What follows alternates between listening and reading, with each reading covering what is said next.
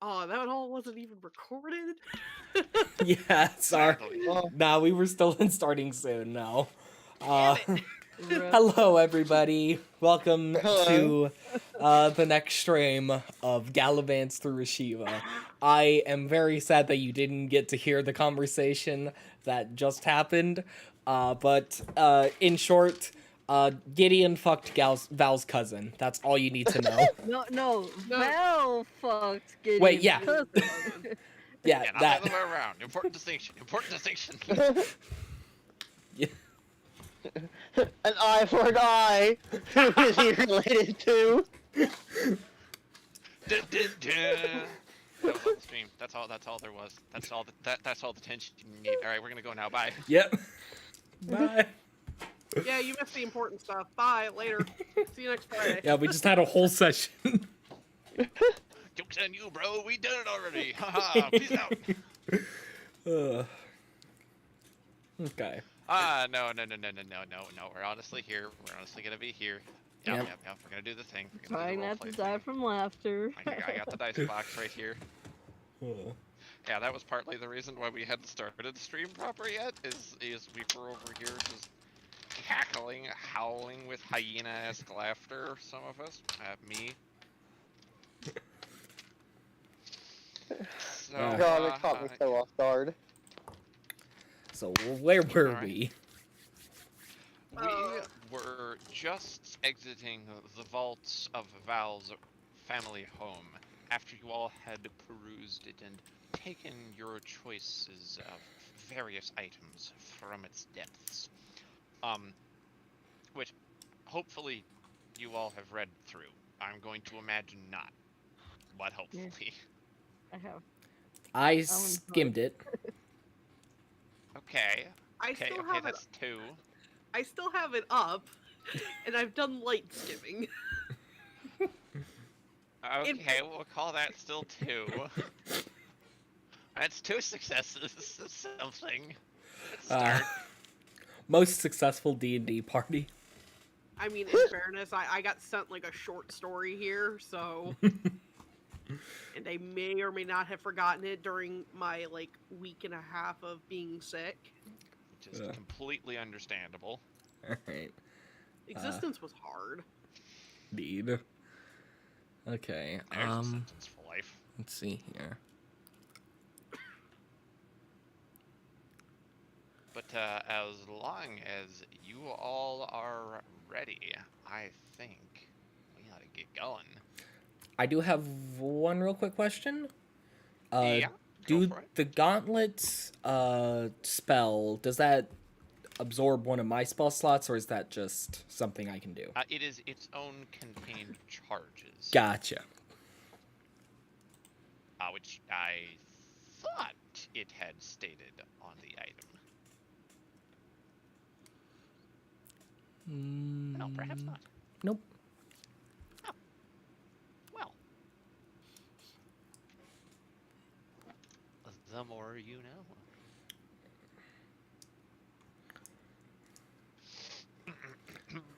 I can't wait. Indeed. You all have. You also witnessed Mara eat a book, and from this, learn a new language. Let us be sure that we remember that occurring. Yep. Yep.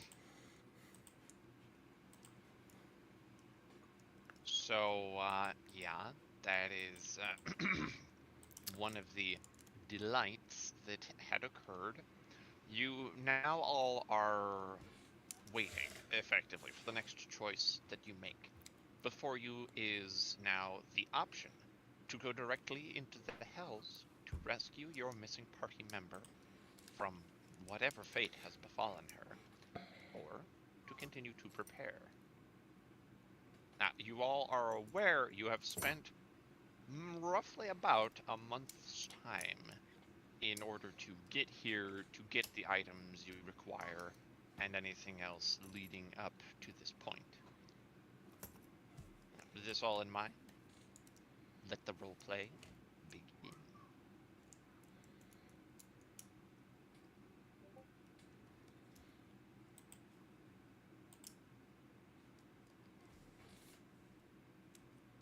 Are we about ready then, you guys? I believe so. If we want to get out of here sooner rather than later. Yeah, because I know we did.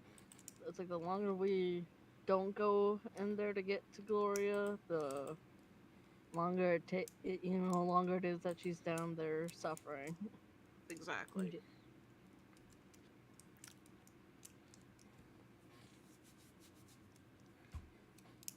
So how is it we get down there again? With the tyrant? Yeah, so we're gonna go back up to Thestalos and meet up with him. And then I guess Mara is going to be able to open a way into hell with that fancy dancy staff of theirs. Alright, so you all are heading to meet with Thestalos? Mm-hmm.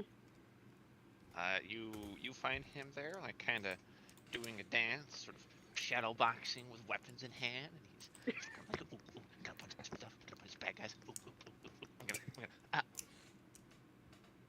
freezes, looking at all of you. The weapons disappear from his hands. He kind of pats down his flames, kind of grabs hold and pulls at him like you would tightening the wrinkles out of a suit. Rolls his shoulders, standing more calm, goes like, hi.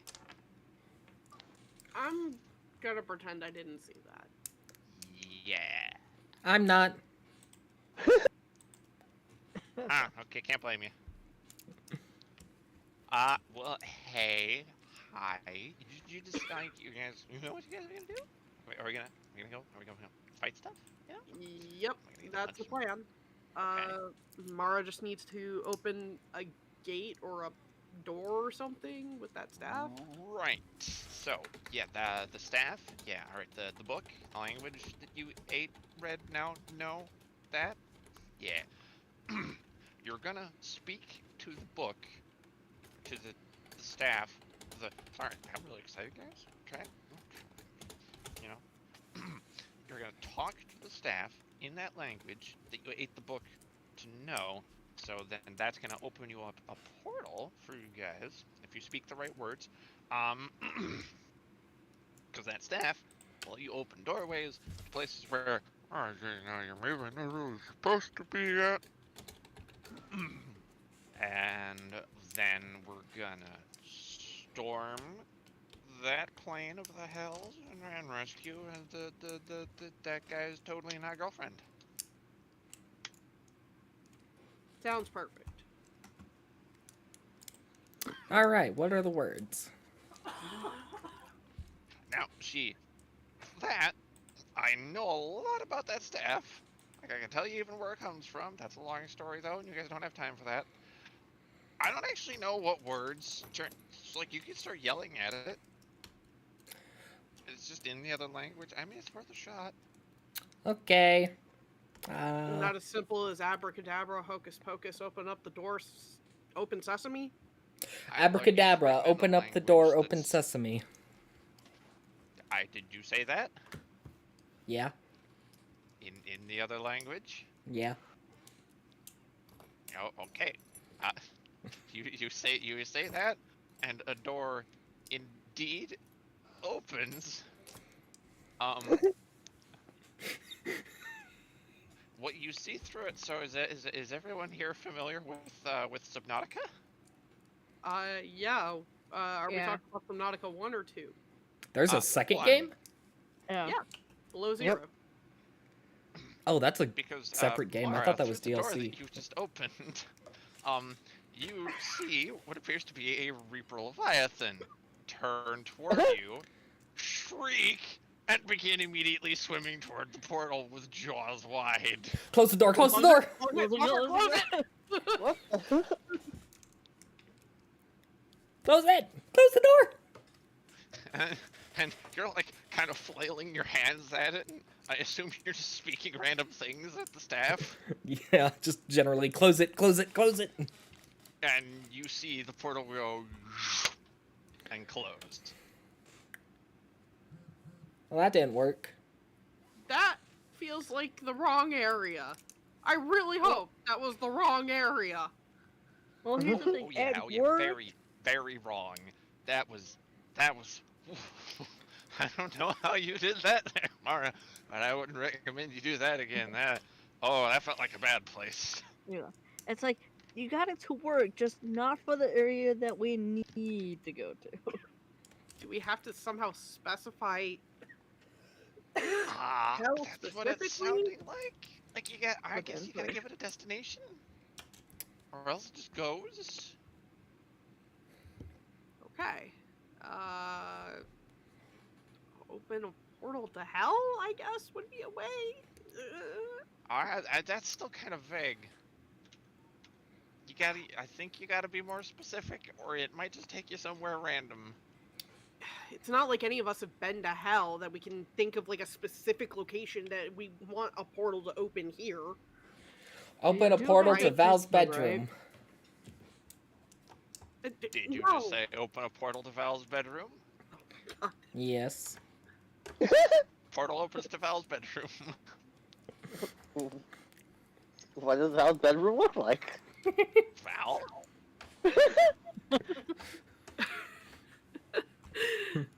So, in all its elegance, of course being fitting of the, well, what was once a crown prince of this kingdom, so a 4-poster bed with silk sheets and ivory white furniture. The motifs are very much along the lines of like greens and whites and golds. Though you can see like tapestries of like other like colors being brought into the room without clashing. It is also equally messy. You have learned that former Val, when he was last here, did not keep a room very organized. It's organized chaos. If anyone is familiar with organized chaos, it makes how's it sense to going? the yeah.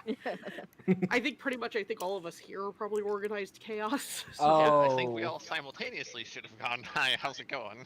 Wait a minute. No, if I'm honest, Diamond is actually the most organized of all of us. Oh, you don't. Oh, no. No, if you saw my room, you would not say that. I cannot walk from where I am to my door without stepping over a million things. So no, I am not the most organized. But anyways, you can actually see that this room looks like it probably hasn't been touched in the years that Val has been gone. There's, as good as this room looks, there is clearly a layer of dust over everything. And you can even see trays of food that were partly eaten and left and no one ever came to pick them up, essentially. So there's very fine dishware and trays just scattered about the room, more or less. And when you sit there and really look at the room, it actually tells a very depressing story of someone who hadn't left that room for a long time until one day they did and never came back.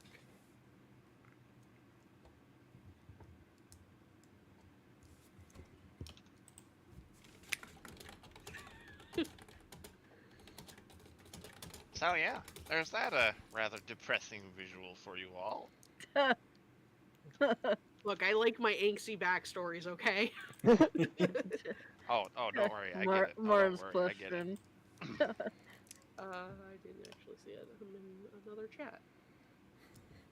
Mara. Mara. Mara, bad. Let it be known though, Mara is the one with demon blood, floating around in her veins. So that being the question she immediately thinks of is perfectly valid. If you mean like linen sheets, yes. There's your answer. Oh no, we all know what Mara meant. Oh, I'm damn well aware of what Mara meant. I'm not gonna give them that answer. So you're saying we it's all a know. yes. I'm not saying it's a no, but it's not a yes either. Oh, but we all know where it actually went. Oh, All right, all right. moving on. Moving swiftly along. Back to the game. Regularly scheduled programming. Mara's just going to just get stars in her eyes and just like, I can go anywhere. And then she starts just like opening and closing portals to just various random places she can think off the top of her head. I imagine this is somewhat limited to the fact that it is somewhere that we have been to get an exact location versus if we don't know where exactly the location is, it's just going to open somewhere random in something of that vicinity. Such as the random crazy Leviathan fucking door. Thestalos is also just going to step in and just clap a hand over Mara's mouth after she opens about 2 more and says, limited Focus. charges. We don't want to have to wait another, like, 2 or 3 days. Well, we also have to think about the return trip, Mara. It only recharges once every week, and you've blown through several of its charges already. How many charges? 2, 4? 4 charges? Yeah. So we might only have enough. How many charges does this thing have, Thestalos? Last I knew, it was said to contain, like, 7, maybe? That's Alright. only a bit of a guess, because like I said, there's not Great. detailed records on what it does. So Alright, at best we get may have we get enough maybe for a there and a one back. So we get one more chance for a fuck up of getting our correct destination. I'd say not even that. I would wager probably not even that. We're lucky if we get the one door to get there and a door to get back. Yeah. Okay, alright. Okay, so So Mara's just going you guys to... have never been to my room before, but I have. So we can maybe use that to our advantage somehow? I don't know. I mean, that's a good spot to go back to if we need the sudden escape. It's at least a nice, secure location. Well, I was thinking more along the lines of the fact that if how the staff works, if none of us have been to hell, then we need Were any of you where the big fish thing was? True, but we could just say that's random chance that if it can't procure an exact destination, it does something of close value. Right? I mean, maybe? Look, if anyone's got a better answer, by all means, I'm all ears. So, it's right. One of us needs to have been in hell for it to be guaranteed. Or at least have a really good idea. Maybe like a in your head kind of thing. My... Maybe if anyone has anybody here like a detailed image of there, hell? Val. Let the Dragonborn guy.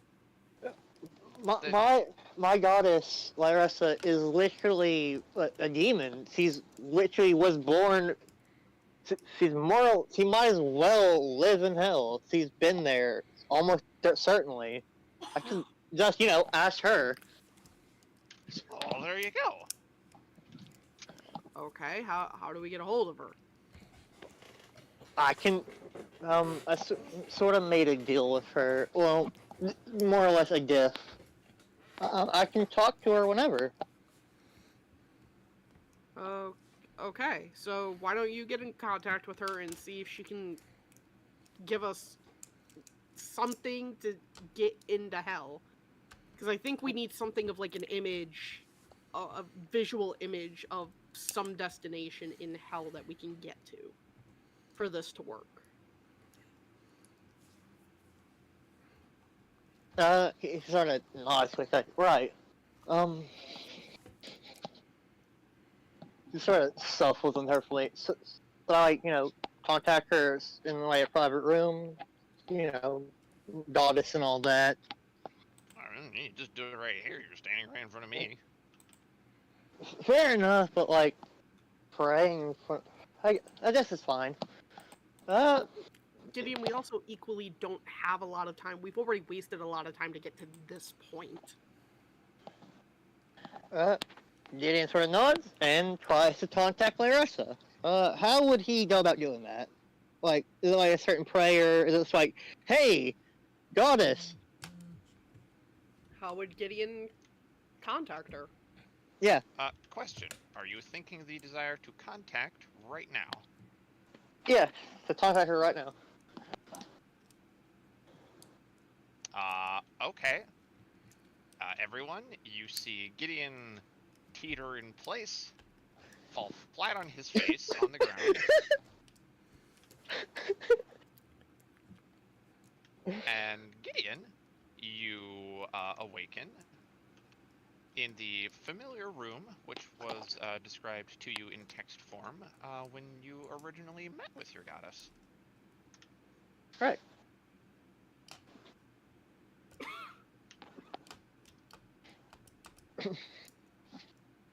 Gideon would sort of, sit up, look around, see if he can see Larissa anywhere.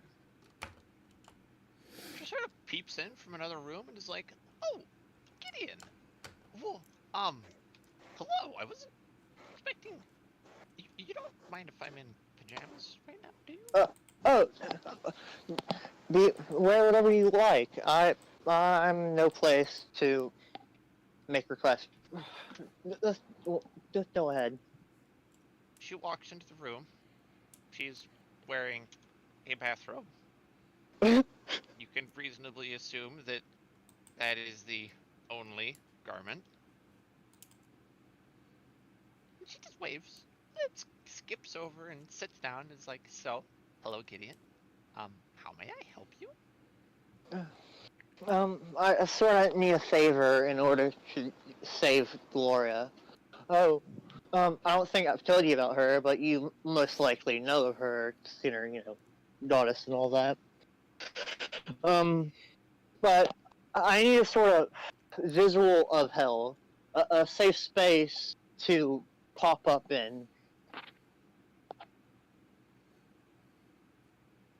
She kind of blinks and she giggles a little and she sort of opens her hands around the room. Says, "Well, you're in one, silly."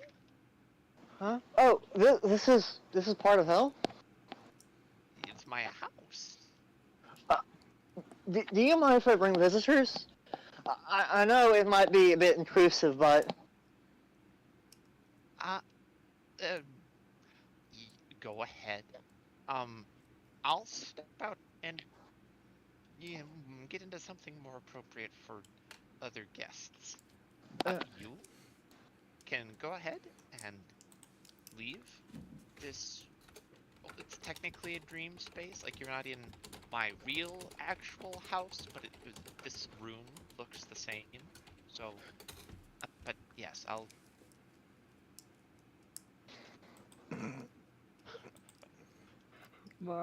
Someone horned me Bakimara.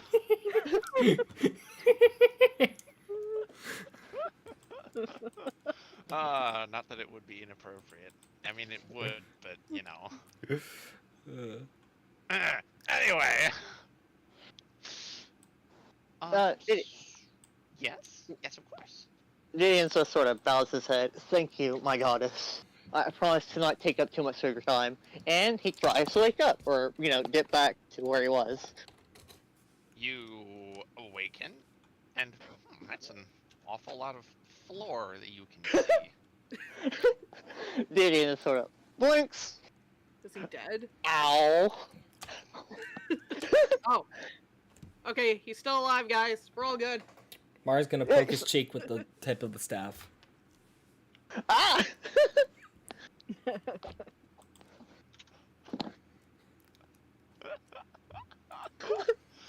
Oh, golly. What? Oh, okay. Take like 1d2 of damage from the staff poke.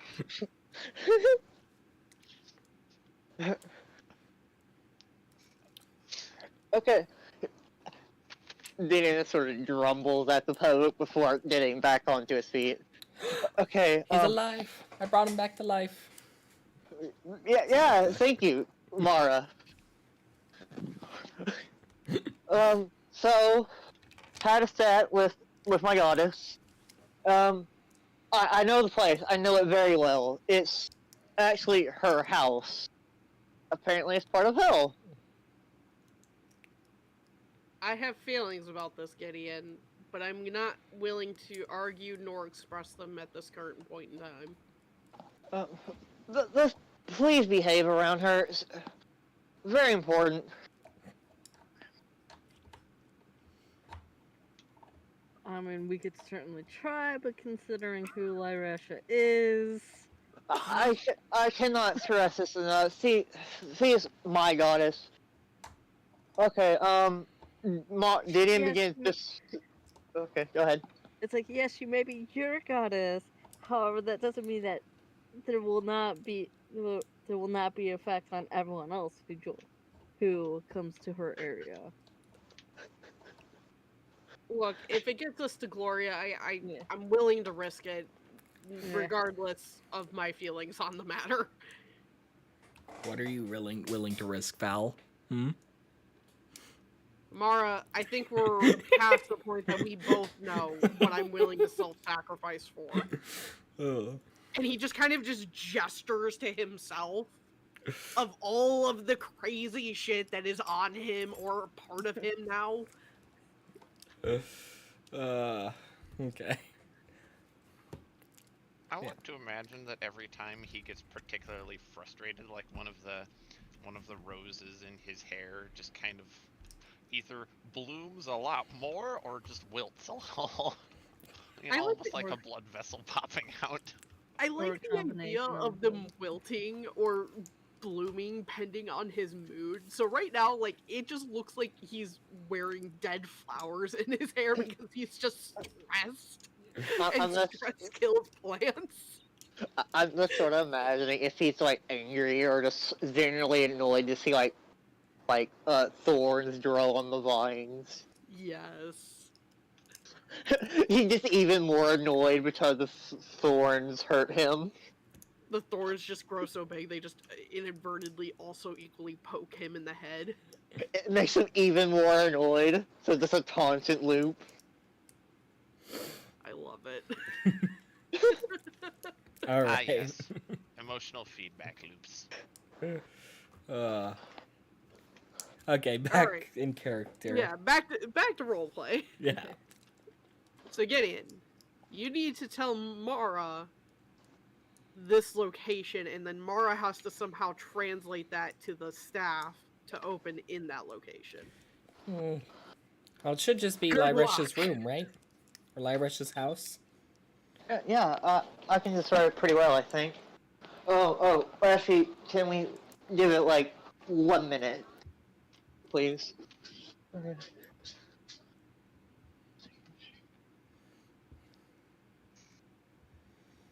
So you guys wait about 1, maybe 2 minutes, depending on how closely anybody's paying attention. I mean, Okay, considering the conversation that had happened, I'm willing to bet that was more like 5 minutes in total. So Yeah. So So then, you're waiting the extra minutes just for courtesy's sake at this point. okay, that should be long enough, I hope. All right. And Alright, Mario, ready? Ready. Pay close attention. Gideon begins describing the room.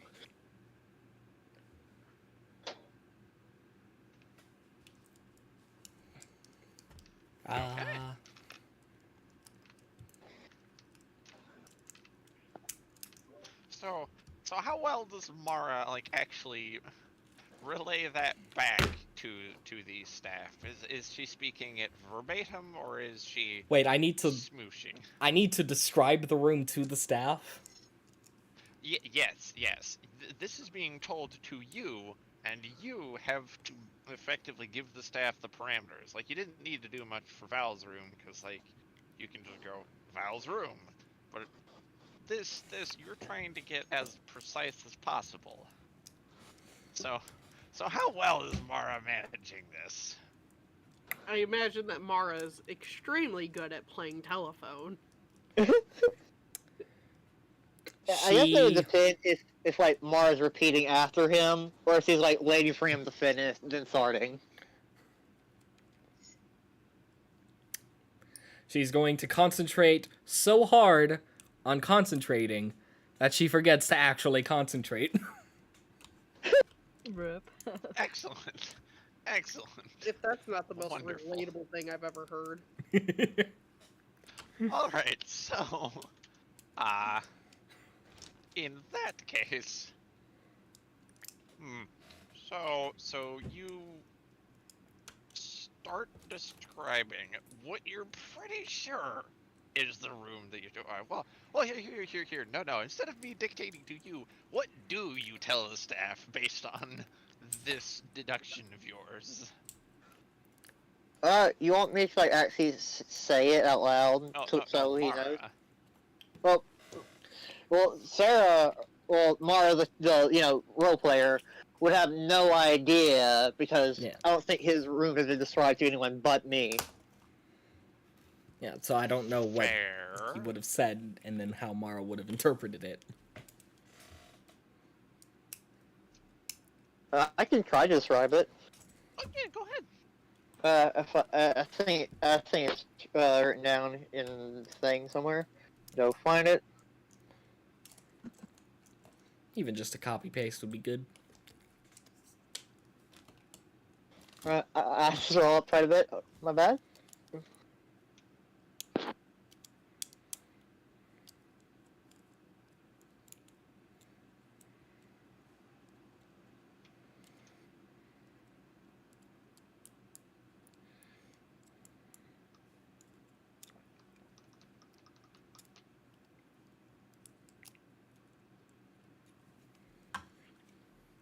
Huh. The thing is, you didn't describe the room that. Well,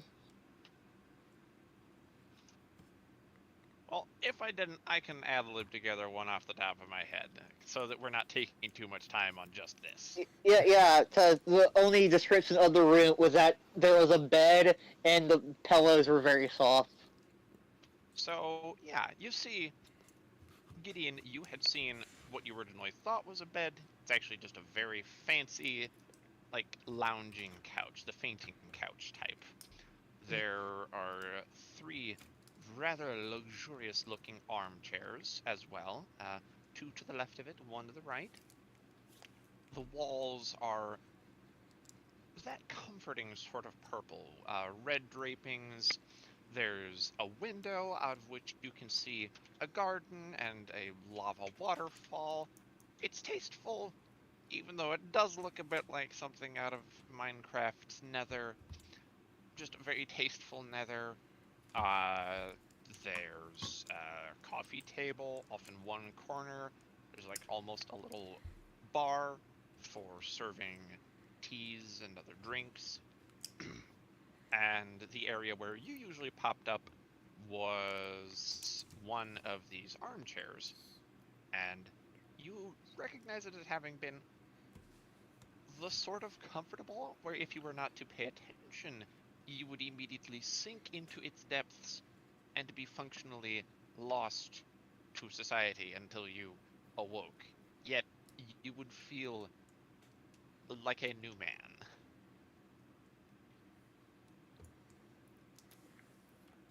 Is about the most concise descriptor that I can give for this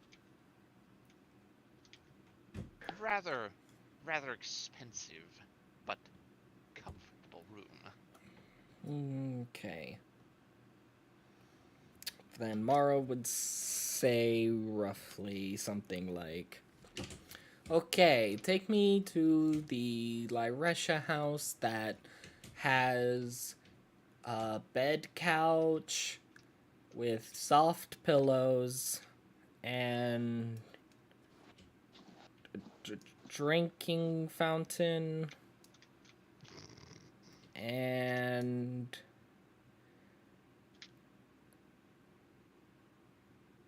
a deep pit of foam.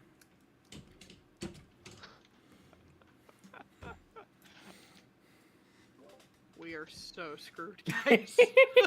Alright.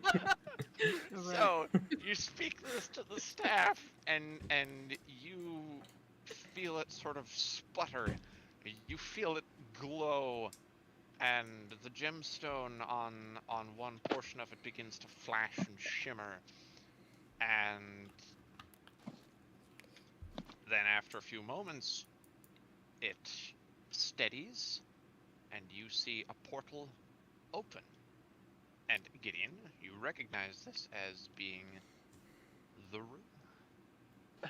Mara, there's Amara. That's the right place. I did it! I'm smart. Please, please behave.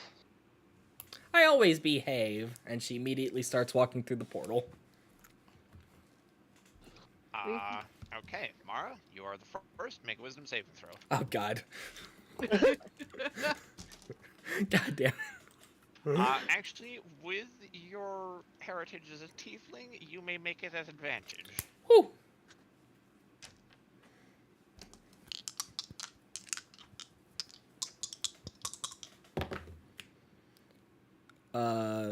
Wait, hang on. Oh, nat 20! Yes! Good job. Oh, I didn't realize it because because the dice has a weird symbol for it, but yeah. It's nat 20, let's go. Alright.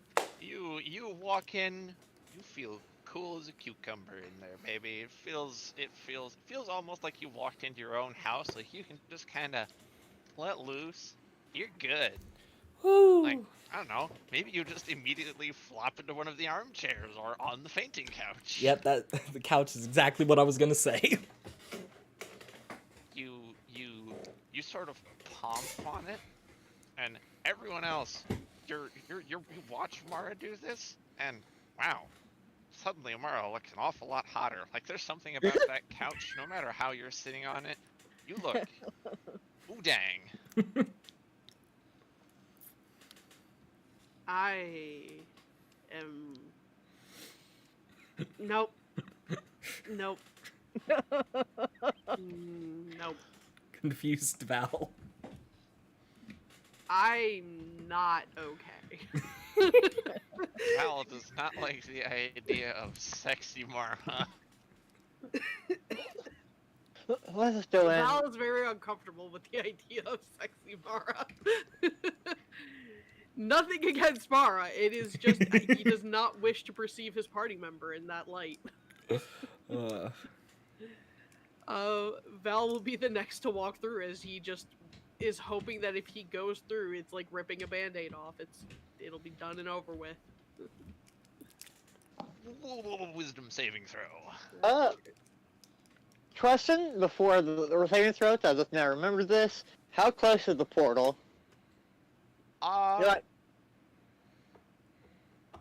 it was projected about 3 feet from Mara, so kind of within distance where you could quickly jump through, but not so close as you could accidentally fall through. Can I have the aura? No, not guardian. It's aura of protection, I think. Can I have that up? What does it do? All right.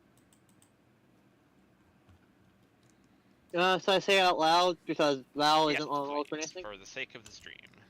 Aura of protection. Starting at 6th level, whenever you or a friendly creature within 10 feet must make a saving throw, the creature gains a bonus to the saving throw equal to your charisma modifier, with a minimum bonus of +1.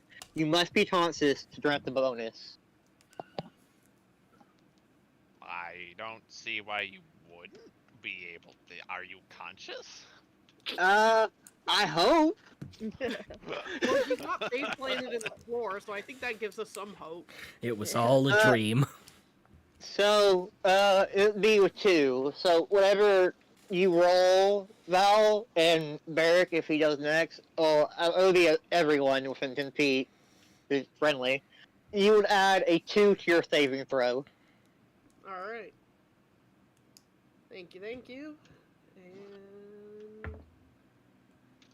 Whew! 17. You walk in. You feel your face immediately flush, and there is. Oh, it feels warm in here. Oh, golly. Val I is going can't. to attempt to brush this off as they're in hell. It's hot. But you know what I mean when I say, oh, it's warm in here. Yep, Woo. and he is not going to acknowledge it. He is going to play it off as, whew, it is hell, it is hot. Ah, Hot in thankfully, the though, face, you are sexy unaffected otherwise. Alright, who's next? Gideon walks through. Yeah. Gideon? It's fine. Yeah. Cleric. Or a paladin in this case. And one of the Ah. very goddess that we're meeting, so. Yeah. So wisdom saving throw. Indeed. Question, though. Has Barrick ever spoken to a woman before? Yes. It's like yes, very much yes. Mara's like is I right would there. like to contest this with the fact that dwarvish women do not count, as dwarvish women are not really distinguishably different between dwarvish men. I mean, you also have to keep in mind with some of the books that he has written. Well, you don't have to have talked to a woman to write smut. That might make it worse. That might make it worse. There are plenty of incels out there who can tell you, you don't have to talk to women to write smut. That's such a fucking wonderful trope. Has Barrick ever talked to a woman? So, thankfully, you won't be making it at disadvantage. You'll be doing a normal roll.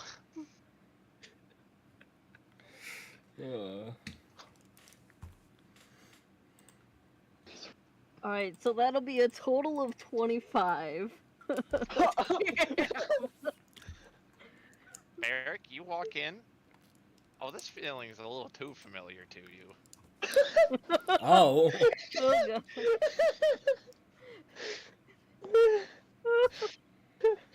God. You sure Gideon and Barrick don't have the wrong gods to get mixed up? It's just because he is a cleric. Don't worry about it, Gideon. Oh, golly. Okie dokie. Alright, you are all in the residence of this goddess. And shortly, she makes herself known, stepping through the doorway. Did the Stalos come in as well? I hope he didn't leave us just to die. Gideon passes her. Is he allowed to enter another god's domain? So you see him. In fact, you didn't see him go through the portal. You do see him already at the bar, though. Of course. Yeah, no, that tracks. That Yeah. tracks.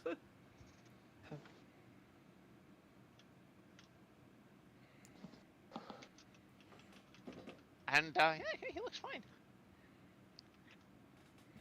We find out this is where he goes every so often. He comes here to have a drink, doesn't he? Like you look at him with that on. He's like, oh what? Yeah. Oh no, she and I. Oh dude, drinking buddies way back. Sounds about right. It honestly doesn't surprise me. Question is, how many passes has he made at her? I am not willing to delve into a god's private life. Look here, guys. No, she's a married woman. That is. I don't do Derek that. did tell us that.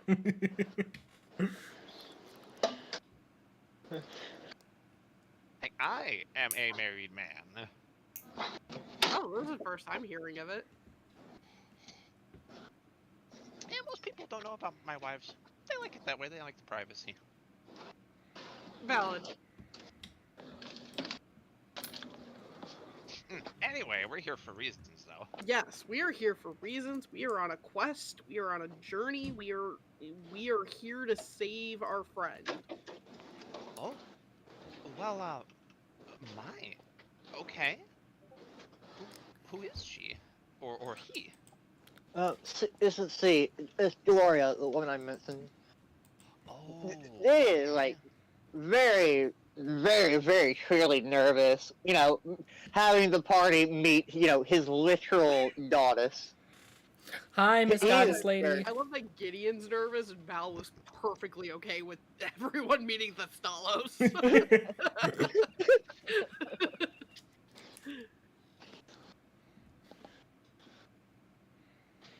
Hi, Miss Goddess Lady. Oh, hello, Mara. Pleasure to meet you. She reaches out and gives you a pat on the head and gives you head scritches. Mm. Happiness Does Mara noises. respond like a cat? Just like leans into it. Oh, in fact, you're so cute. Just come here. She picks you up. At which point you realize, oh, she's 9 feet tall. Oh! It's like, Yeah, goddess. Don't tend to be short.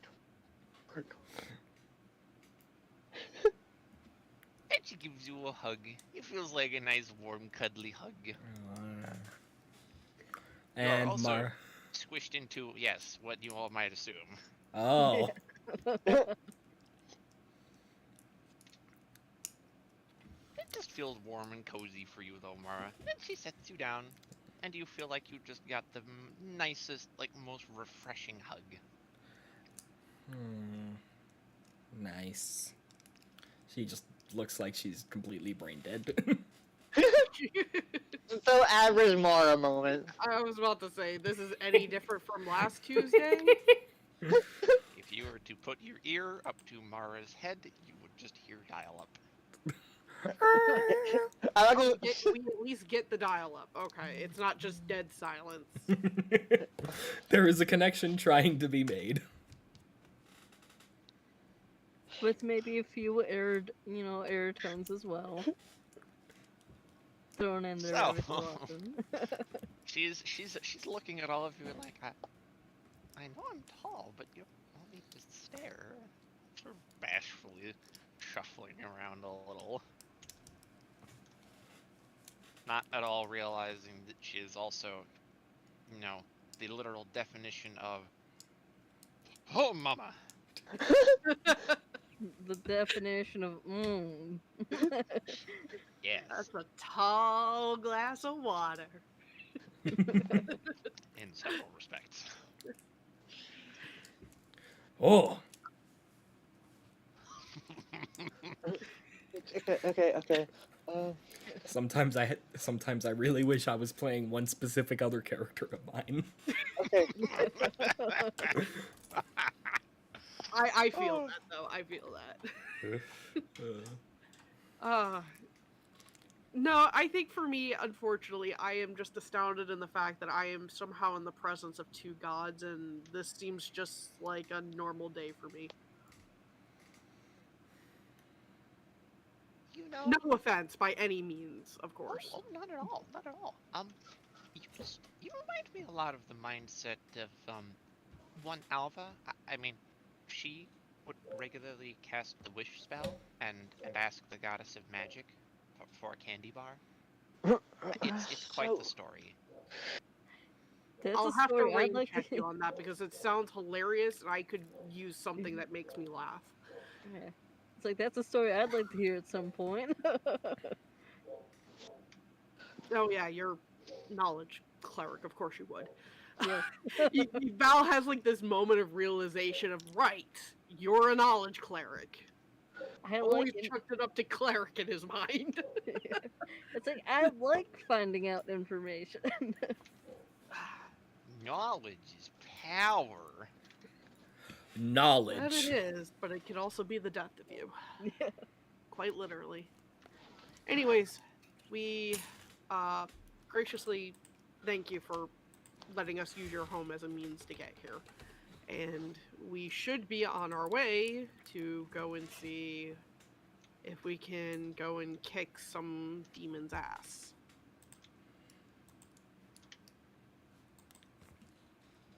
And Val will, while saying that, bow to her and then turn around and be like, is this the door out?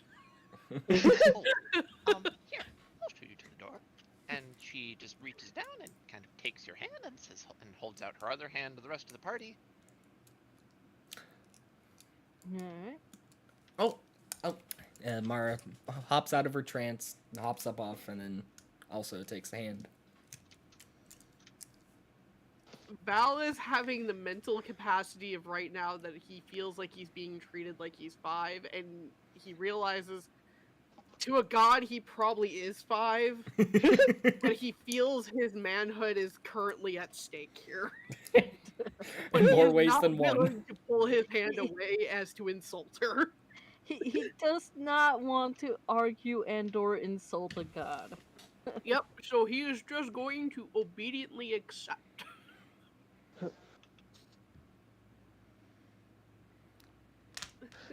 And she is looking at. So Mara's holding the right hand, and Val's holding the left. Which of the two are you picking to hold the hands of? Who's gonna hold Mara's hand? Who's gonna hold Val's hand? Gideon, which side do you want? It doesn't matter to me.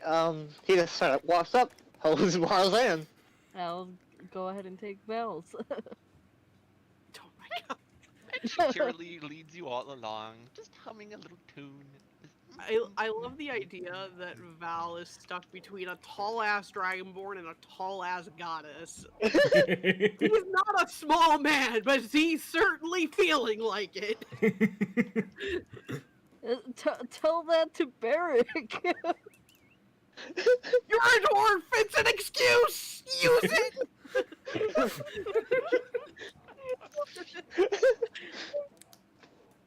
What about freaking 5-foot Mara?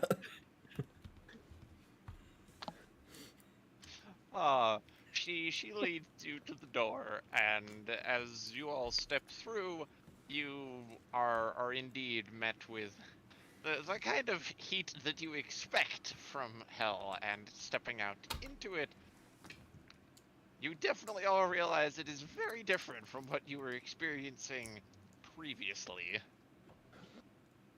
Basically, we were sheltered by a building, and now we are exposed to the direct fire of Someone's hell. on my door, I'll be right back. Also different types of heat. Yeah, more of that specifically.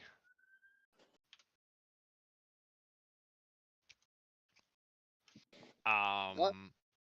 Go ahead. Sarah will be back. I'll keep it. I'll hold it in. Oh, gotcha. I didn't even catch that. Is Spot still with Gideon? Oh. Oh god, this will be. You hear? Oh, that's the reason the cat likes him so much. Huh? Everything makes sense from earlier. What? Don't worry about it. I'm Get it when worried. you get it. But anyways, so we're now in the midst of hell. What do we see besides, I assume, a lot of fucking fire and brimstone? You see a sort of a wall. There's a rather nice fenced-in garden, some flower gardens. You see what appear to have been designed lava waterfalls in the immediate vicinity. So the area immediately around her house is actually quite pleasant. Beyond that, though, it looks more like jagged spikes, pits of suffering, lava flows everywhere, that sort of a thing.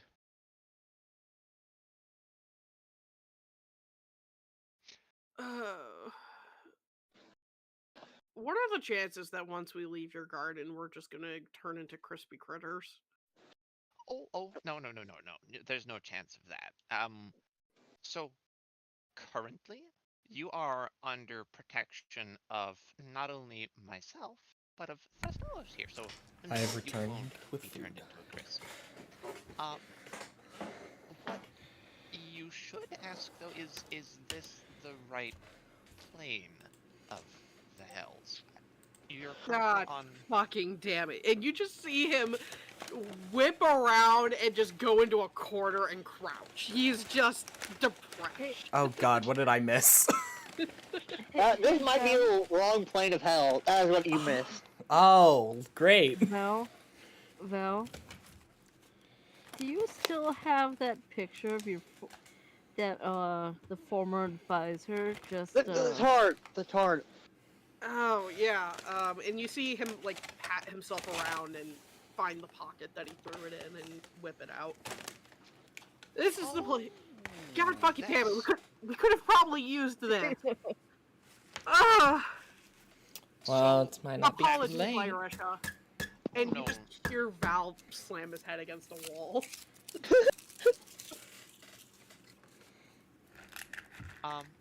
What I can do is now that you are all here, I can open a portal to that plane. It would be very easy since we're already here, and you can all just go there. Right. But before that, I need to make one more request of you. Sort of Okay. pats himself down, grabs the spot, picks the cat up, holds it out to our rest. Can you please make sure he's taken care of? I really don't want him getting hurt. Or her, cat, spot.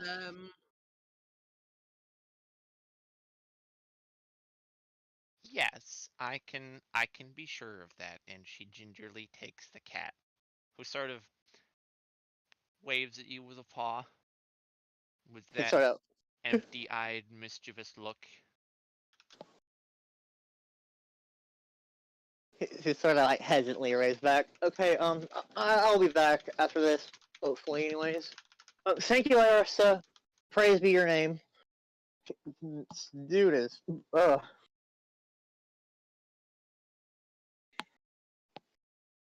Alright, let's go save Gloria.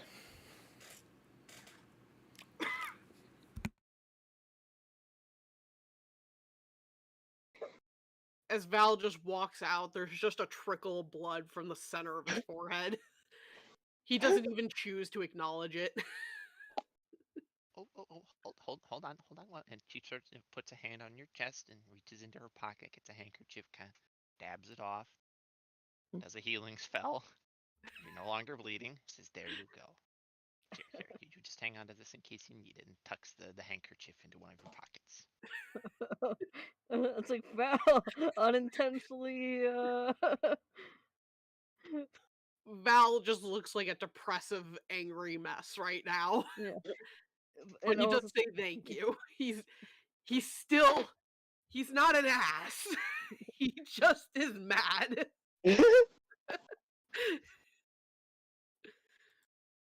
So Lyresha waves her hands and summons a portal, and you are now thankful that the world around you is so incredibly hot, as there is now the complete opposite blowing out of this portal. It is the most unbearably frigid cold. Awesome. Whiplash. I thought hell was supposed to be hot. Well, it all depends on the plane of hell you're going to. Here, you might want just one moment. And she runs in. She all grabs a bunch of coats and just gingerly puts them on each of you. Indeed, kind of like a mom taking care of her kids. I'm picturing oh shoot, drawing a blank on the name of the movie. The Red Rider gun. Christmas Carol. There it is. Oh my god. Thankfully, it's not that ridiculous. How big are the coats? They are quite fluffy.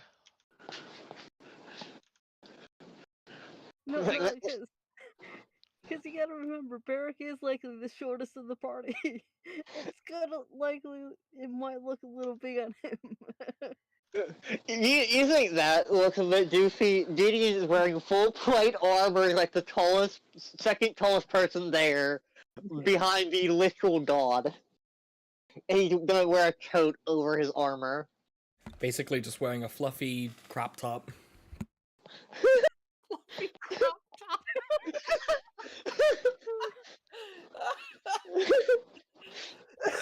Write that down. Write that down. Write that down. Fluffy crop top. So you feel more protected against the utterly frigid cold, and you may now step through. Woo! And Mara does so with a pep in her step. Val is the next to go. And then I'll follow after. And Gideon is the last to leave.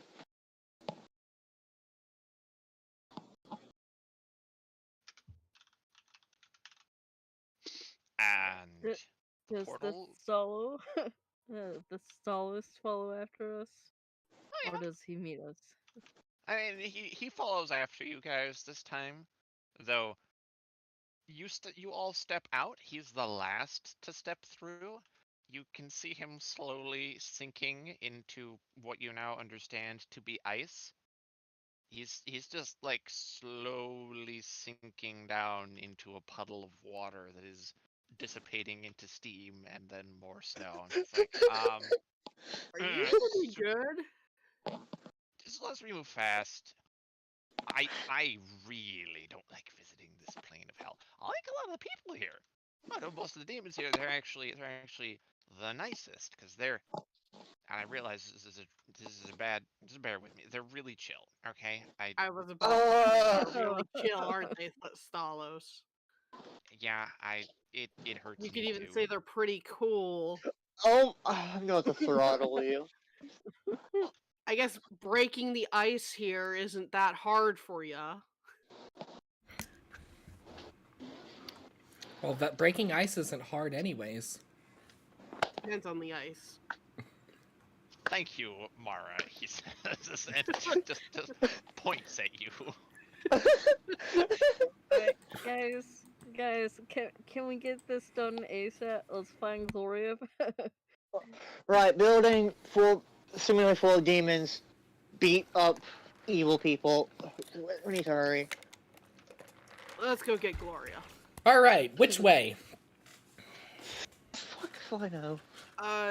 Don't fall on your ass way. And he just gonna start walking forward.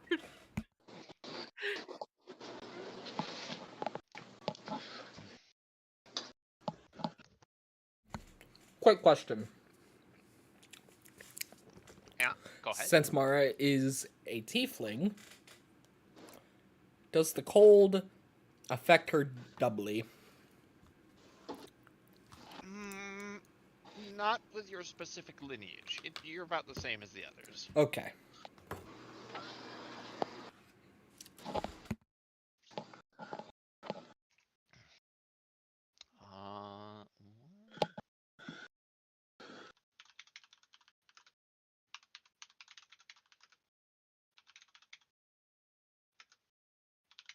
I love the idea of a very disgruntled Val in, like, a winter coat walking through this area. It's the snowing. The winds are blowing. I don't know how the song goes. But let it snow, let it snow, let it snow. Oh, the weather outside is frightful, and the fire's oh so delightful.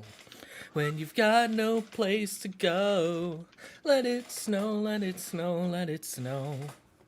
Bah humbug. But also concerning the amount of typing. Also very concerned about the amount of typing.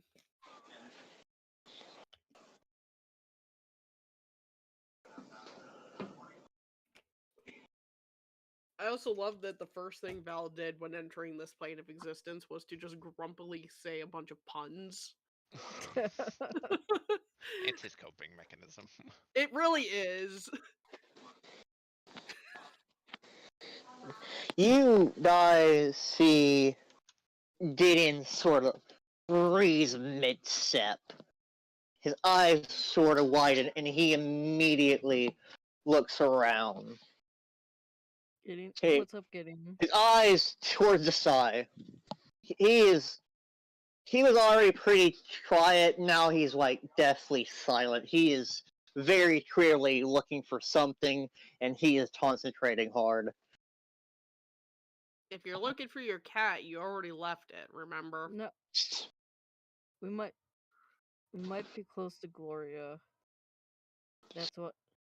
His eyes sort of lock on to something in the sky. Follow me. His tone is no longer nervous. At this point, it is borderline demanding. Follow me. I know where she is. Okay, lead the way, Bloodhound. I would also. He starts walking towards the soft blue glow.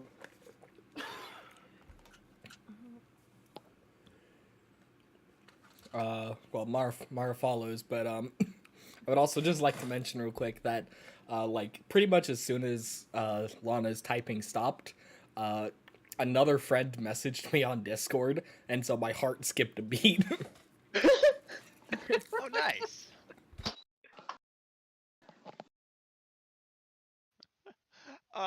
Thankfully though, no, it was not Mara. You all begin walking, and it is a little difficult to actually keep up with Gideon. Gideon is a half person, half dragon mutt of a man on a mission. Yeah, he is walking with purpose.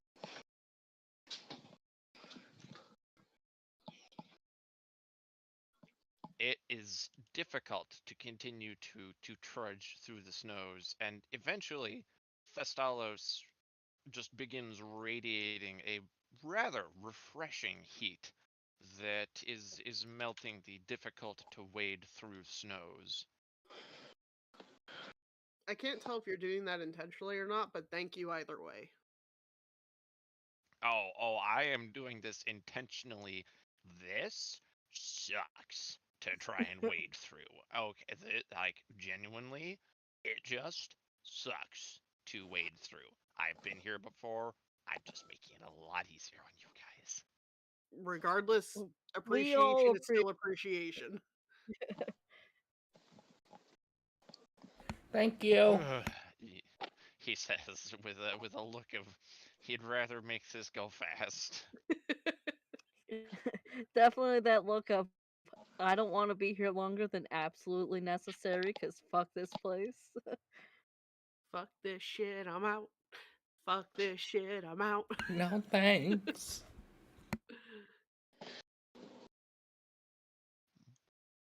You walk and begin to see something looming in the distance. It's impossible to tell what, and slowly it comes into focus. It seems to just be a spire, then it's a castle, one forged entirely out of ice and snows. Battlements are on it, creatures stand tall on its walls, and you see them immediately begin to move and shift. You hear warning horns blown in the distance, and you see Thestalos grin as his flames increase in intensity. It's time for war! And at that moment, Thank God. each of you feels a flame envelop you. What you now see on both of your shoulders, a la Mobile Suit Gundam, are two just straight up cannons. Yes! Mentally saving this. Barrick's just mentally saving this to draw later because now is not the time to do that. Let's go, baby! And he just starts sprinting for the walls of this castle as you all are now assailed by arrows. Ah, boy. You see Val pull out both of his short swords, look to you guys, scream in fucking war cry, and follows right after Thestalos. Just absolutely giddy with pleasure right now. This is the happiest you've seen this man in a while. Okay. Val, you feel arrows whizzing past you, and there's also a giant crossbow bolt, Mara, which goes thunk into the ground near you, and it is easily the size of your forearm.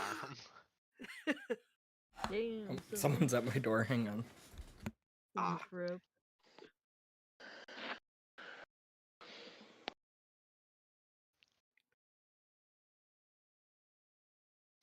Ah, the worst timing. Right? Just get into the good shit. Right. Get into the good part.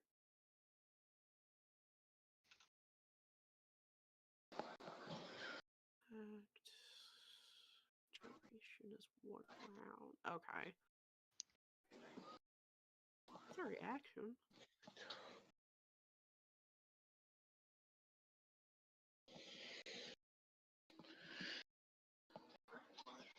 All right, I'm back. Hey, welcome back. All right. And Barrack, you feel some of these arrows ping off of whatever armor you may be wearing. Thankfully, they don't actually hurt you. It's just like, whoa, there's a lot. All right, let's move. We're setting ducks otherwise. So, how we'll do this is you just need to breach the main gate. Your weapons on your back will deal 1d4 worth of siege damage. Should you be able to breach the gates, you may proceed directly into the courtyards. You may also use any of your normal abilities or attacks to assail the defenders on the walls, or to even find some other means of ingress to the castle. Basically, you may handle this as you like. Though I'll warn you, you take too long, we're gonna roll initiative, baby. Okay. Mara, so- stay behind me. He holds up his shield and starts rushing forward. Whoa! And she runs after. And Barrack will. Barrack won't be behind them because, but he probably would have already started going. Uh, If this matters or not, Gideon will be focusing on using sliding style protection with basically disadvantage on attack rolls. He will be doing his best to try to defend the people behind him Excellent. while also moving forward. Alrighty, Reinhardt. Everybody get behind me. He I is will like be the your designated shield. support paladin. It's only fitting. Indeed.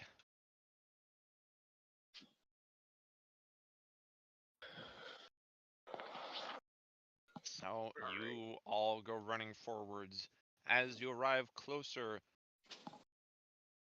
you can now more clearly see the defenders, and it's at this point that I'll tell you all you're in range to start firing. Like you are all on some level just aware you're close enough for these cannons to work. May I ask, what is looking like the most danger in terms of assailants? You know that forearm-sized crossbow bolt that you saw? There are 5 siege ballista on the walls, which are all moving to track you. One of them fires at you, Gideon, since you appear to be the defender. All right. So, oh,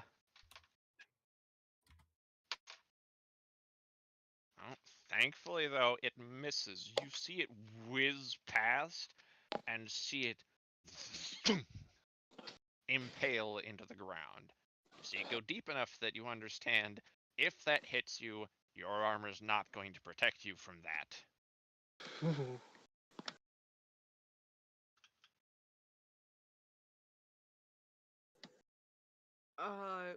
What does the wall of this place look like that we're getting ready to breach? You know about how thick, like, how entirely opaque the walls of, like, the wall from Game of Thrones looks like? Yeah. Yeah, it looks about that impenetrable. Door? There is indeed a gate. There you see also a portcullis and a moat. The moat is... You look a little closer and... Oh, that's the river Styx. The moat is just straight up the river Styx. Gotcha. Okay. Go on. Remind me what a portcullis is. Big metal gate bit that goes in front of the door. Gotcha. Thank you.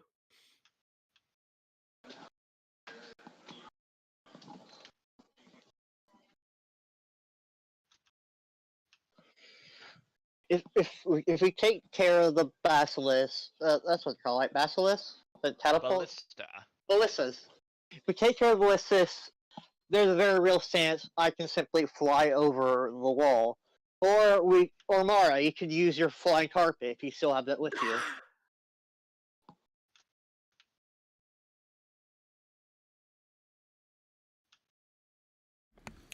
If we take And care of she's them, going to try and summon the magic carpet. Yep, it whooshes out of your bag and does a little salute to you, although appears to be shivering. Alright, I do have it.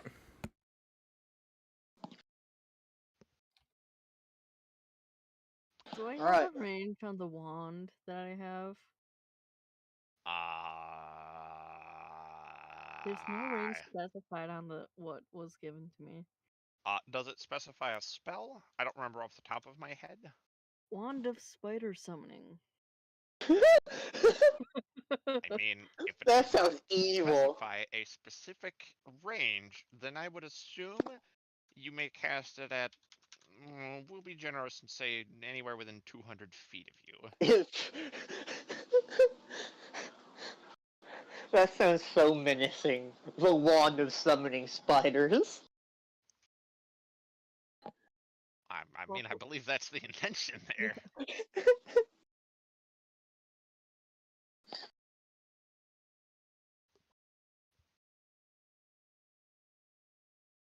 So, Eric, what you doing? So am I in range to? Because I would have taken the time to attune to it prior to coming here.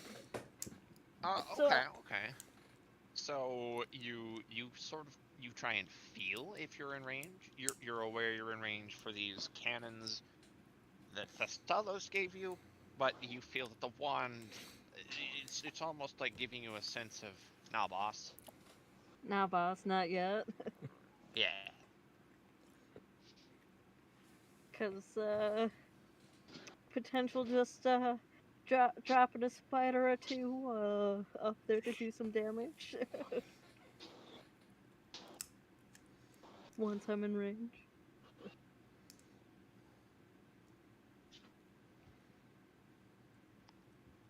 All right. Let us see if anybody gets whacked again. Ooh.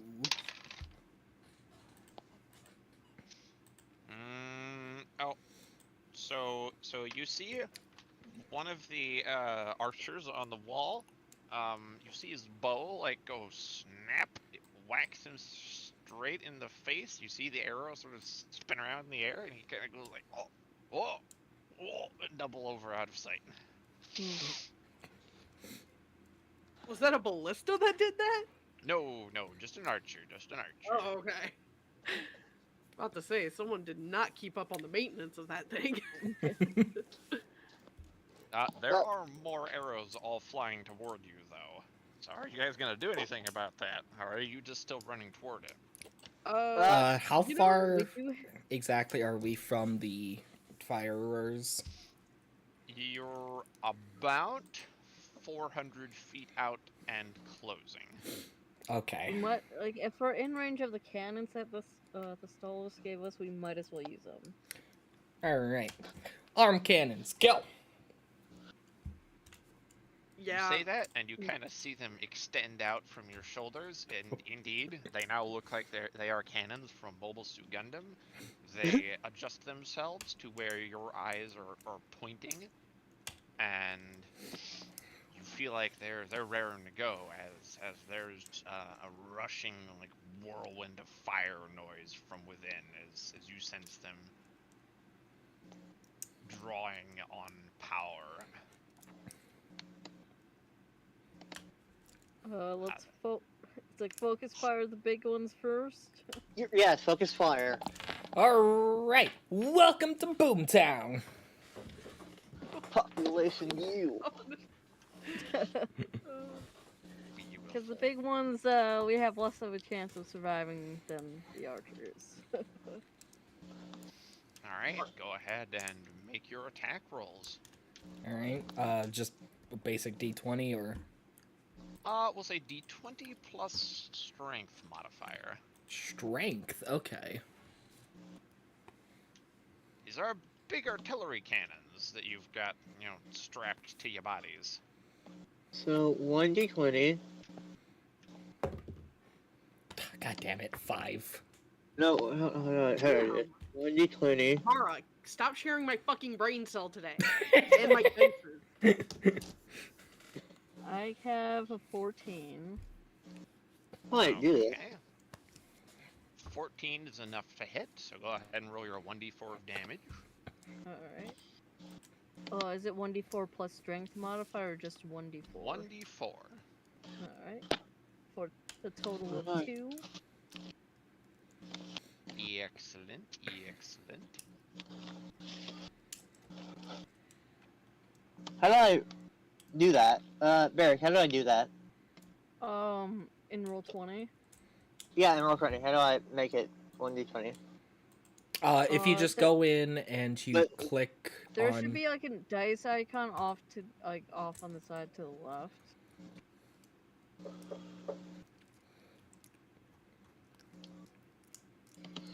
Oh, I could. Monstro. What? 8? That right? No, hold on. That ain't right. That's the roll you got. No, my bad. Okay, I'm confused. So I hit the dice. 1d20. So that's just. No, that doesn't. What? What? Advanced dodge roller. Trying to roll. Don't know how to use the advanced roll thing. You did the Oh, there it is. roll. My bad. Yeah, because it's like, there's the die in roll 20 that you could hit, and then, either do a straight d20. Yeah, it was just hiding behind my character screen. That's my bad. Yeah. And then there's 1d20. also the advanced dice. There's also an advanced dice roller as well. Where you So, could so do- 4. Or since it's a strength check, you can also just click on your strength Yeah. button in your character sheet.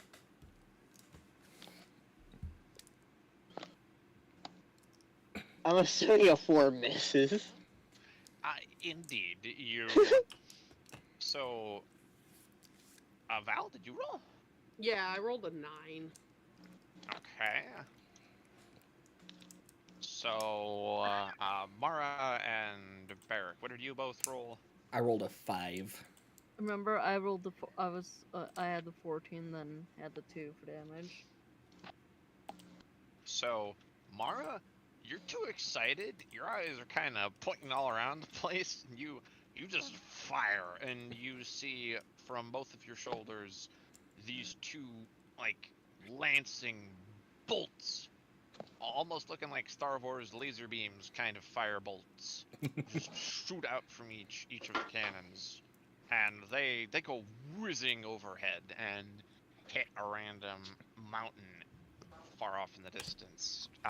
Val, you are trying harder, but it's like there's a moment of indecisiveness at picking a target, and it goes a little wide of where you aimed. Gideon, you aim pretty successfully, but your targets like kind of duck down, like they go to grab a fresh quiver of arrows and sort of inadvertently dodge your cannon fire. But Barrick, you like had this moment of like the scene in the show where the person just does the sudden super math all in the air and calculates things. You aim it and direct hit. And how much damage did you deal? 2.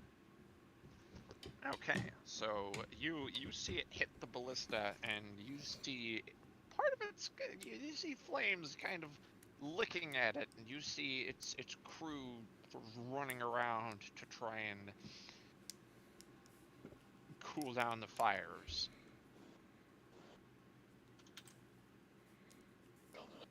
So that is one ballista. You can understand that that one is down for the count. Alright.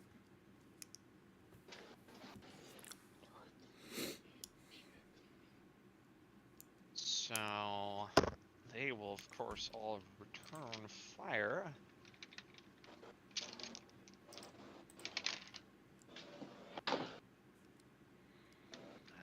And that's another whiff for one of those archers. That's another whiff for one of those archers. Dang, they are rolling poorly.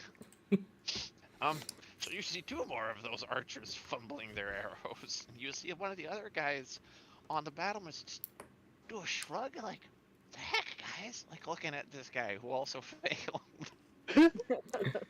Rip. How much closer are we now? Go ahead. My bad. You are now a little, you had to stop and fire, so you'll have to basically pick up your momentum again. So we can't fire while we're running? You can try.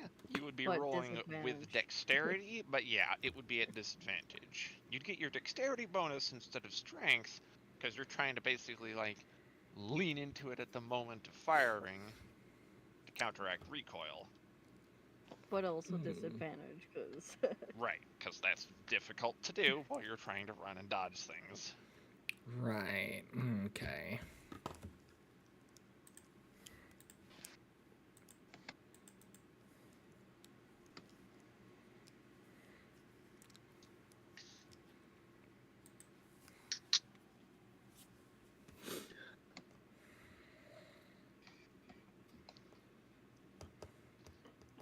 Alright, so what you guys doing?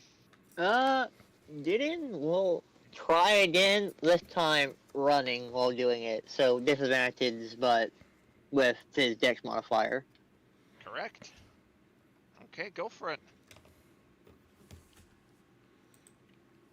4 and 5, so would have sucked anyways. You try, but the moment that you fire, you feel kind of like, and have to stumble to a stop to catch yourself before you're able to pick up running again.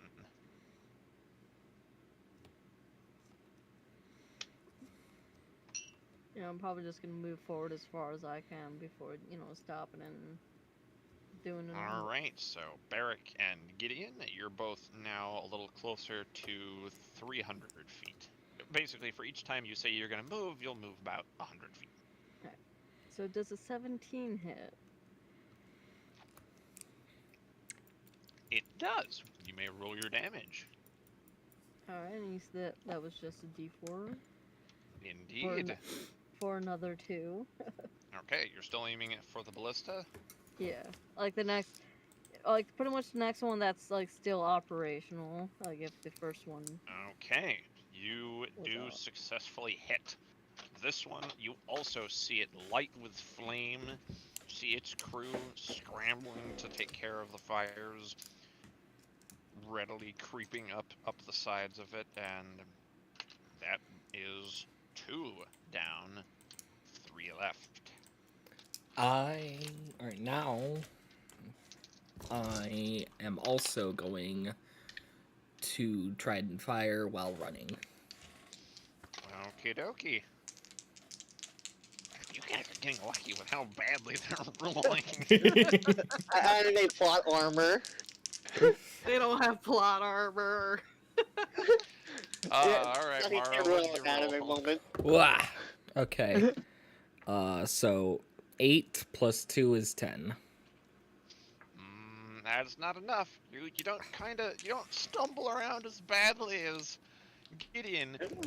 You just sort of stop in place, windmill your arms a bit, and then you're good. And you keep running. Alright. So now you are also within 300 feet.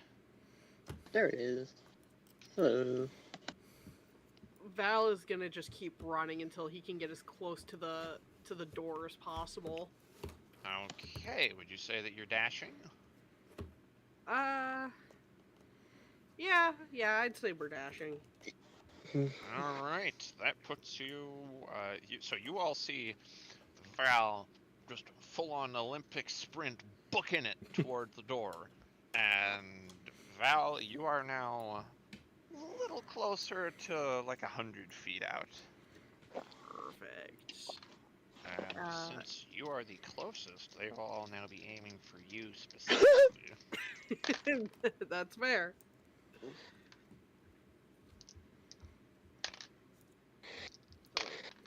Probably need that. And again, all of them miss. Oh my Val, god. Val plot armor confirmed? Question mark. Can Val hit the broadside of a castle? We're gonna find out. So basically, Val's intention is he's going to focus fire this fucking door, and his goal is to break it down. Okay.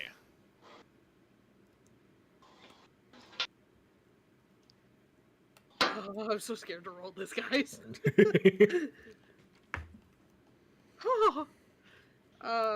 We were rolling that with our strength modifier, right? As long as you're stationary, it's your strength modifier. Yep, which it is. So that would be math is hard. 19 to hit.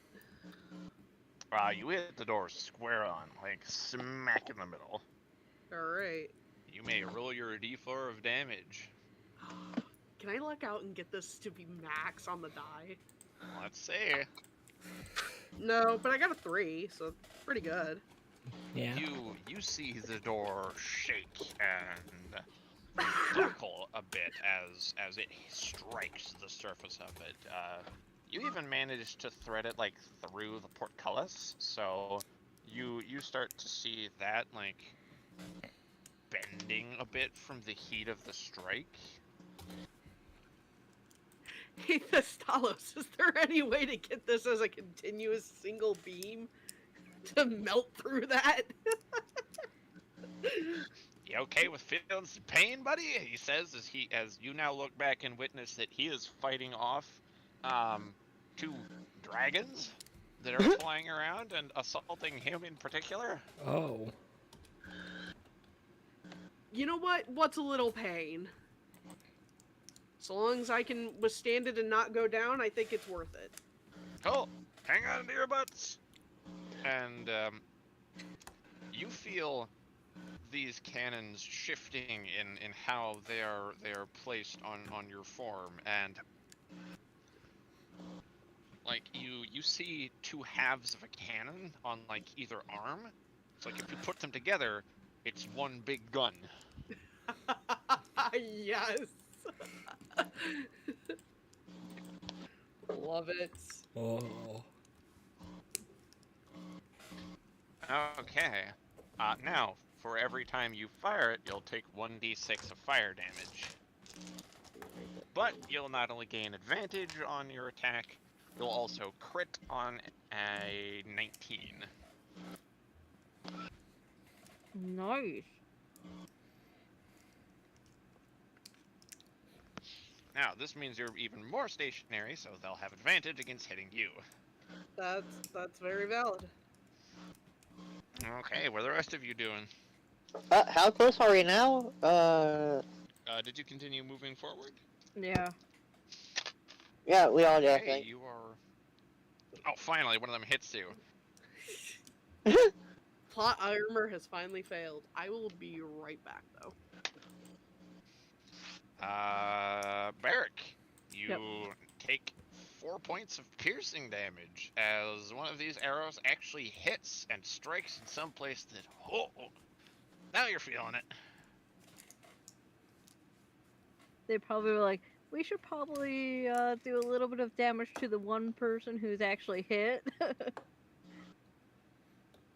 Yeah, it was the guy that was shrugging at the other ones who failed to actually hit you before. He just got fed up and was like, alright. I'm just imagining him doing like the most disapproving glance as he lands the shot. A disapproving glare at the others that have failed. Like, Let me show you. and this is how it's supposed to be done. Yeah, you can see he's sort of making that face as Mara. You also are hit. Oh. And you take 10 points of piercing damage. Oh. As that was one of the that was this guy. He basically went bam, bam. Well, you know, Mara, she immediately starts screaming in utter agony. Just making a whole show out of it. The moment that you like flop on the ground and get some snow in the wound, oh hey, that feels a lot better. Oh. But still, ow! Sounds like you guys took some damage. Indeed.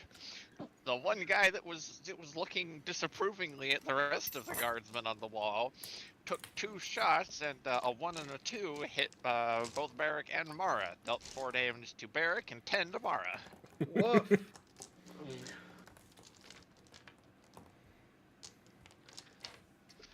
All right. Now, was it only Val that got the readjusted cannons, or was it everyone? Correct. It was just Val. Gotcha. Oh. Well, in that case, Mara's just going to look back up at the guy who shot at her and immediately go, yeah. Okie dokie, make your attack roll. Alright.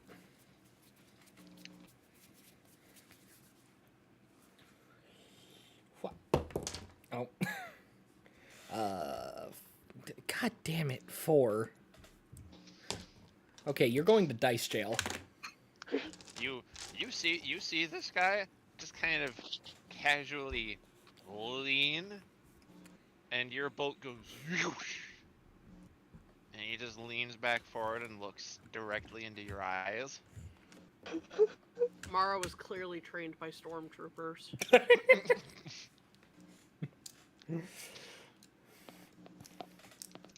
To be fair, same could likely be said of the others.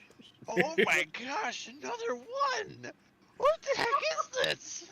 So how close are Plot armor! How do you, yes, Gideon? How close are we now? If you continued to move forward, you would also be at 100 feet. Mara just fired, so I think she's still at the 200 marker. Barrick, did you keep moving? I'm make another shot, so I'll be at the 200 marker. Okay. Gideon would stop so he could continue defending the 2, and as he stopped, he will, target yet another ballista and blam it. Real quick, Gideon, you take 5 points of damage, and Val, you take 3 points. As it I is assume the he got hit same by guy arrows. who hit you both. That fucker. Does an 11 Okay. hit? Val's about to ruin his day. Hopefully. Okay, Hopefully. Gideon, what did you roll to attack the ballista? Oh, sorry, I forgot to roll. I'm about to roll it. Hold on. Let me take it down here.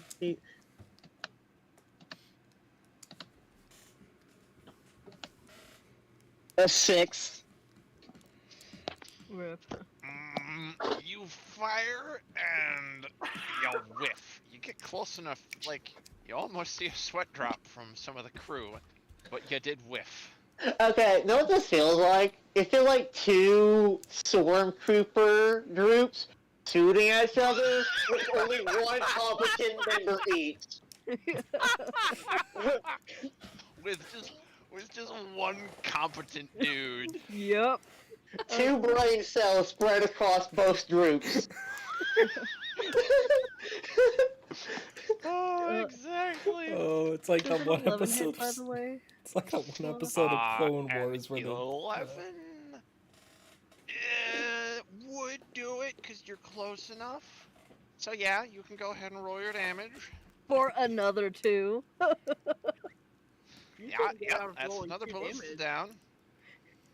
I think it's safe to say we know who's the good, like, who's the sharpshooter of this group, apparently, for whatever fucking reason. Although, Barrick, you are suddenly knocked prone. The breath is knocked from your lungs as you take 19 piercing damage from a ballista bolt striking you through and skewering you to the ground. Oh! Shit. Bro, are you good? It's like it's like you should not have done that.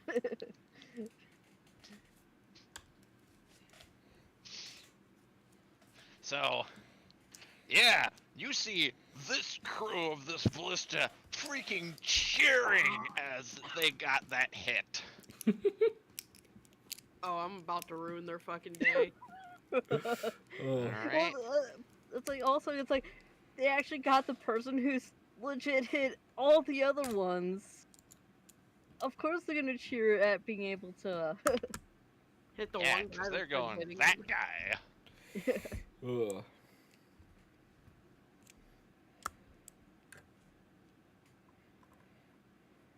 Get ready to have your fucking. Alright, sword so down. let me try to remember. Val's at the gate. Gideon is the second closest at what? 100 You're ish feet? also at 100, so both you and Val are equally close. Yeah, unless Gideon stayed behind to help To defend Mara and Barrick, yeah. Eric. Right. Barrick's currently taking a hot hit, like a big ass hit, and it's pinned to the ground right now.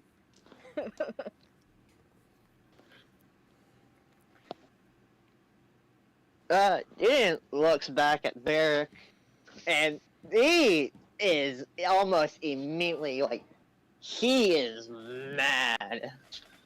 Like, they're definitely like concerned there, but he's more or less just pissed at how often he has missed. Mad at that one dude, mad at the guy for cheering. So you said they're at what, 100 feet from Yep. Gideon, assuming he kept going. And he would still be with Barrick if he didn't. And I think I said he didn't, right? Because he stopped moving, so specifically to defend them. Yeah. So he would still be with them. So 200 feet away. Because Barrick really- did just, get pinned to the ground, taking 19 points. Ooh. Can Gideon remove the bolt? That'll be a strength check. Alright, he tries. Strength check he goes. 19. Okay, you feel a lot of resistance, but you feel an uncomfortable splurge noise as it comes free. Well, this is a ballista bolt, right? Oh yeah, Oh yeah, this thing is huge. Yikes. What are the chances that Gideon can javelin that thing back? Do it. Do it. Fucking do it. Right now, he's going to focus on getting Barrett back on his feet. Was Eric's just lying there in pain, seeing like, avenge me, throw it back.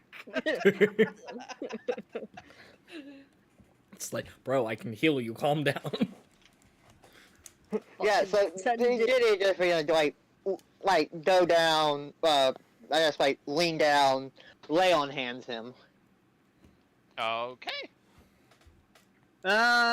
Specifically, he's going to heal him by like 10 HP plus 2. So it would be 12 hit point back, so like half the damage. Okay. You do that. Nice. Nice.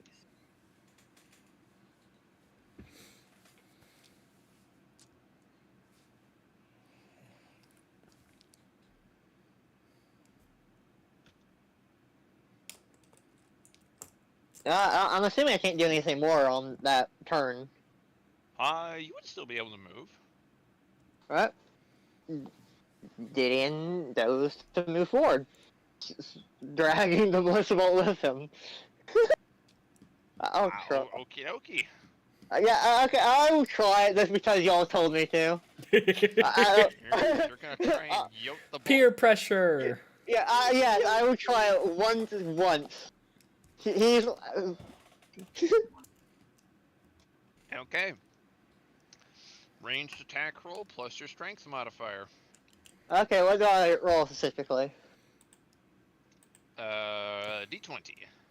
D20 plus strength modifier. Yep. Let me go to advanced rolls. 1d20 plus 1. I'm going to fucking throttle this dice. This virtual dice. 6. You go, huh! You underestimate how heavy it is? So it kind of just goes, puh, and lands 10 feet in front of you. Okay, so that is somehow still more effective than every shot of the God-given arm cannons.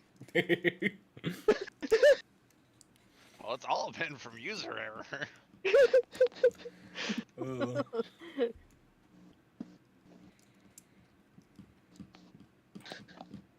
Alright, let's see if Mr. MVP Evil Dude... Oh, by the way, I didn't mention, but that skewering of you there, Barrick, that was a Yeah. natural 20. Ooh. Oh. Rip. Oh, Bruh. speaking of... Oh, god damn it. Gideon, you're also hit. That is, 16 points of piercing damage as a ballista bolt strikes you through, although you are not as severely impaired.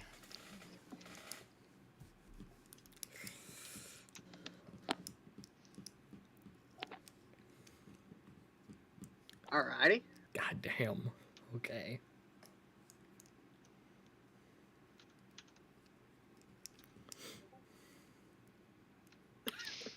Okay, so, Alright.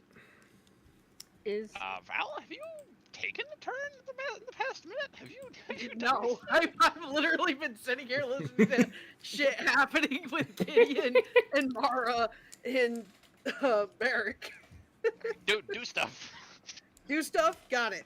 I'm gonna hopefully do stuff. Be part of this. Stuff. Yeah. I'm 100 feet from that door. That door is my mortal enemy. Nothing else matters in life.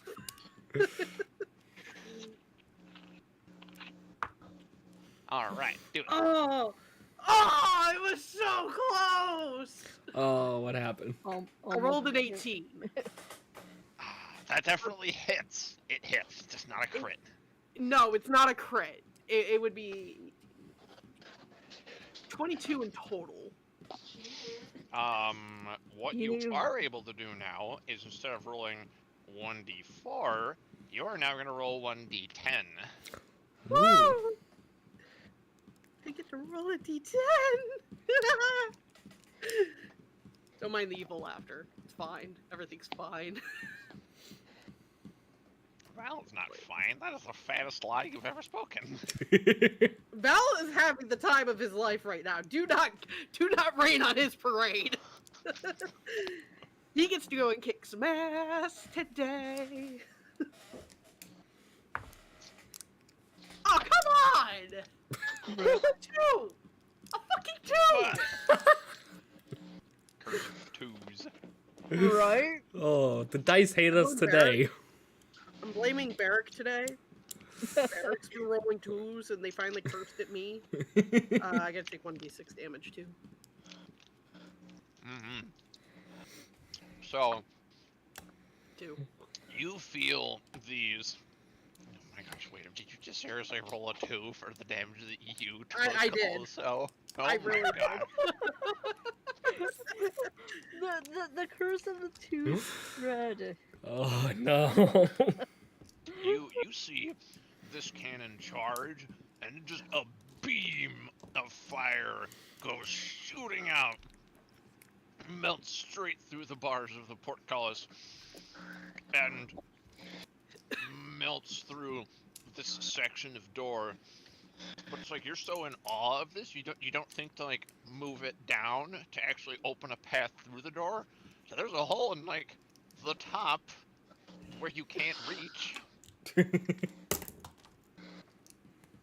It's fine. It's fine. I just needed a weak point on it. Oh, distracted Val. Look, Val is giddy with excitement. I'm willing to blame that.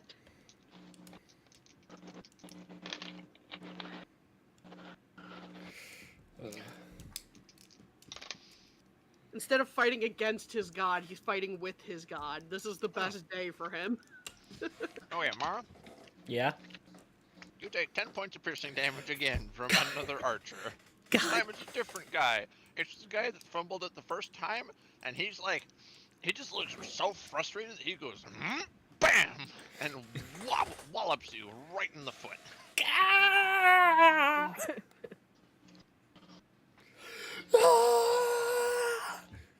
Oh god.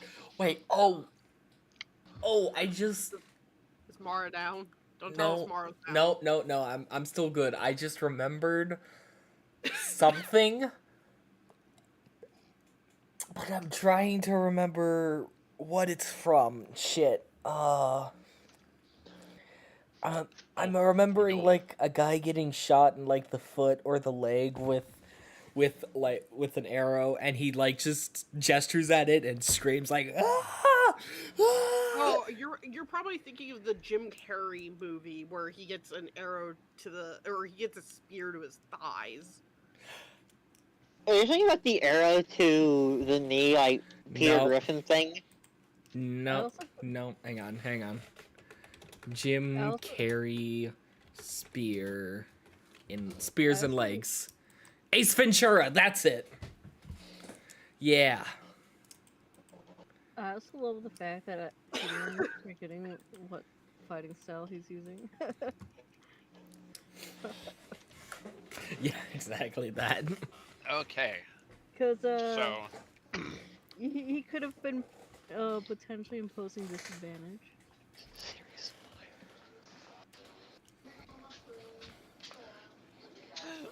so who's going next? Who's doing the thing?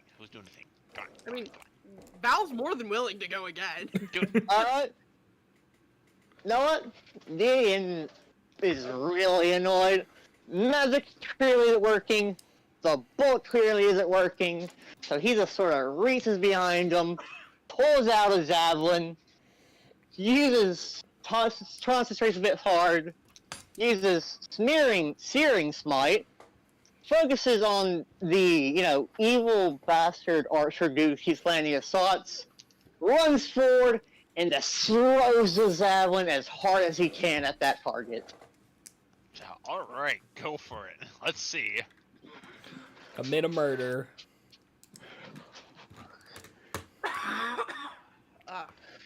All right.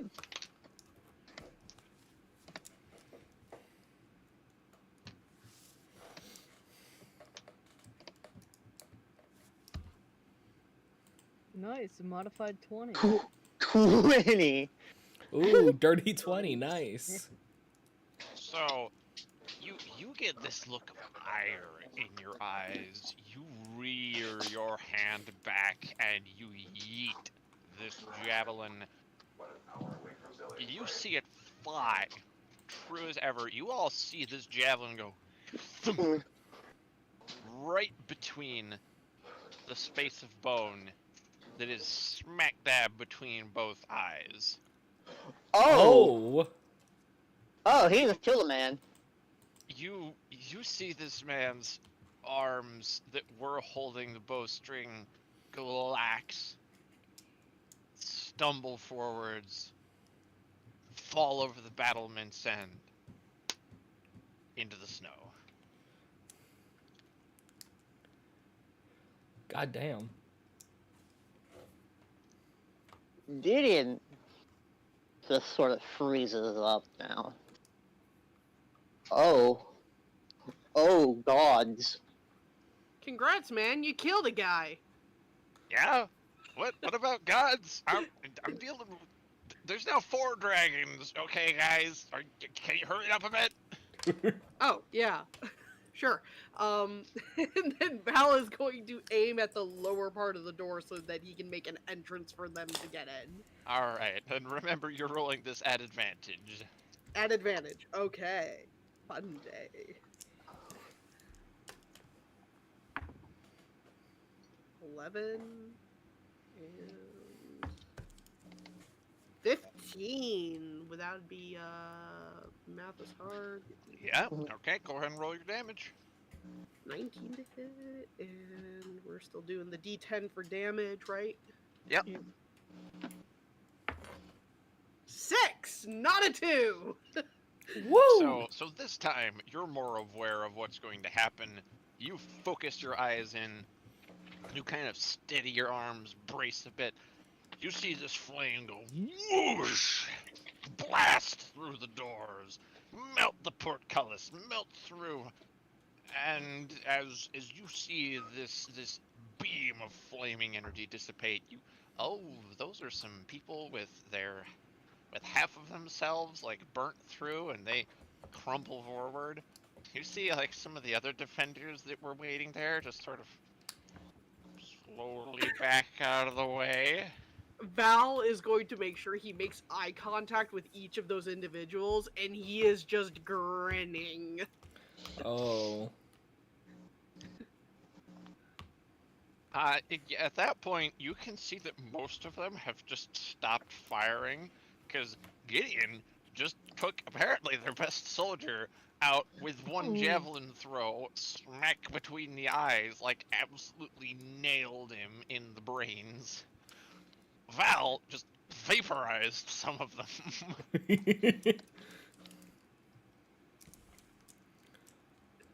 Lovely. I love this. This is so good. Oh.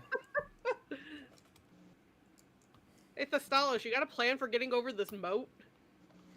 It's just, doesn't one of you guys have like a carpet? And one of you have wings?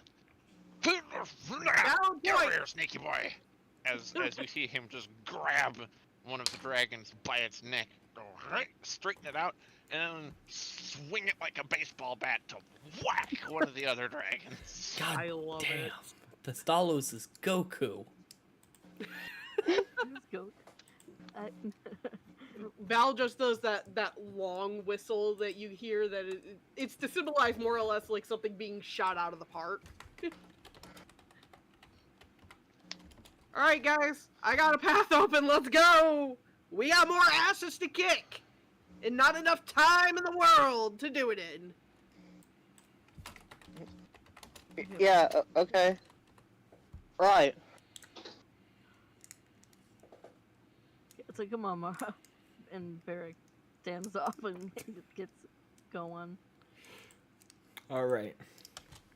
Despite his acknowledgement, Gideon is firmly rooted in place. His eyes are just frozen on the spot, just frozen onto the body. Meanwhile, Mahara, after she's done with the pain in her foot, she sort of growls and looks back at the remaining archers, just rips the arrow out of her foot, starts running, and as she's running, she starts charging up a fireball in her hands, and the moment that she is in range, she's going to aim for the most condensed area of the archers, and skadoosh. Didn't he try to stop her?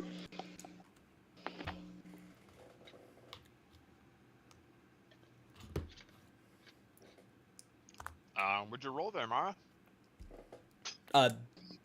Fireball doesn't have an attack roll. It's a dexterity save. Yeah, everyone has to make a dex save that's within the range of it. Gotcha. I'm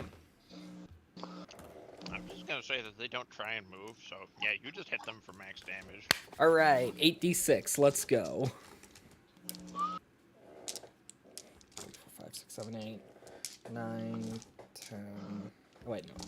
Yeah, 1, 2, 3, 4, 5, 6, It's get 7, 8. All right.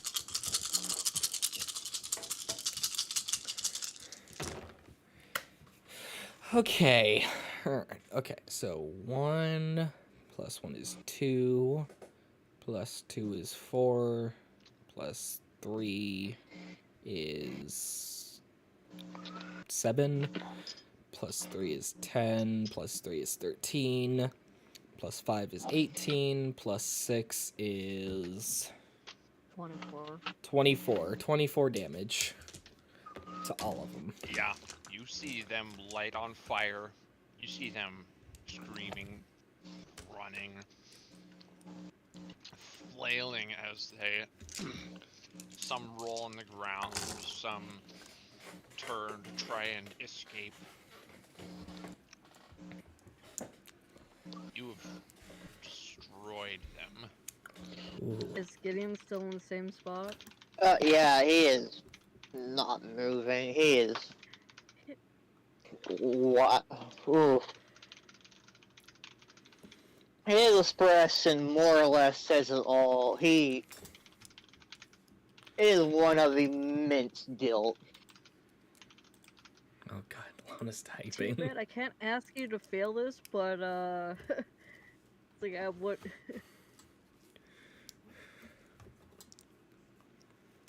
But if it's possible for you to fail like a wisdom saving throw, I'm just gonna be like command move, like just be like cast command and then be like move Gideon.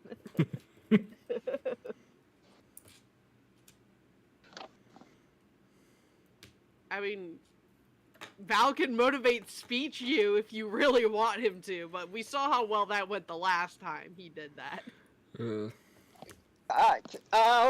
get out of character, Gideon just fucking broke his oath of redemption. He just broke his paladin oath. Oh, But you're doing it to save a life. Yeah. He just killed a man regardless. That's like the absolute worst thing, like, that particular oath can do.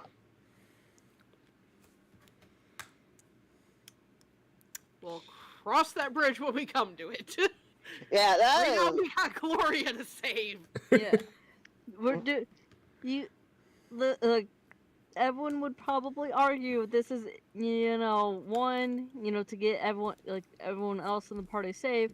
2, it's in order, to be able to get to Gloria to save her. Find out after all this Gloria is evil and this was all charaded from the very beginning. Oh, cool. Do not rule that into existence. Oh, don't give Lana any ideas, please. Okay, yeah, I'm just gonna say Gideon fails that sec, and he immediately like starts trudging along, even if it's against his will. It's less like he made no active attempt to stop it. He just heard it and listened. He is in no mind state to even try to resist.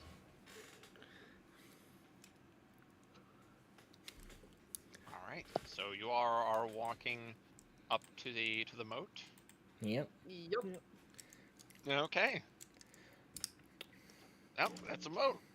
Looks like the river Styx. You hear whispers from below it, which it's impossible to tell what they are saying, but whatever it is, feels like you shouldn't listen to it for long. Don't look down, don't listen to anything below us, and let's get across. Alright, Gideon, you have your wings, He just nods. so you're able to get across that way. And then, I believe Gideon's the only one with wings, correct? Yeah, but Mara has the, flying Mara- carpet. yeah, Mara has Mara the does flying have a carpet. yeah. Yeah. So And so Gideon and someone and Mara and someone. If this really needed, we can always do the, portable hold trick. Nah, that's gonna take too much time. Yeah, Gideon, you that pick was somebody up and someone get on the carpet with Mara and fly across. It'd be easier, faster, and not take as much time. all right. Because we're gonna probably have some baddies to fight on the other side. I'm actually gonna get on with Mara. I'm gonna stand on it and use my bow to deal with anybody.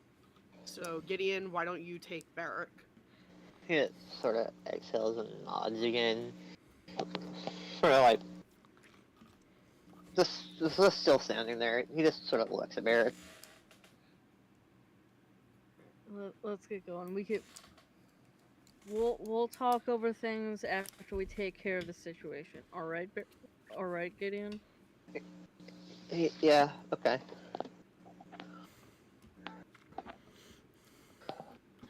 Because we do not want Gloria suffering longer than she absolutely needs to. She's already suffered long enough because of our Yeah. stupidity. She doesn't need to suffer longer. Let's just do it now. Barrett, get on. Alright. And Barrack will. And Val will stand on the carpet with, not stand. He'll do more like the kneeling, bow stance. And Yeah. him and Mara will take the lead with Val having having his longbow out to aim at any enemies. Mara, on the other hand, is actually standing.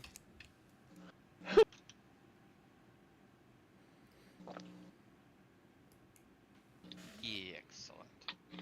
All right. Yeah. You are able to get over the moat. Most of the defenders in the courtyard are standing down at this stage because they are not wanting to deal with the party that just walloped them so badly. Val, after getting off the carpet, will tell them that if they lay down their weapons and put their hands over their head, they will not kill them on sight. Most of them do so. Most? Ooh, who does not? A few of them are hesitating. Basically, Val will just will draw his bow at them, being like, lay it down or I will shoot. How many specifically did not? About 30. 30. Okay. So you can roll intimidation to try and get them to obey the same. Okay. So...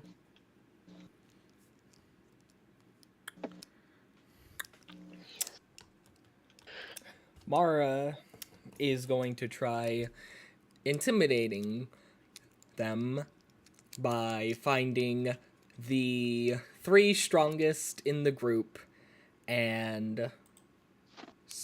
hang on. Scorching Ray. Oh, okay. Describe what Scorching Ray does, please.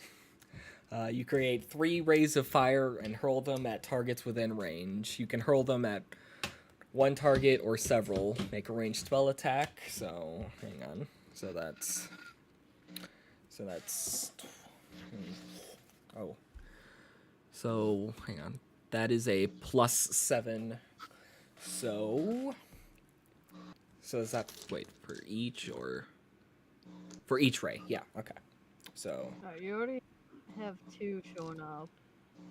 One has 20 total, and then the other one has a 19 total. That's the D20 roll. I like to roll my dice physically, so yeah.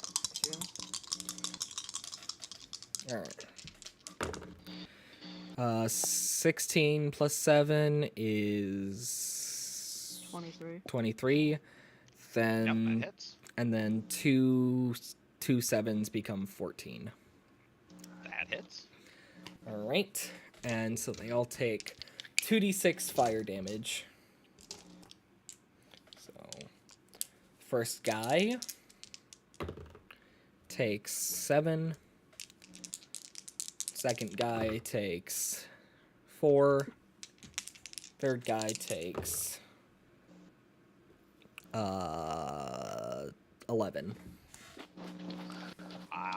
The rest of them all look at just how badly burnt their friends' forms are now, and decide, oh, you know, maybe not such bad terms, and they also drop their weapons.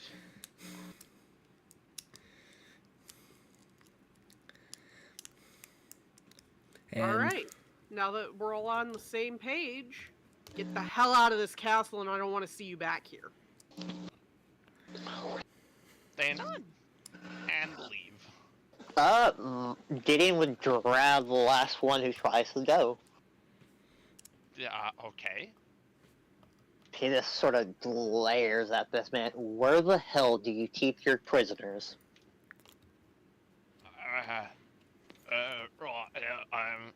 There's only one. It's in his own room. We can't miss. Okay. You better not be lying, or I will find you. He didn't let go of it? Guy? Nope, not lying. Not lying one bit. Don't you worry. He lets them go, and immediately starts heading towards where the prisoners are. Alright. You walk towards the throne room, which is very easy to find. It's pretty much a straight shot from the entrance of this castle to where the throne room is.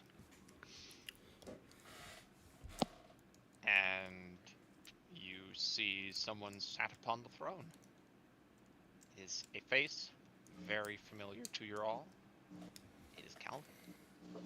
Sitting there, swirling a glass almost of wine. everyone. Yeah. Yeah, indeed. Barrick, you see somebody whom you haven't quite met in person just yet. He has seen a picture of this asshat. And that's all. And you hear a clapping from him as he sits there. And he's like, oh, marvelous. Well done, well done.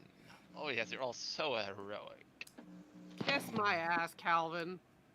Oh, wouldn't you love to? No. I could bend you over easily enough. Shut up, you lure. Oh, thank you. I never thought of such a thing to call you before. Oh, Well, in thank fairness, you. you've probably heard them all at this point, and I imagine that's about as creative as saying anything as seeing you next Tuesday.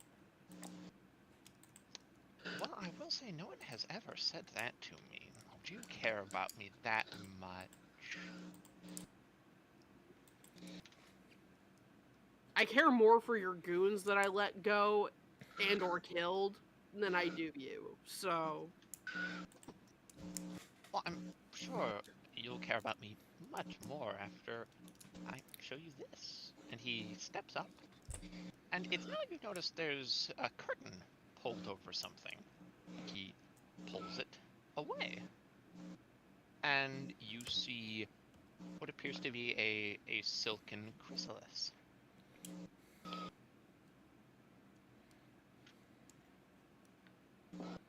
Would any of you like to take a guess at what this is? wouldn't happen to be lucky enough to say that's your fucking heart and soul in there, would I? Oh, no, no, no. Certainly not. I keep those in something much more classy.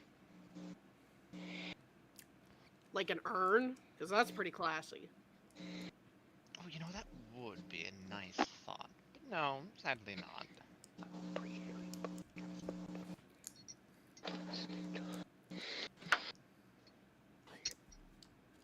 Anyone for guess? Anyone at all? Tell me where Gloria is, or I will break my oath again.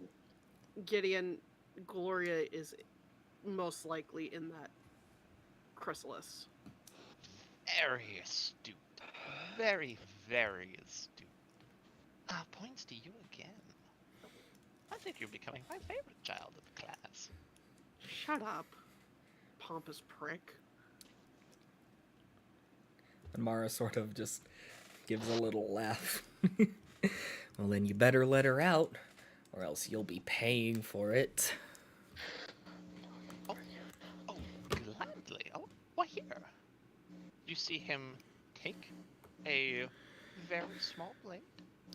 Like, she just shows it to you. It's like not even a full inch long. It's basically just a little scalpel blade. He gently slides it along the outside of this chrysalis and says, "Toodles," and disappears. God fucking damn it! We're Oh, by about to the do way, something we don't like. I finally have a good representation for dear Calvin. So there Oh. you are. This is the man Yeah. whom you saw before you. Pompous prick fits him very Smart. well. Yeah, or yeah, a pompous prick and smarmy asshole.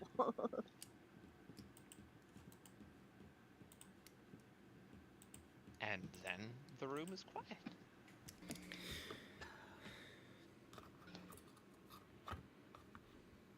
Actually, I'm going to let the tension build a little longer, because I need to go to the bathroom. All right, bio break. Bio break, everybody. Oh. All right. We will be right back, everybody. See you soon.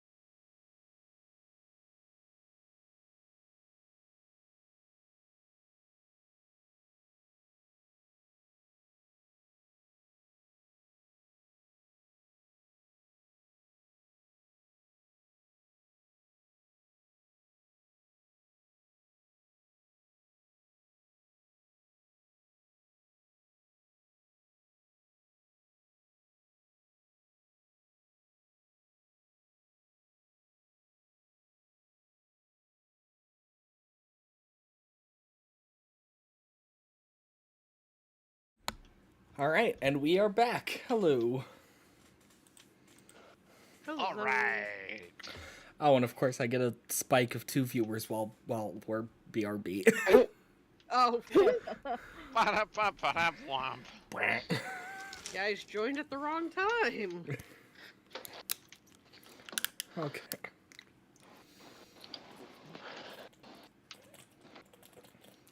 All right. So, you see this chrysalis before you. It is partially open. You can't see anything through this opening. The room is quiet. No sounds of any fighting outside. It's actually like weirdly silent in this room. The party is here. In front of you is the throne, and just to its left, so to your right, is this chrysalis.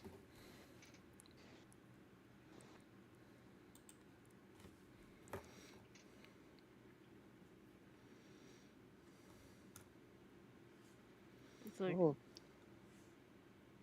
It's like want to get closer, but at the same time, it's like concern.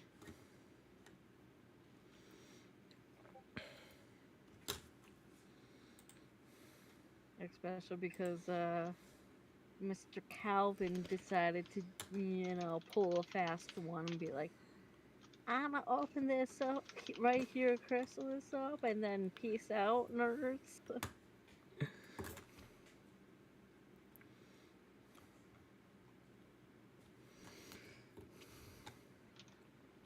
All right.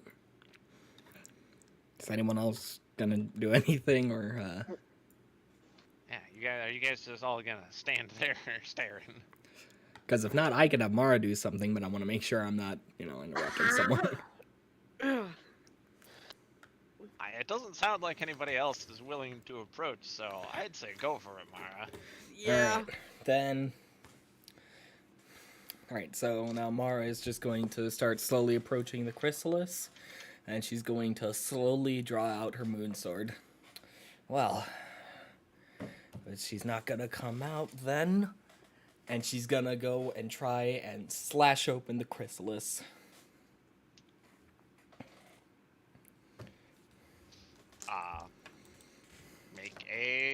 Make an attack roll. All right. Ooh. All right, this dice gave me a d20 earlier. Let's come on.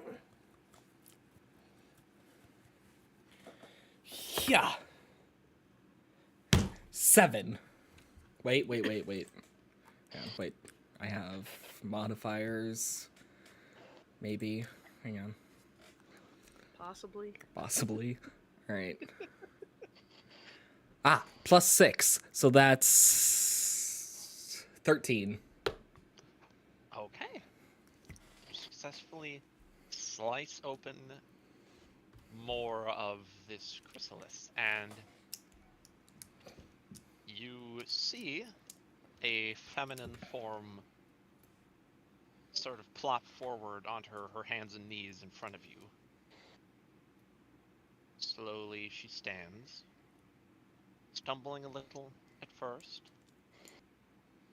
She opens her eyes, and as her hair falls, you see 2 horns on her head, 2 wings, each of which is about 30 feet in length, so larger even than your wings, Gideon.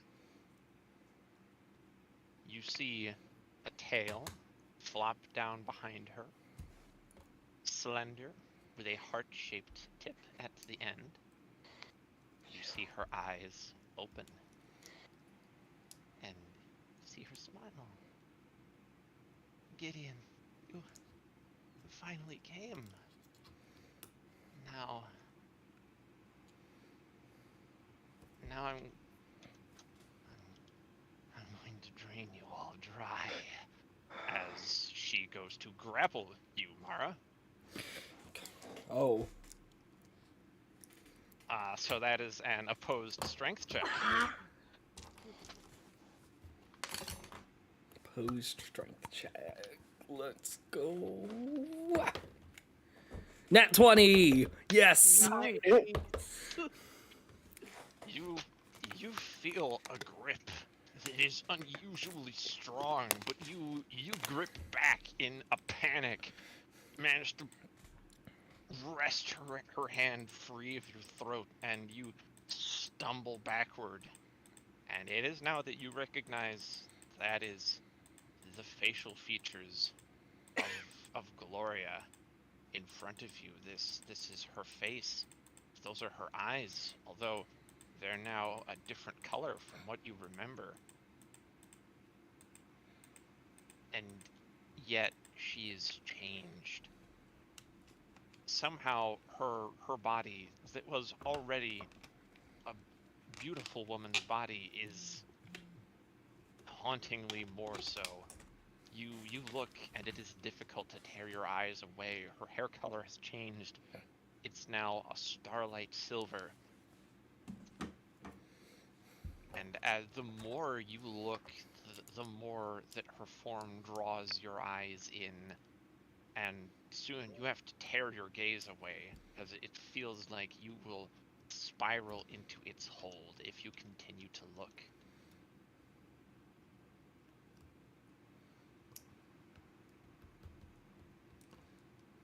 Could any You one of see- us? Oh, go I'll ahead. Let you I'll let you continue describing, because I was just going to say, could anyone make a check as to, like some sort of like knowledge check as to what she turned into? I mean, I think it's pretty obvious, but Yeah, I guess succubus.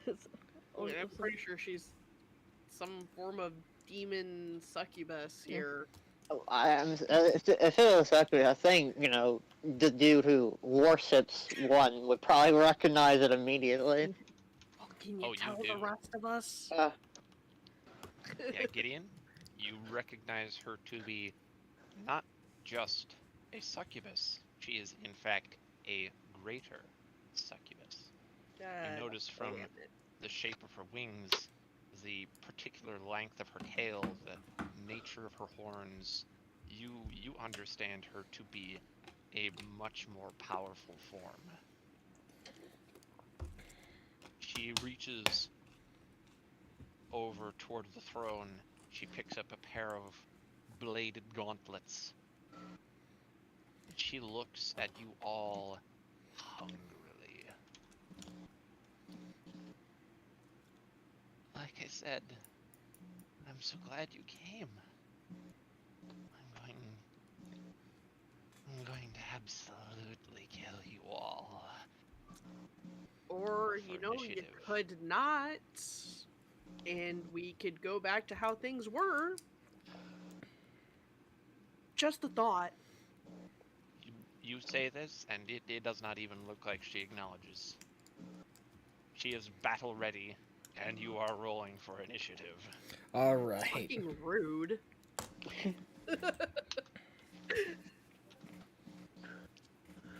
Oh, initiative. That is 16.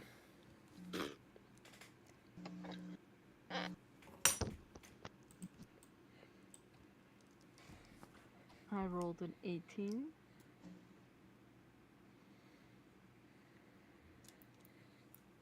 no. What's up on my head? I keep on forgetting there's a initiative button. 17.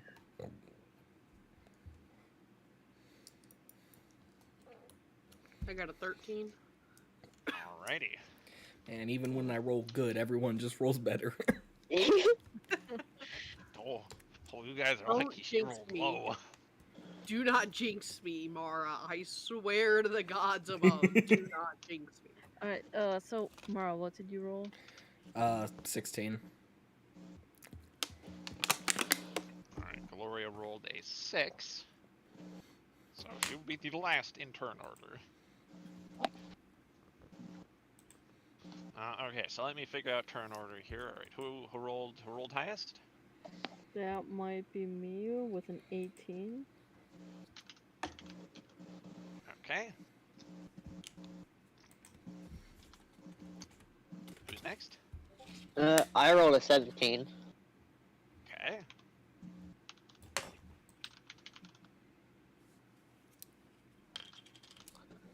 And then Mara, would you be next? Yep.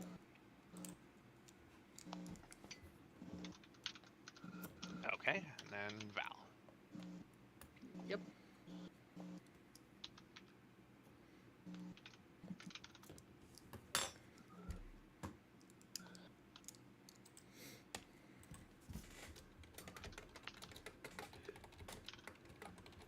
Ugh.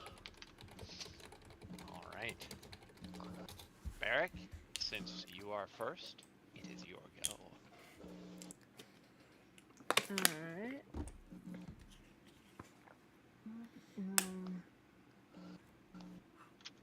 I'm gonna go ahead and cast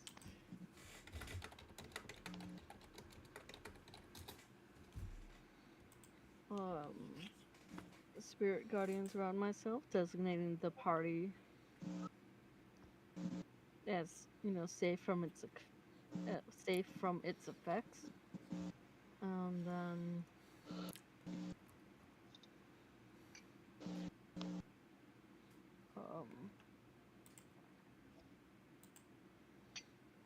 and it's I'm gonna just do a copy paste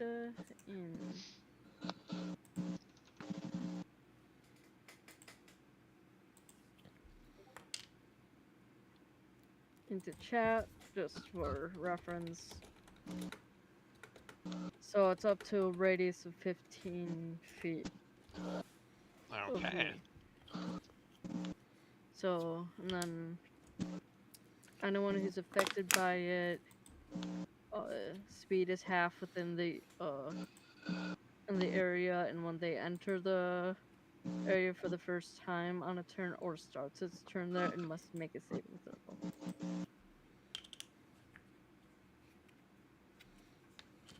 Okay.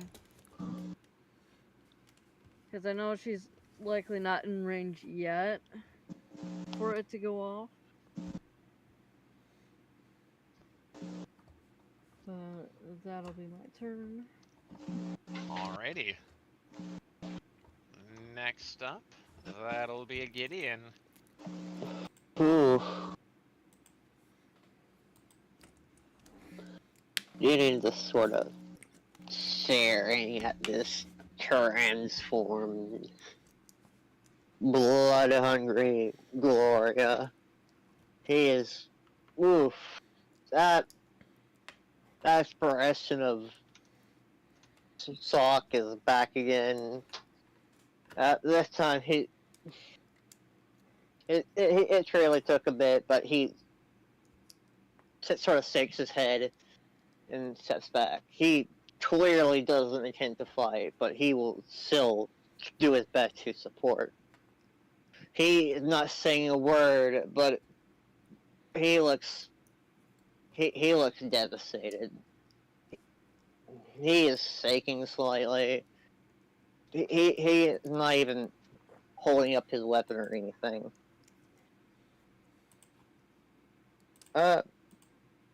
He will use his turn to cast Bless on on Val, Mara, and Barrick.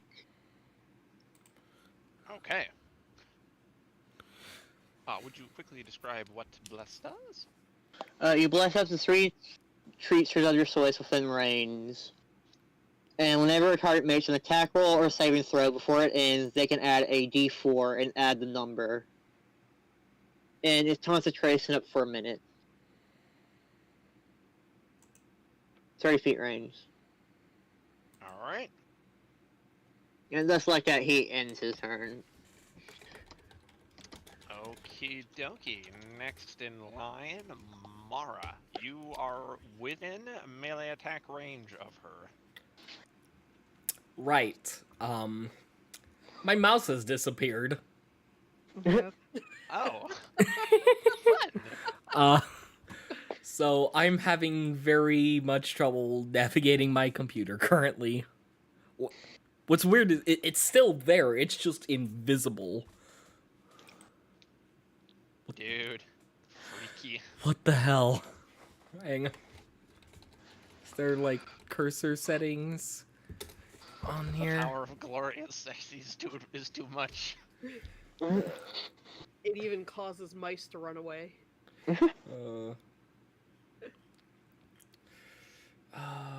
Mouse pointer. Let's see. Maybe if I can reach it. Nope, changing the appearance didn't help any. Maybe thickness. If I can. Technical difficulties. Oh, oh, God, what? No. I mean, it wouldn't be a complete wait. D&D session if we didn't Right. have some technical errors. Haha! I got it back. Okay. Hey! All Alright, sweet. Alright. All right, you good? Yeah, alright. So, my turn. I am. Okay. Mara's just going. Oh, jeez. Okay, hang on. Trying. Alright. Mara's going to get a very wide grin on her face. So, she's been turned into a demon. Looks like we're gonna have to eviscerate her. And she's going to take her sword and try and stab at her in the stomach. Okay. Now a question: are you going for a specific target? No. All right. So you're just going for a normal attack.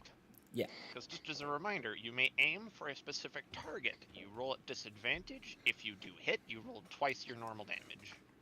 Right. It's a normal hit. Okay. So, and she's attacking two-handed. Let's go. 5 plus 6 is 11. That is just shy. So you go to make just this big, overly excited swing, and one of these gauntlets just comes up. She like makes a punching motion, catches the blade, and just straight up punches it right back over and out of the way. You flail it bit to maintain hold on the sword, but you grip it and get it back into a ready position.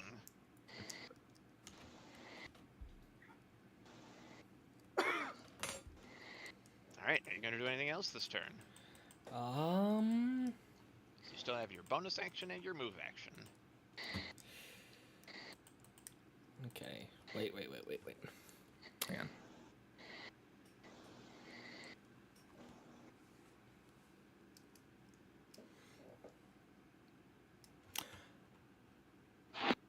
I'm gonna use my action surge.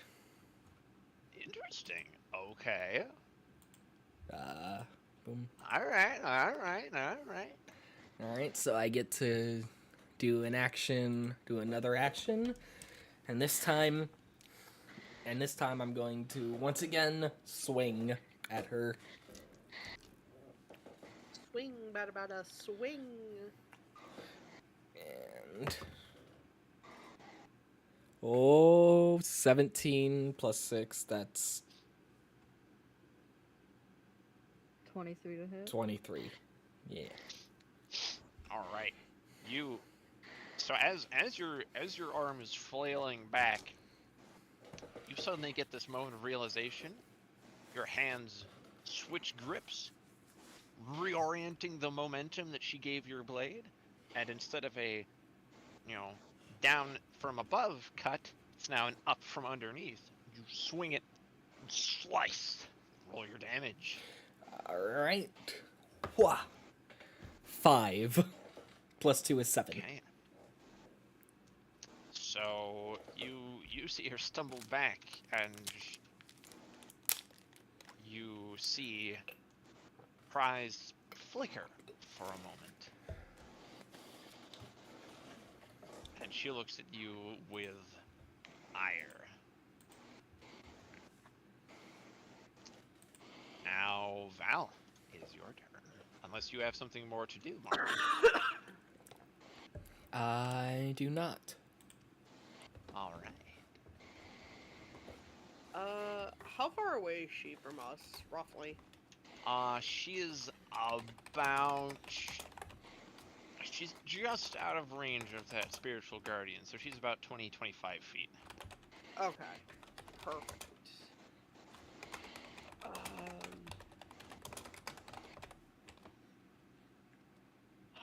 I am probably going to regret casting this. Well, do I want to cast it though? I guess it's also a good question.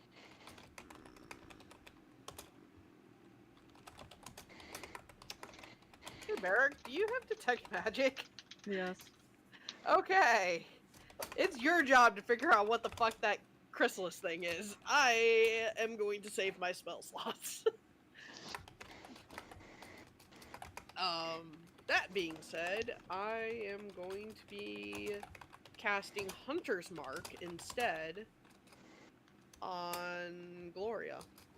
Or transformed Gloria, I should say. Okay, alright. And I will just copy and paste what it does in Alright. chat to save everyone the trouble. Boop. That didn't come out Okay, nicely. you I'm sorry choose for a that. creature you can see within range and mystically mark it as your quarry. Until the spell ends, you deal an extra 1d6 damage to the target whenever you hit with a weapon attack. You have advantage on any wisdom perception or wisdom survival checks you make to find it. Alrighty. Excellent, excellent, excellent. Yep. You cast this spell, and it's almost like you see that faint outline of a heads-up display, and you get that sense of like the targeting reticle around Gloria. Yep. And I still have my longbow out, so I am going to strike her.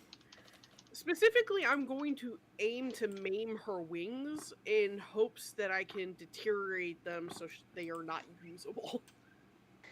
Okay, so you are making an aimed attack. Is that Yes. correct? Alright. Yes. So the rules go that you will roll at disadvantage, but should you hit, you roll for twice your normal dice. So let's say you would normally roll, I don't know, 2d6, you'd instead roll 4d6. Understood. Oof. That doesn't bode well, guys. Oh. Rip. My first roll was a 3. Oh, y'all don't forget the whole. Blast. Don't forget blast. You can add a D4 to your stuff. But I think even with the blast, max blast, I don't I think. know, I'm just reminded. Yeah. So even with that, so my next roll was a 7, so obviously the 3 is lower. For disadvantage, that would be... Like, I don't think even if you max blast, I don't think you're gonna hit with the.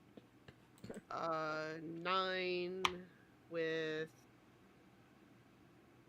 10, 11, 12 for max Look. ability to hit. Unfortunately, that is not enough. You are firing with your bow. Yeah. You just see the wing like just twitch at the last moment, and your arrow just whizzes right past.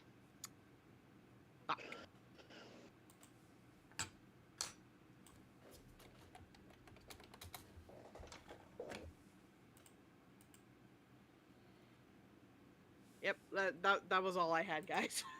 Alright. All right. Now it is Gloria's turn. And she will be attempting that grapple on you again, Mara. Oh boy. Alright. Oh. Contested strength again.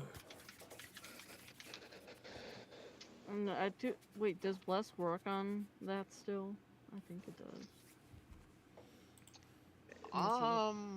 That is a good question. I think no, because this is a check, not a saving throw. Unless Lana wants to rule it otherwise, Yeah, attack roll or a saving throw. It doesn't mention anything about checks. but... Alright.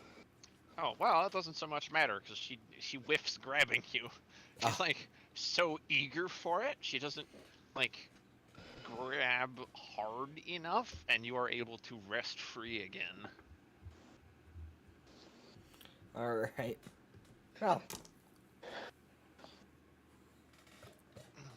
Although what she will do is she will use her movement to beat her wings and immediately rush up into the sky, now flying 40 feet above you. fun. It's a good thing most of you have spellcasting. I could Yeah. make that a real problem, though.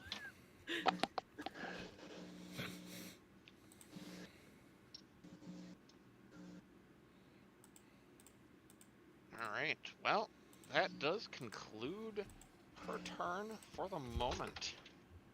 So, we're back to the top of the turn order. Barrick, it's up to you, dwarfy boy. I'm gonna move like a bit closer so that I know she's up in the air now, but it at least covers like where she could likely land. Okay. Yep, so you're just closing a bit of distance. Yeah. Yep, you do so. And then I'm gonna try casting a spell. Does a 17 hit? A 17 does indeed hit. Please describe what your spell does. Guiding bolt.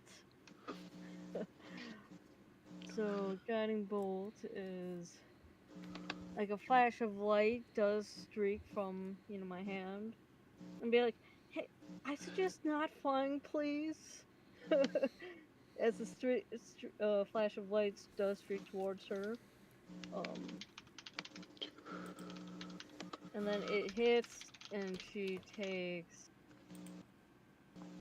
14 points of radiant damage.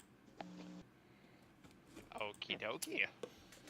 And then, as it hits her, she does seem to have a little bit of like a glow to her. After the fact, because as the next attack roll made against someone hit by guiding bolt before the end of my next turn has advantage.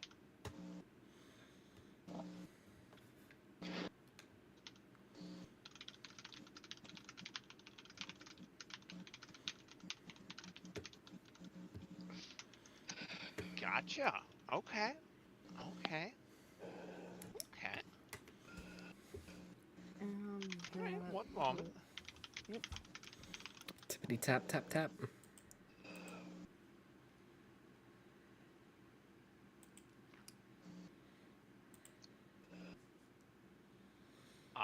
Okay. So, give me a moment here. Let me need just a moment. Boy. Oh God. Oh boy. Alright, so she will be taking a legendary action at this point. Oh. Oh. Everyone run. Legendary action. She murders you all. Let's see. What is something good to cast? What is something good to cast here? Oh God. Oh, Absolutely nothing because we have plot armor. Oh, you did. Oh, you did. We did. Oof. Okay. So everyone, actually except Mara, make a dexterity saving throw. And a reminder that if you're close enough to me, you get a +2 to yourself. And D4 if you still have bless up. Would I still be within the 10 feet, or would I have moved outside of the That. You would still be within the radius of this spell. Alright, no, I meant in terms of Gideon. Bless is 30 feet. No, I meant your aura. Aura yeah, protection. You'd be close enough for that. I'll dexterity sec. Or dexterity saving throw? Is it? Saving throw, yes. Saving throw. I gave myself. That is like the highest thing I have outside charisma. 14? No, 21. Okay, you make the save. 22. You Ooh. also make the save. That's 21 without. Cause Oh, dang. Okay, you also make the save. So all of you see her hands suddenly light with this just inky black orb in each hand. She flings them at the ground, and this puddle erupts across the ground in a 20-foot radius. You see these black tendrils lashed, each trying to grab at you, and you all manage to see the spell coming. You're on guard. One of them lashes at you, Gideon, and you bat it back with your shield. Val, you sort of sense it coming from behind you, and you just turn sideways, step back, and it just goes woof right in front of you. And Barrick, you just short, you just kind of duck a bit, and it goes over your head. yep. But now, the area you're standing in is difficult terrain, which I believe means you have half your movement speed in it. Let us look up difficult terrain rules just to be sure. Yeah, it's half movement until you're outside of the area. If I recall correctly. It costs an additional 5 feet, so yeah, half, pretty much.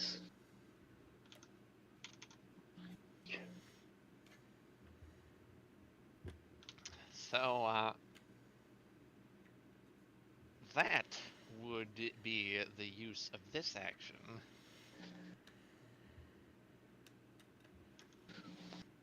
Alright, and that was triggered off of Barrick's. Correct. Spell So now it casting, is so. to Gideon's turn, I believe.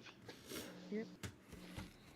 Right, question, how many people still have bless on them? Everyone Val, does. because Val didn't move from you. No, like, so no one used it, right? No, bless remains until you stop concentration. It's not. Yeah, a but I mean, one-time- it so it keeps going as long as that concentration. I knew that fact, but I assume like once a certain person used up blast, they don't have it anymore. So this is straight D4 to everything then? Yep. Ew. Whenever a target makes an attack roll or saving throw before the spell ends, they can add a D4. Huh? So it does not specify it's a one and done. It's as long as they make an attack roll or saving throw while it's active. Huh? Well, Gideon would, obviously do his best to keep that up. Can he inspect the crystal? Is there, like, does he know anything about it? Can he inspect it? Does he, like, gain any sort of information from it? I will let you roll perception. You'll have to make it at disadvantage just because of everything that's going on.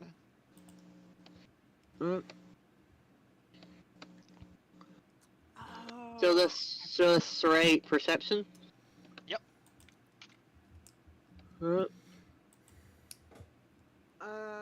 Question quickly, Lana. Yep, go for it. What size class is Gloria right now? She is about the same height that you are. So medium. Okay. Oh, man. 13. It would have been 19 otherwise. Or, well, 13. You get a close look, and you see it's not pleasant. You see a fleck of her hair that it was the previous hair color within that chrysalis. You don't see much, but you can extrapolate what more might be within.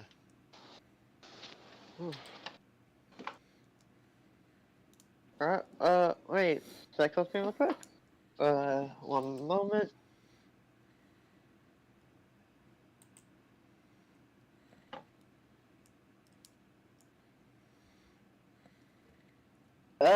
Who's closest to him? Like, what's everyone doing right now?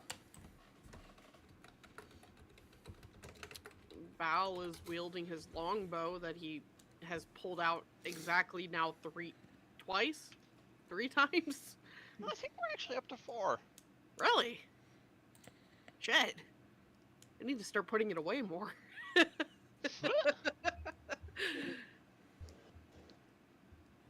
Closest to would probably be either Val or Derek. Marvin was very close to her in melee range, and Varric is... It's like I'm not quite in melee range, but I am close enough where Spirit Guardians could proc. that's... Well, I can't do anything that isn't a bonus action. Ooh. Well, So I guess- mean, you could still attack. Well, that is an action, isn't it? What? It is. That is your main action. But searching is also an action, apparently. I'll let you do both. I'll let you have both. Attack. Ooh.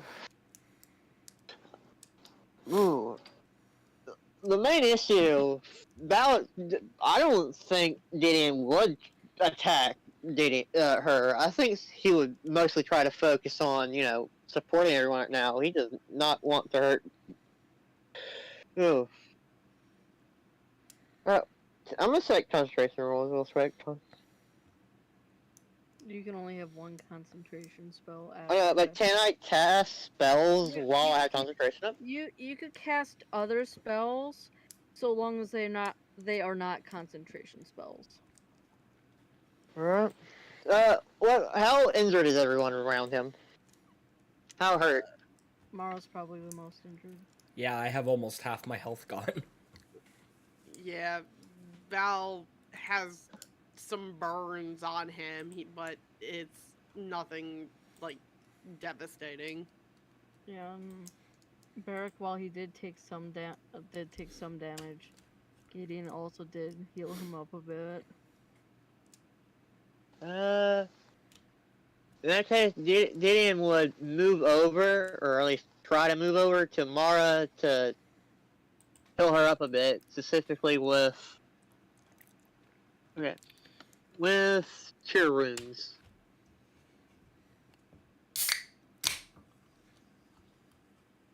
Alright. Go ahead and slap Mara for that healing damage. Give me healies, daddy.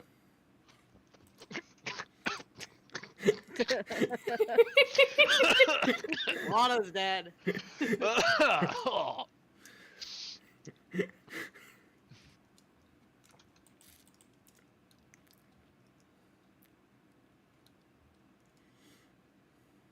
I think that's 10? It's showing 2. One is 5, one is 10. Yeah, but I did the higher cast. I did a level 2. Oh, okay, so it's 15. How much did it increase it by? So 41. Alright. And Mara is now almost at full health. Sweet. Nice.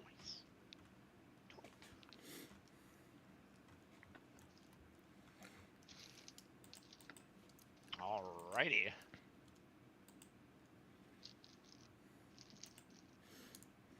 Who is gonna be next in turn order? That'll be Mara, because as long as you are done, Gideon. I'm done, yeah. Right. So how far up above me is Gloria? Like 3 feet up. Or at least 3 feet from the ground, I should say. That is 30 feet. 30 You're feet. missing a 0 there. I was I about heard to the say. 3. I heard the 3. 3 feet, that's still well within melee range. Alright.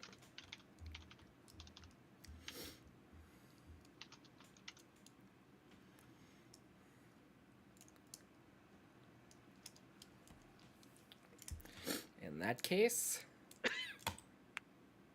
fireball. All right.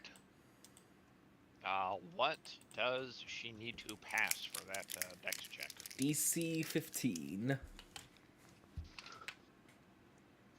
Okay.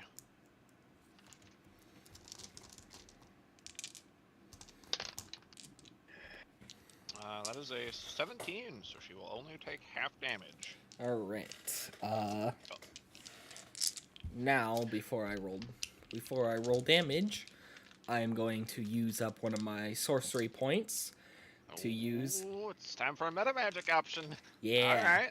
Empowered spell. So I get to re-roll any amount of the damage dice up to my charisma modifier. Or score. Wait. Charisma What is- modifier. So. Which is. So I get to re-roll up to 4 of the dice. Oh boy. All right, that could be some spicy damage. Yeah. Whew. Okay. Alright, so I'm going to re-roll those 2 1s, that 2, and that 3.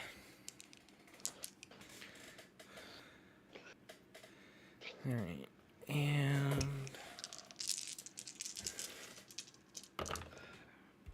Alright, so that is 1 plus 3 is 4, 4 is 8, plus 4 is 12, plus another 4 is 16, another 4, 20, another 4, 24, 29, but it's half damage, so...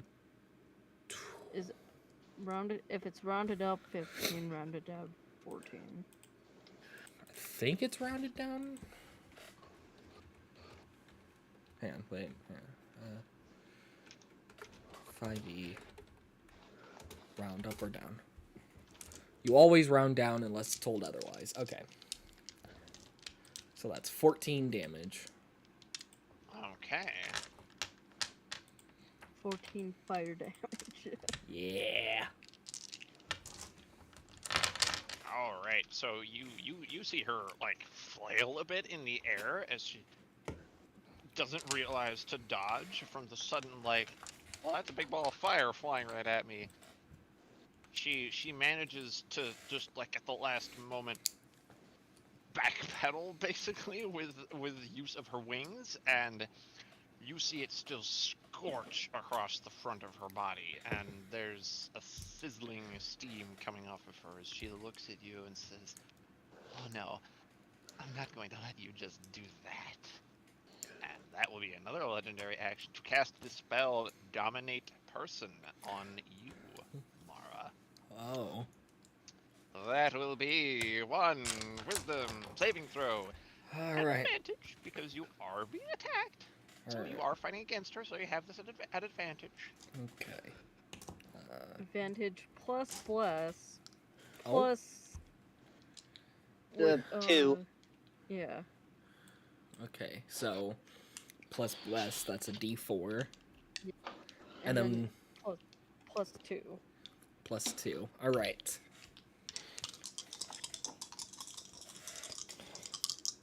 All right, so oh wait, that's a D12, not a D20. Whoops. All right. Okay, so that's 10 plus 4 is 14, plus 2 is 16. That's not quite enough. You are, like, just shy of passing. Shit. So Mara, you go from this, well, yeah, I'm gonna fight, I'm gonna beat you up, I'm gonna, to, oh, wow, pretty, I wanna do whatever she says.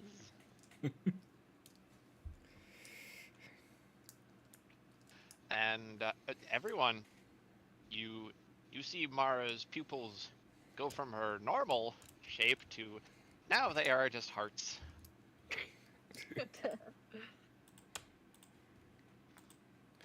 Oh, god damn it, my cursor's gone again. Rip. Oof. Ah, darn it. Your cursor's been charmed. Hang on. Yep. There we go. Alright. Alright. So, that will, I think, end your turn, correct, Mara? I would assume so. Okie dokie. Val, you're up. Awesome. I'm gonna go back to what I was doing, which is attacking her wings, so she gets on the fucking ground. Alright. It's a straight roll. I'm stupid. Okay, so you'll need to roll a dex save at the start of your turn. I completely forgot to do that for Barrick and Gideon, because you're all still in the radius of the previous spell. See how it is? Favoritism. They don't have to make their rolls. Alright, you said dex save, right? Yeah. Can I re-roll that? Because I'm pretty sure my dice landed on an edge. I can't tell if it's reading 13 or a 1. I'll allow it. I'll allow it. I like to think myself a benevolent DM, so I'll allow it. I could have lied and said it was on the 13. There we go. Oh. 19. On the die, plus my dex. Math is hard. What's 19 plus 6, guys? 25. Thank you, human calculator. I mean, to be fair, it also doesn't help that I'm going into a math heavy field. Human calculator is all I heard. Yeah. All right. So you just sort of turn out of the way as another one of these tendrils just goes whoosh. Rude. Now I make my attack. Indeed. Alright. Curiously enough, I think it's a straight.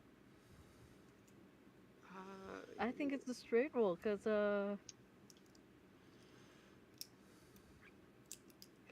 hold on, let me pull up that in bold. The next attack roll made against the target before the end of my next turn. Nobody's made an attack roll.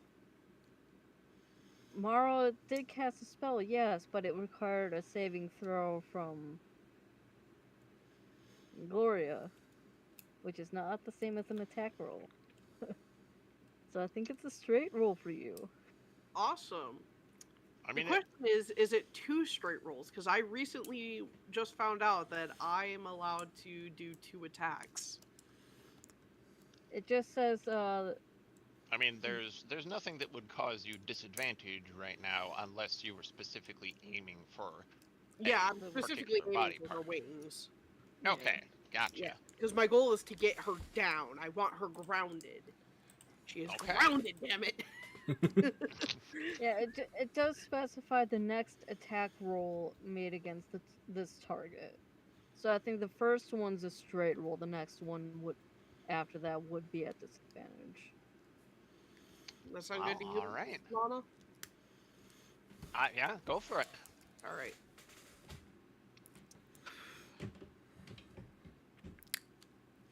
I hate that, like, Rule 20 has everything, like, everywhere. I just realized I could have used one of my magic items in my... God damn it. Rip. Holy shit, a nat 20! Nice! Like the perfect time for Bear to just be like, I'm gonna make that a straight roll for you. You All right, welcome. all right, dang. All That right, is a describe to 26 me in how this total. arrow hits. That is a 26 in total for hitting. Once again, describe to me how this arrow hits. 1 second. Uh, so Val dodges that tentacle out of the way, and upon landing after avoiding that dodge, he draws his arrow and lets it fly straight and true, unlike me, and Wow. pierces right through the membrane of her wing. I mean, for that, I'd say it even sticks itself in one of the bones. Oof. Love it. You see her eyes like pop wide as that wing just stops, the other one flapping frantically to keep her aloft as she drifts down and comes to a sudden thwomp onto the ground, Nice. staggering back to her feet. So that's what, That's gonna do 1d8 plus 3 damage. And I'm gonna just 2d8 because it was a called. Right, it was an Oh. aimed shot, so... So 2d8 plus 3, or whatever your dex is, plus it being a critical. Jesus Christ, so much math. Alright, hold on. Numbers! Lots of numbers. Give number. Okay, so I rolled a 5, 7, and then I've never actually done the math for a critical. What is the criticals hit again? I think it's either double You damage roll. or double roll. Yeah. How do you usually do it, Lana? I don't think I've usually done any modifiers for damage with critical hits, but usually I like to treat 20s as absolute success and 1s as absolute failures. Like, you know, if you roll a 20 on something, you just win it. 'Cause honestly, I prefer how that works. I'm So perfectly okay with that. So, yeah, you wouldn't get any extra damage for it being a crit. Yay, less math!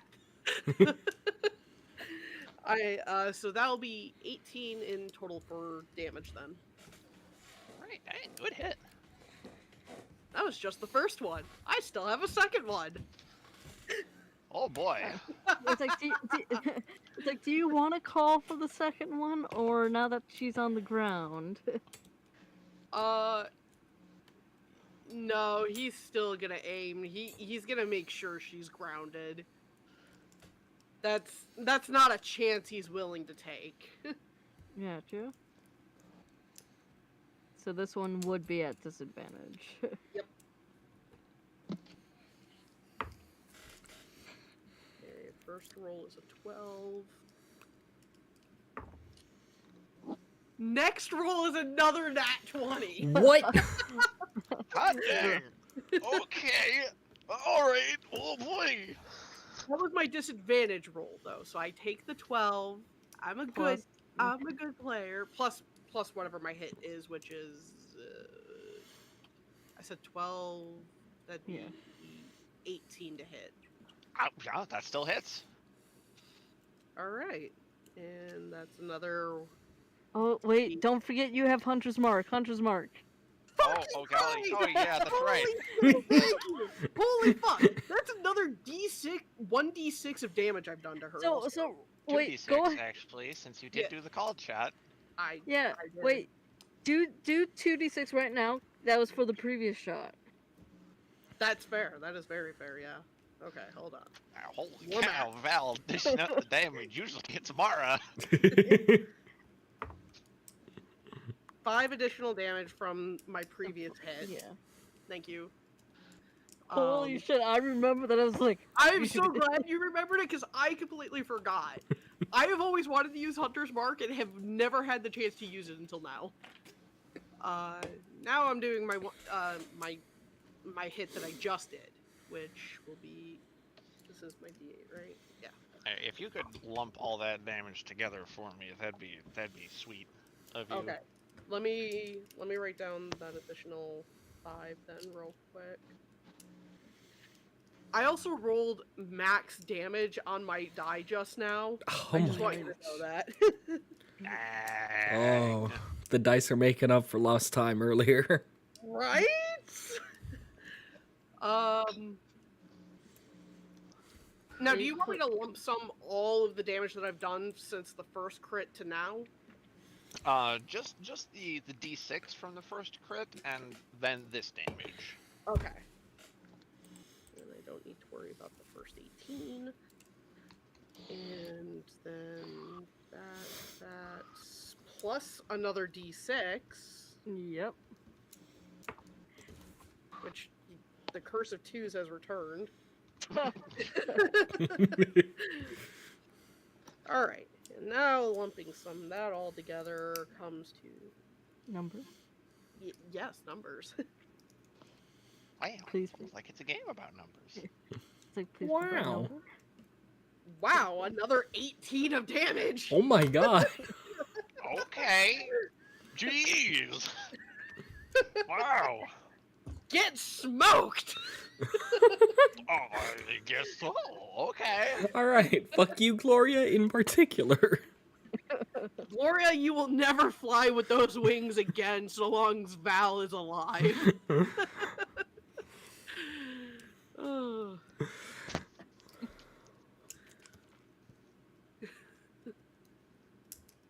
All right. So, you fire an arrow at the other wing, and you strike it right in the bone, and you just see it twitch and limply flop to the ground.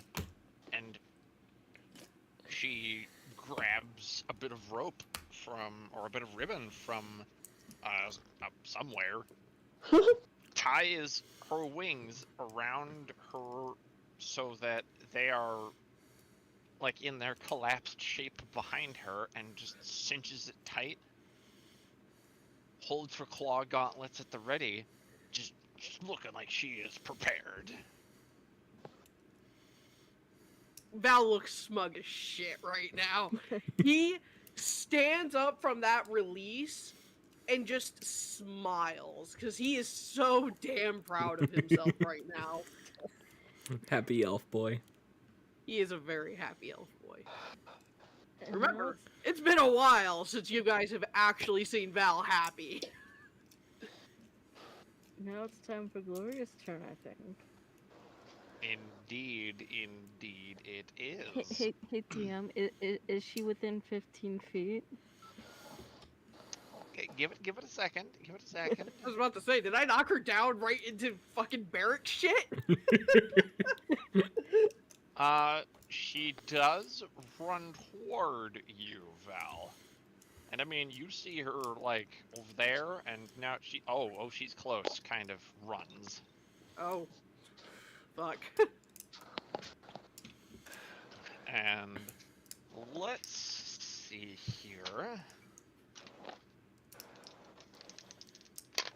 Because she would have to make a wisdom saving throw at the start of her turn if she started within 15 feet of me. Thankfully, she did not start. She's not going to take that. So let's see. A 10 will not hit, correct? No, it will not. Will a 16 hit? Unfortunately, yes. My plot armor has finally failed. Okie dokie, okie dokie, okie dokie. How does 13 slashing damage sound? Not pleasant. Can I revoke that? No. So, like, you have that smug smile, and then you suddenly feel a as those bladed gauntlets go slash across your chest.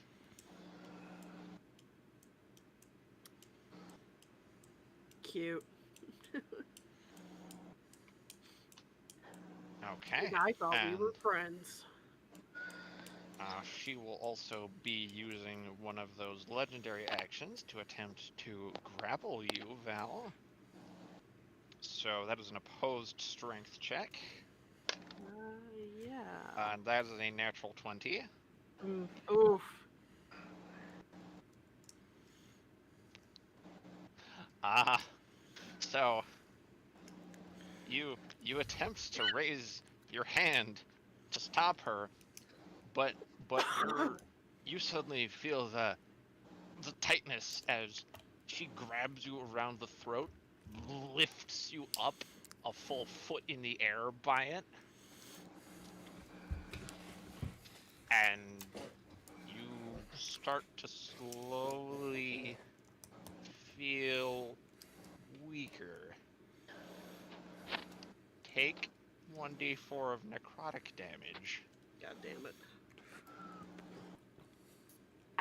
At least it was only a D4, at least. It was This only a time. D4 and I rolled the lowest number you could get. Woo! It was a D4 this time. Yeah, that is very true. You witness those wounds on her wings look very slightly healthier.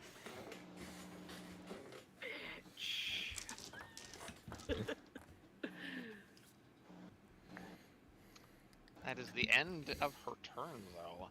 And Barrack, it is now your turn. I'm gonna make it's a dex saving throw. Indeed. For a 10. Oh wait, 10 plus a D4 for a total of 13. I'm not sure if I'm in range of Gideon for 2.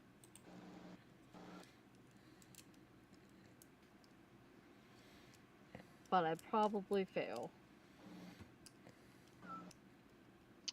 You indeed do. So that is 3d6 bludgeoning, and you are now restrained.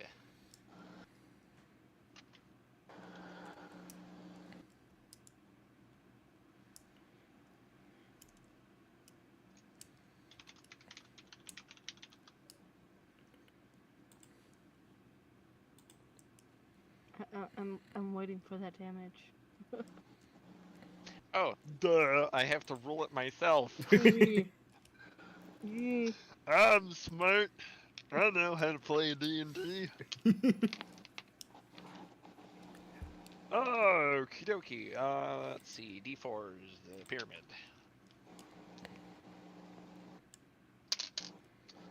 It is 2, 2, 3. So that's 7. that's 7 points of damage. Yeah, 7 points of damage. And I am restrained. Oh, I'm stupid. I just rolled D4 instead of D6. Well, congrats. You just took less damage than you should have, and I'll roll with it. Potentially. Yeah.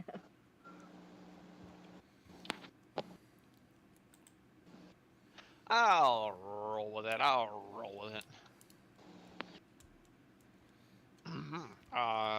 Go ahead though. Would I happen to know what level? I'd probably take a moment to just what level was dominate person cast at? You. Would I know? Since you are a knowledge cleric, I will give it to you. You are aware that it was cast at its normal level. That is 5th level.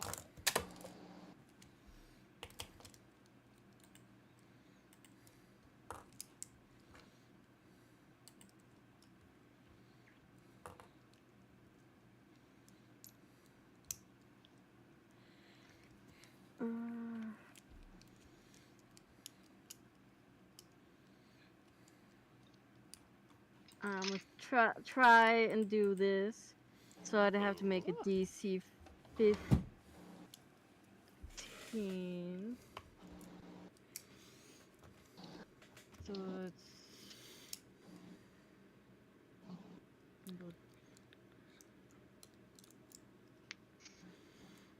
golly, you know. Which Are you, I are you do. gonna try I and do end the make spell? it. I am dispelling dominate person on Mara. Oh. Oh boy. So Mara, just real quick here. You feel like, oh, she's the best lady. I just want to do whatever she says. She's my best friend. And then suddenly you're like, whoa, weird. As you are freed from that doe-eyed, dopey obedience you were previously experiencing. All right. And action. And I am restrained. I don't think I could. Well, I'm checking up what restrained is. At least. Restrained. A restrained creature's speed becomes 0 and it can't benefit from any bonus to its speed. Attack rolls against the creature have advantage, and the creature's attack rolls have disadvantage. The creature has disadvantage on dexterity saving throws. Now, for the sake of the spell you are in, let's see. A creature restrained can use its action to make a strength or dexterity check, your choice, against the caster's spell save DC. On a success, you are freed. Yeah, because I did use my action to dispel the magic on Mara, so I don't think I could do that to get out. Correct. So that'll be my turn. Duck in the. Alrighty, get in. It's your go. Alrighty then. Alright, so let's see. Mara. Alright. Ooh. I'm thinking what you can do. Yeah, Would the you bear- consider lay on hands a spell, or that just an action Gideon can do? Lay on hands is an ability, so it is not a spell. Alright. Then, Val is currently being choked out by your girlfriend, and I And know he would Barrack's really yeah. appreciate it if he wasn't. And then you also have Barrack restrained. alright. Okay, I have this up. Okay, my bad. I'm gonna check something real fast, so I'm checking a lot. I just want to know my options. So I'm trying to avoid Gideon actively attacking her, but he might have to resort to that. On.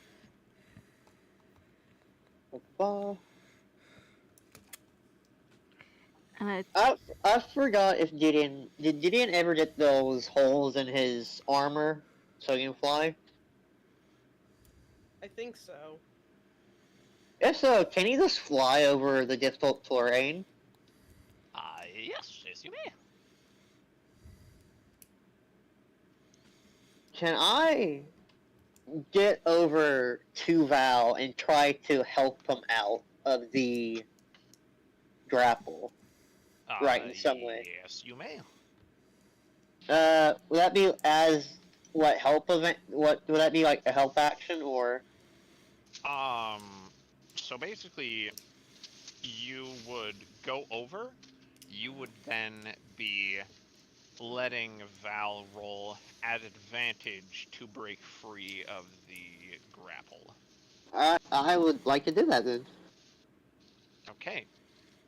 You fly over close enough, and I assume you're basically just grabbing hold of Gloria to try and, like, fight against her own grasp.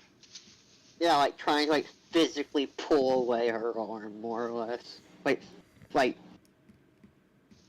pull away her grasp. yeah, loosen the grasp enough so that Val could get out. Okay. At which point, is that all you intend to do? I believe you still have your bonus action. Okay, wait a sec. What can I do with my bonus action? I need to remember. You can cast any spells that are bonus action.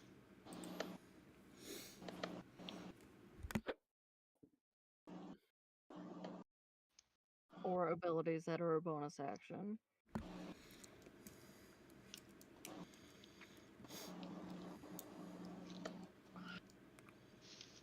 Okay, I'm second. Oof. I check if I have any spells that she can do as a bonus action. I don't think there is, but might as well be aware.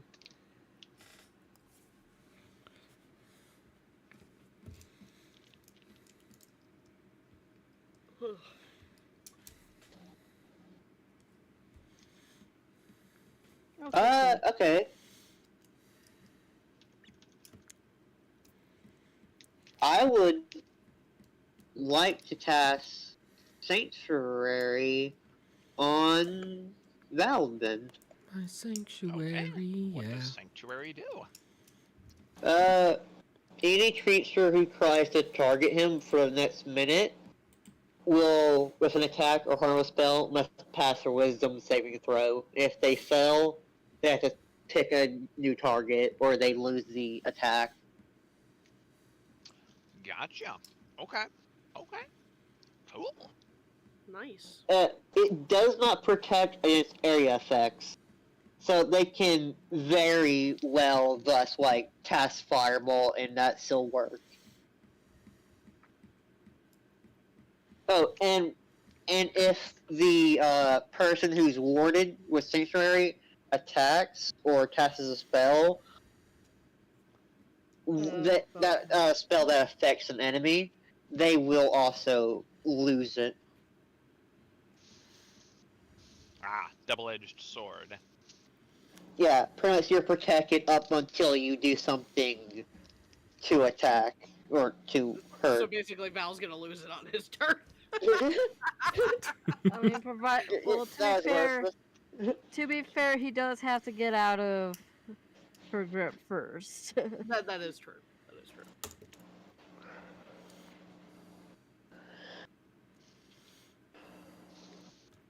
Oh yeah, that would be his turn. Okie dokie. Alright. So Mara, it is your turn. Alright. You just had your brain bits basically magically molested by Gloria. Alright. Molested by Barrack to get you out of the mess that was Gloria. Yeah, it's like more so you kind of felt like you felt the hand that was Gloria take a hold, but then you felt like another hand just swatted away essentially. No, shoot. Get out. Alright. So, how far away are Gideon, or Gloria and Val? About 20 feet. 20 feet, okay.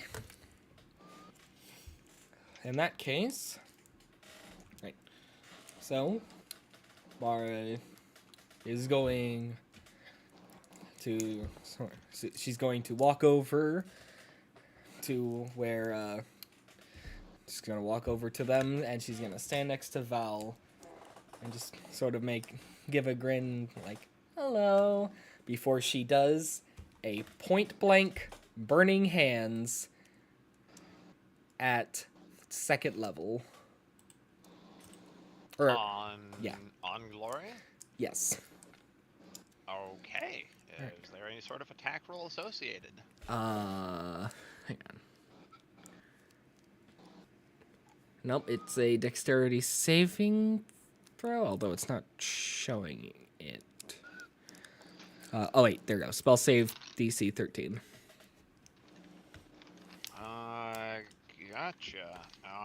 She's kind of holding on to Val and restrained by Gideon, so she'll certainly be making it at disadvantage. unlucky because that first roll was a 19. Oh, Oh, okay. A 10 does not pass, correct? yeah. So that's 46 fire damage. Okie dokie. And I am once again going to use up a sorcery Here point comes the meta magic. for empowered spell. So I get to re-roll any number of these dice. Here we go.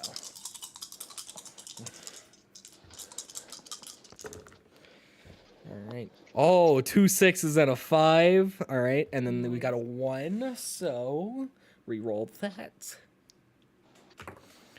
Another 6! Oh my god. Ooh, So dang! that's 18 plus 5 is 23. 23 points of fire damage. Dang, okay. Alright. Directly to Rolling Gloria's out the heavy face. hits.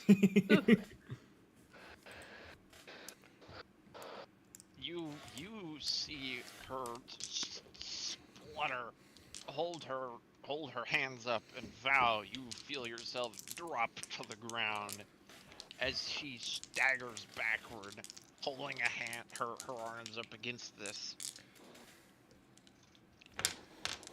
And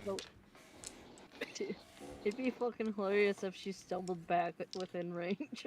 well, I mean, she's already in range, so like at the start of her turn, she'll have to save against that. Like, I don't believe she did like literally walk right into range. Well, I mean, to be. Ooh, when the creature enters the area for the first time on a turn or starts its turn there, it must make a wisdom saving throw. So if she entered it during her turn the previous time, she should have taken a wisdom saving throw.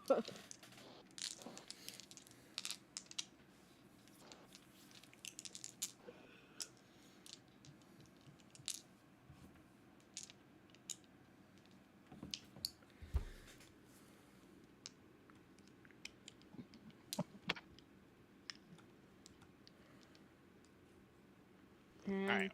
Please repeat that if you would, real quick. Yep. You said she. Wait, did she enter it on her turn? Last turn?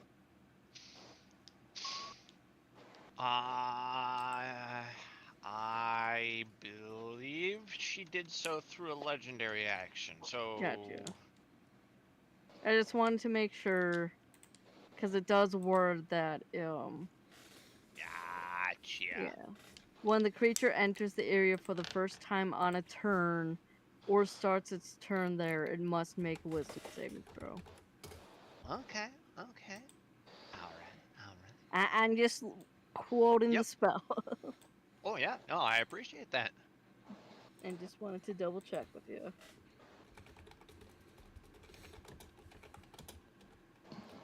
Either way, she's gonna have to make a save when it's her turn. Okie dokie. Guess it's now what, Val's turn?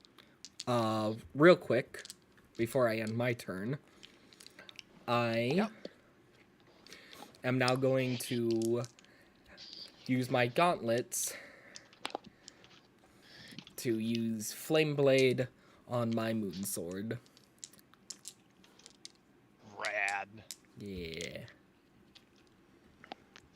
So your blade that is already like giving off this very soft moonlight sort of glow ignites. Fire is red at first, and then it turns into this icy blue, for like the blue flame color from Legend of Zelda: Ocarina of Time. Entirely envelops the blade. So heck yeah. Yeah. And Freaking rad. yeah, and that's the end of my turn. Alright. So then, yes, Val, you're next up. You have been freed from the grapple. I have been freed from the grapple. I am no longer grappled. Is Gloria standing there then? Indeed. Okay. Let me double check something real quick.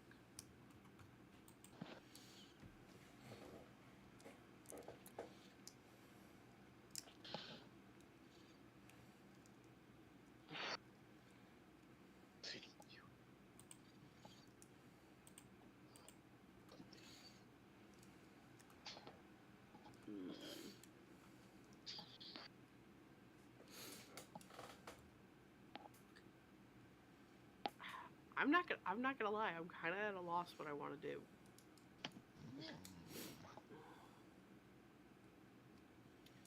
Because Val doesn't want to kill her.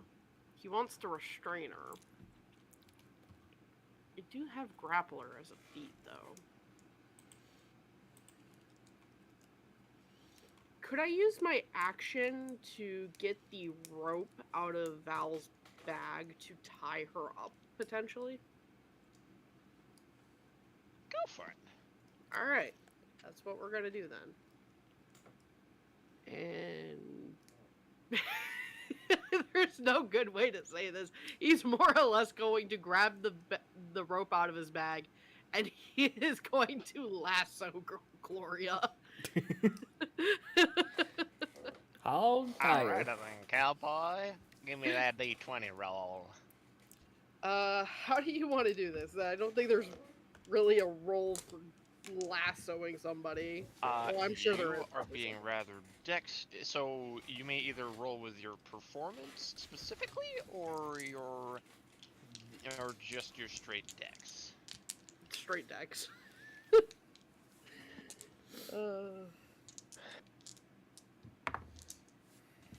Oh no! Oh, what happened? It's a nat one! Oh, your luck ran out. It really fucking did. I should have known when I rolled 2 nat 20s pretty much in a row. I just thought it was the dumbest joke. Oh, he wasn't meant to be a cowboy, guys. So you get this rope twirling, you get it like up above your head in just the right spot. Honestly, you're not sure how. You go whop, and then suddenly it hits you. You forgot to keep holding the rope.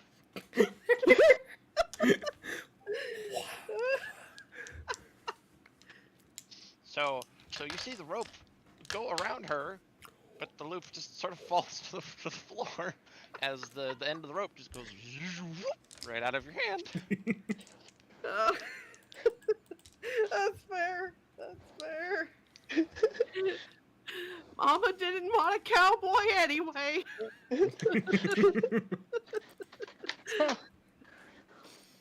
I'm just gonna end my turn there on shame. I'm just imagining this look on Val's face of like, oh. It's a perfect nope. I didn't want to do it anyway. Utter I was gonna defeat. say that with the rest of his turn is just spent stunned that he failed that hard. Reminder, they're one free try per quest.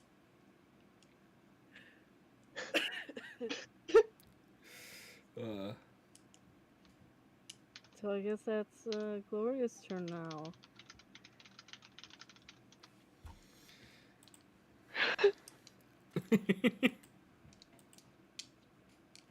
Yeah, I could definitely see that. Oh, beautiful.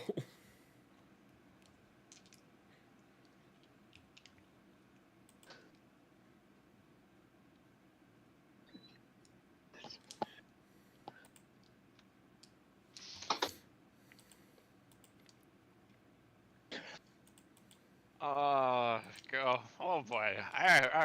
Alright. So that was wonderful. She sort of looks at the rope, now looks at you. That was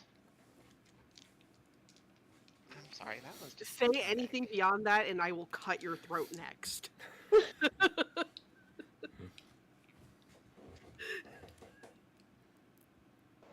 She shrugs. What was that check she needs to make at the start of her turn, by the way? There, Wisdom. Wisdom. Okie dokie.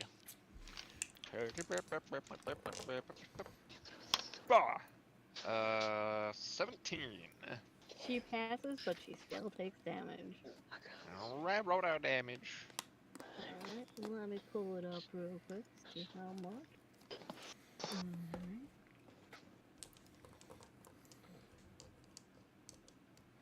She still takes 7 points of radiant damage. Alright. Cool. And her speed is halved. Alright. So if she says that, you see one of these little lights just go cow and strike her with lightning, so she goes like a for a second. So she growls, turns to you, Barrick,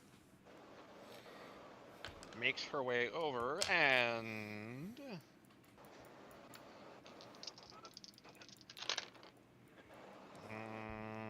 Oh, that was a lot of does dice. a 13 hit? Or no, 14 No, actually. No, it does not. Okay.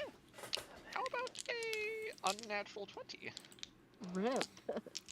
Oh. Alrighty. No. Alrighty.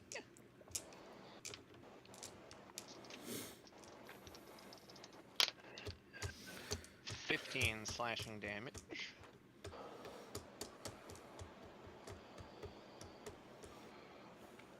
And we're gonna use one of those legendary actions to. That doesn't hit. And then she. You know what? She's gonna try and grapple you as well. So that's another legendary action. So opposed strength check, please. Alright. Almost did a saving throw. Which is not what it is. Probably not. What did you roll? A 7 total. Oh, you succeeded. So Holy shit! Oh. yeah, you feel her hand go for your throat. Both of your hands, like in a panic, just grab hers, and it's that you're both struggling back and forth. Which is hilarious, because he is still restrained. He's like, despite being restrained, he's just like, nope. Cue the anime music. Yeah, it's basically you stopped fighting the tentacle trying to squeeze the life out of yeah. you to prevent her squeezing the life out of you. Word? Pause? He heard Oh, tentacle yes. and his mind went racing.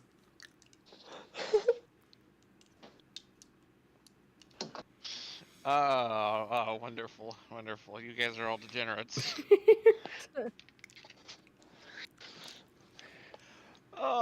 So yeah, you wrestle her hand away from you. And that will conclude her turn.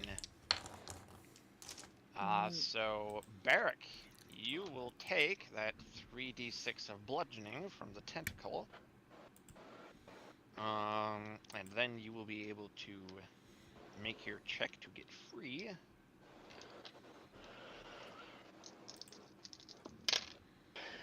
That is a solid 8 bludgeoning damage. Alright. And then it's what, a strength check to get out? Or dex, your choice. It was a check and not a saving throw, right? Correct. A 16. That succeeds. So after you just saw yourself like outdo Gloria's physical power there, you You feel this sudden surge of dwarf manliness. And then you just go like flex, and pop! The tentacle just explodes to go out from around you, leaving you with this manly glisten on your muscles.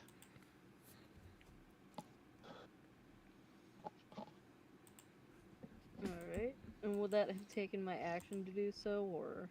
Allow me to consult the spell. Because I wanted to make sure. Because it will depend on. Yes, can use its action to make a strength or dexterity check. Player's choice. So that did consume your action. Cool, doesn't matter. I still have a bonus action. Spell I could use. And I'm placing it right on her. Just about. What spell is this? It's a little something called. Thank you, Val. Thank you, Val. Thank you very much. Yes, it is indeed. Oh my god! Our dear man Armstrong is functionally what what Barrick just did. Little sparkles included. To keep on that, he did cast Spiritual Weapon, which, quick description of Spiritual Weapon. Barrick created a floating spectral weapon within range, which he would have dropped right on top of Gloria, just so that he could actually hit with it. Okay. When I cast a spell, I can make a melee spell attack against a creature within 5 feet of the weapon. On a hit, the target takes force damage. Bonus action. It's a bonus action spell that I can move on my bonus action. It does take whatever form I choose. It would probably be some sort of book.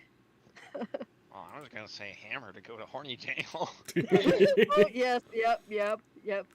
Bonk, go to Horny Tail. We have to continue with that trend, considering where we are. So he would have dropped it within 5 feet, so that he could, immediately take a hit with it. Alright. If you look at roll 20 real quick, it did net 20, yep. Yeah. Alright, dang. Okay, roll your damage then, jeesh. So, 1d8 plus.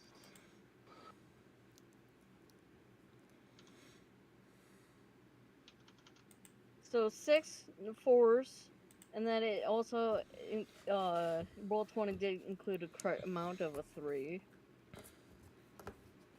and that's if you choose to do the crit like the.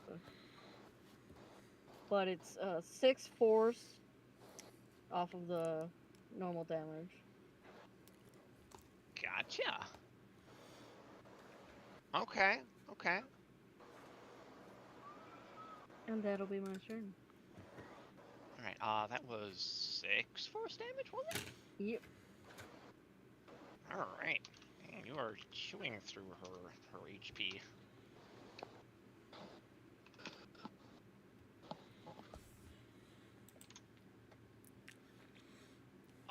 Would dropping a shield cost an action? I would say not.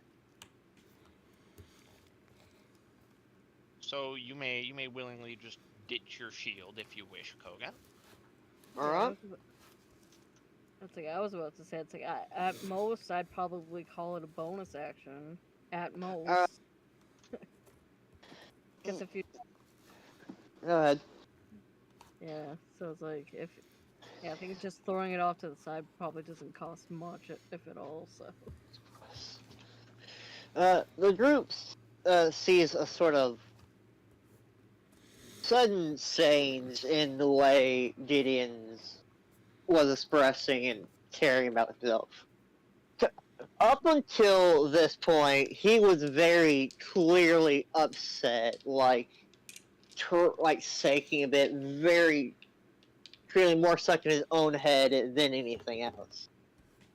But sometime during this battle, or during one of the turns, it's like a flip has been switched, and Gideon is suddenly back to not quite himself, but he's clearly now concentrating on the battle itself. He is much more like taking an active interest in this.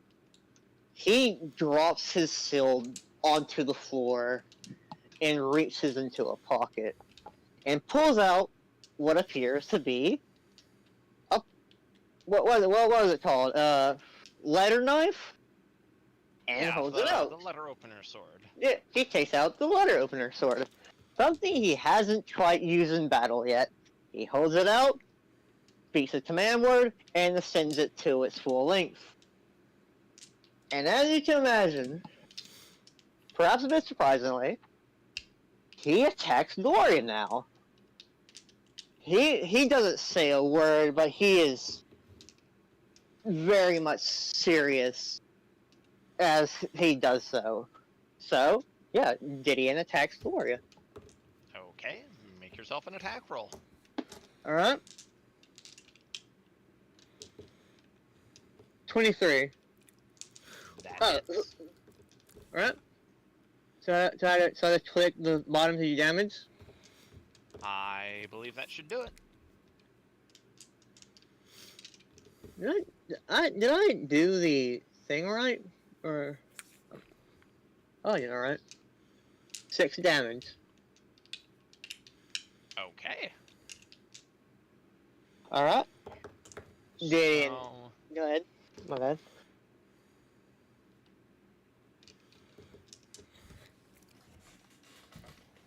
so you all see this sudden shift in Gideon. You see him raise this blade and take a strike.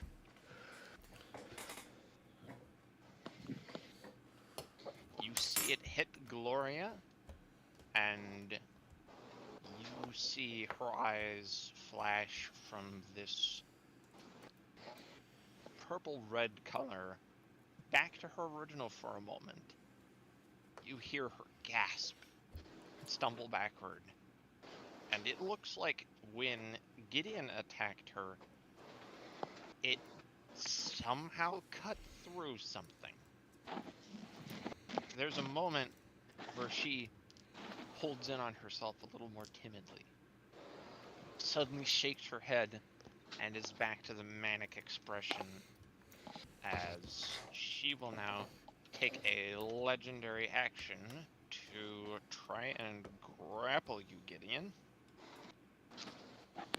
So that is one opposed strength check. Pretty please. Alright. So I'm assuming I just... Alright. Yeah, you'd roll your strength.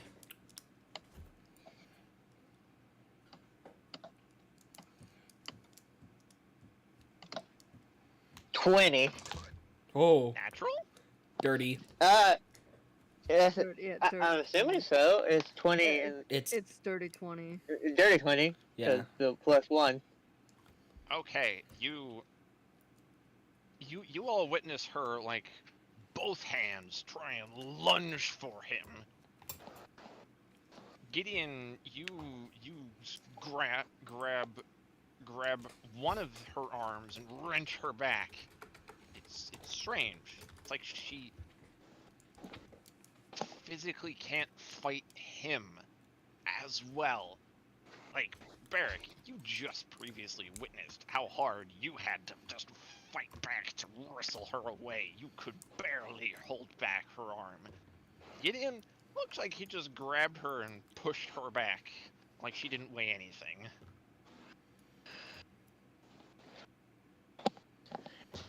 Gideon's grip on the great sword sort of tightens for a moment. He exhales, and the expression becomes that much more determined once upon realizing, yes, the attack actually worked, and it seemed to bring her back, at least briefly. And so, he uses his... I'm going to use the proper word. he uses his extra attack to strike once more. Okie dokie. And this time, I'll have Divine Smite on it, so if it hits, it'll do more damage. Alrighty. Ooh, that's Net 20! A nat 20, alright. Oh boy. Alright, roll your damage and then roll that smite damage. Alright.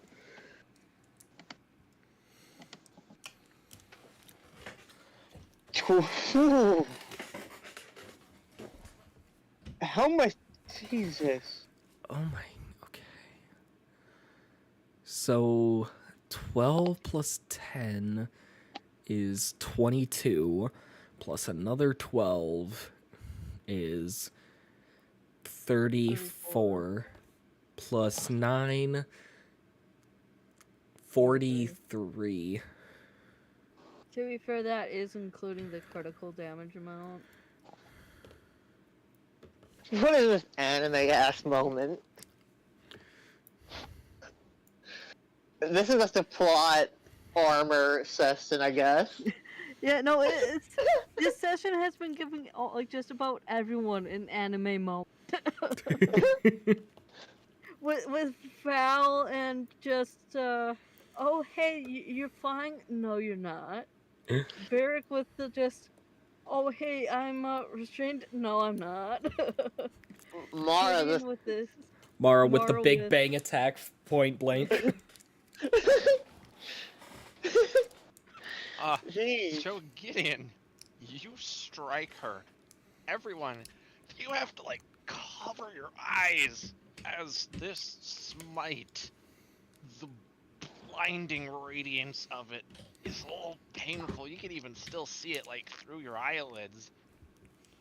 There's a sudden like crack of thunder, and you hear a whoosh, thump, and you hear Gloria go,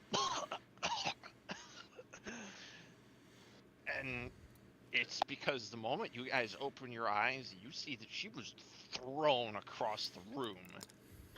She impacted the wall, is sliding off of it, and slumps down to the floor. And you see this sort of purpley red blood just cough from her as she is curled into the fetal position there.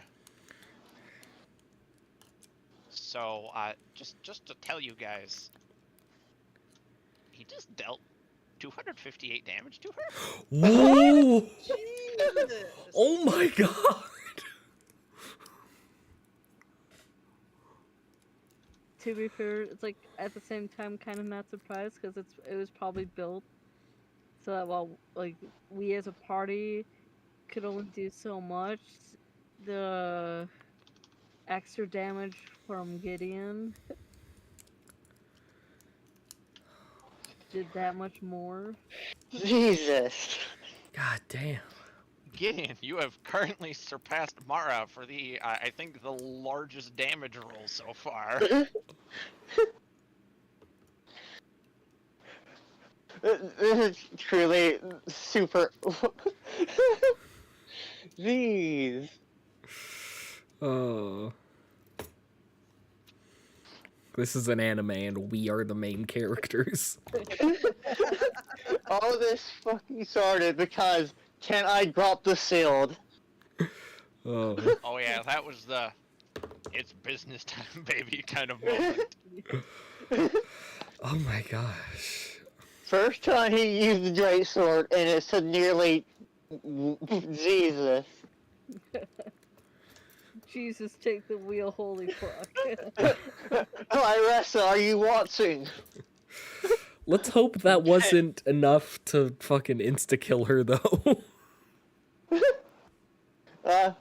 So you say that, you see her slowly stagger back up to her feet. Now her eyes are brightly glowing. There is this pinkish mist rising from around her eyes. And she smiles. She's like, "Finally, you noticed me, Gideon. I've only been waiting so long. Now I just have to have you." And she immediately will use another of her legendary actions. God, she's not She even. Oof. She will leap right back towards you, Gideon, and will be doing another grapple check on you. Alright. So she's not even out yet. Oh God. Yeah, I keep on forgetting it's not her turn. Because I'm just like, if Gideon's in range of within 15 feet. Yeah. 14. Aww. Oh, it landed cocked. Oh, it hit another dice. Rip. I feel that. What did you roll? 15? 14. 14? Oh, you guys matched. Uh, What happens if you match with grapple check? I Um, hold on. I mean, I'm fine with ruling it. Grapple They like struggle, but I have the actions pulled up. I can look it up right now. Hold on. I have the blah, blah, blah, blah, blah. Ba-da-ba-ba-ba, not sponsored. If you see, he says it. So it doesn't say anything about if you have these matches. This says you have to Wait a succeed. minute. Isn't it whoever has the higher Yeah. strength modifier? Yeah. wins? I think yeah, so. I've seen some people rule that way. If they yeah, match, they look at the I like that. modifiers. So Gideon, what is your modifier? What's like the little number under the big number with the plus? The +1 big number? modifier. The Or small the number small- underneath In roll it. 20, Gideon- the modifier is on top. Yeah, Oh, Gideon. oh, okay. Yeah, Gideon has a +1 modifier. Ooh, then that means she would succeed. Oh. So she grabs you, Gideon, by both shoulders, yanks you down to her level, and she kisses you. Oh God. Like, from what little I know about succubi, oh fuck. Uh-oh. So since this is a greater succubus, you know this is very, very bad. Oh, no. So Gideon, make me a wisdom save at disadvantage. Disadvantage wisdom save. Okay, the only saving grace is that wisdom is my highest saving throw. Better roll good, kid. Yep. Hello? Okay, I accidentally. Okay, there we go. 11. Well, I misclicked. I took it again. 11 is what I got. Okay. Alright, you're lucky. That's like just enough. Oh. It almost feels like for a second you feel this want to let every sense of yours just wash away. It's almost like you can feel every logical conscious thought starting to flush out of your head. Mentally, you grab that, you pull it back from this precipice. You are able to prevent it, and in return, you see her whole body recoil as she staggers. You hear this pitiful whimper of pain as she's now holding her head, stumbles down to her knees, counting her as prone. Ooh.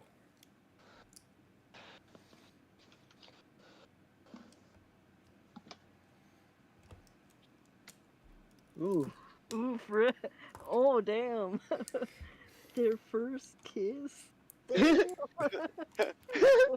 Their first mean- kiss and Dee nearly dies from it, Lamau. You can't lie, it's memorable. It was certainly a fire of a first kiss.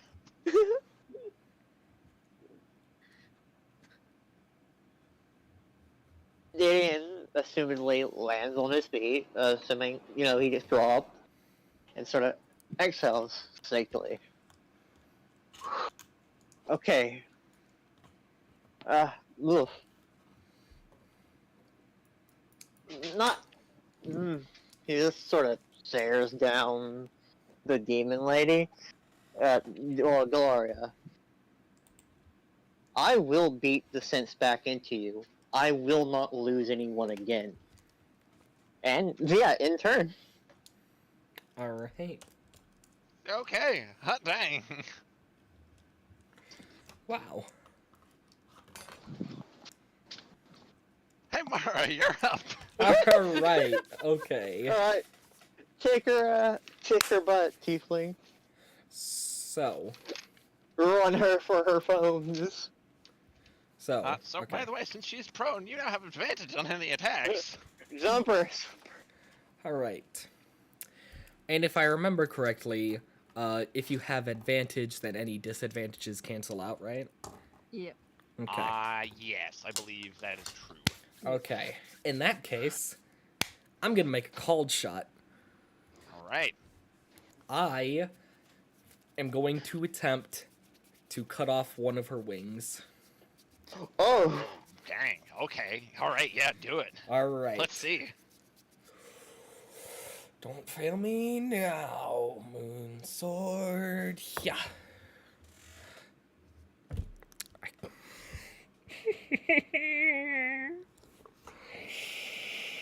I got a nat one. I got a nat one. Oh. That's rough. You get like so pumped. You're so pumped. You're so excited. You're gonna do this. You're gonna look so cool.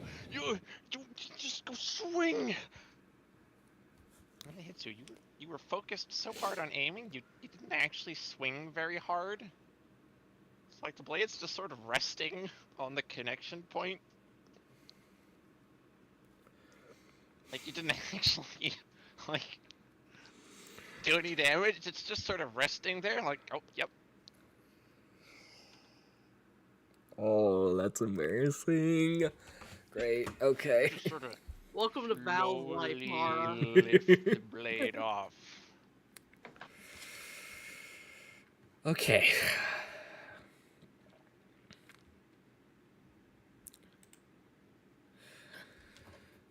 Alright.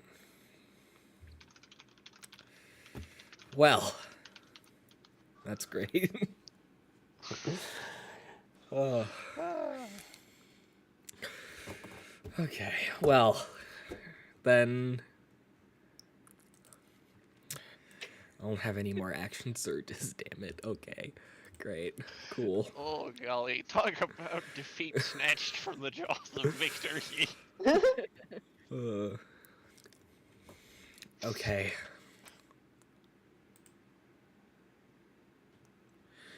Okay. So, since that failed, I am going to use...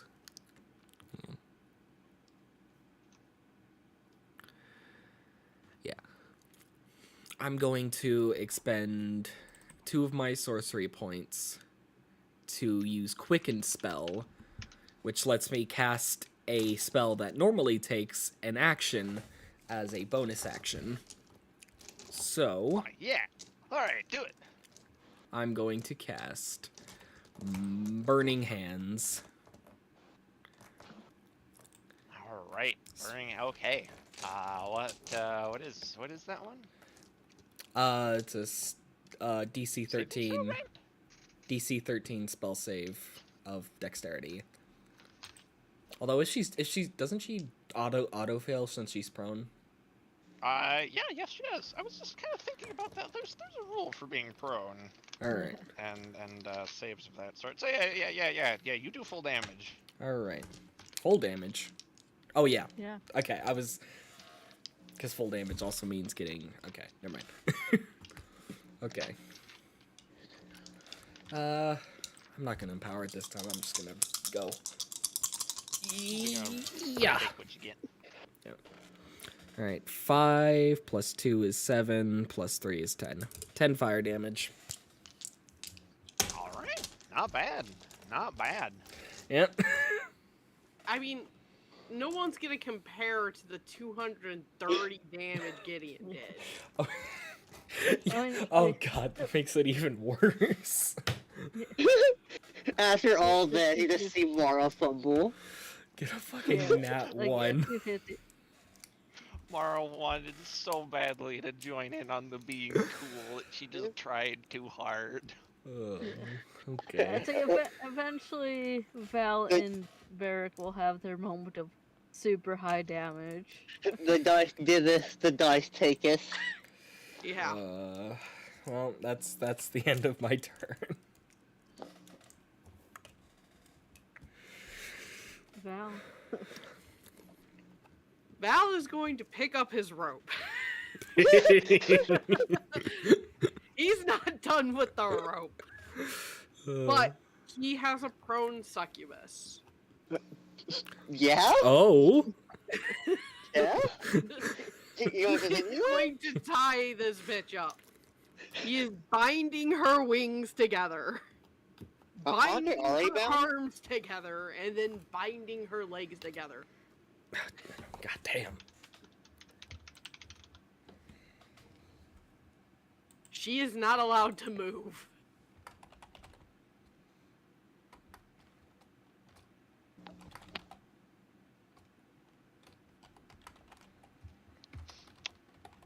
Gotcha.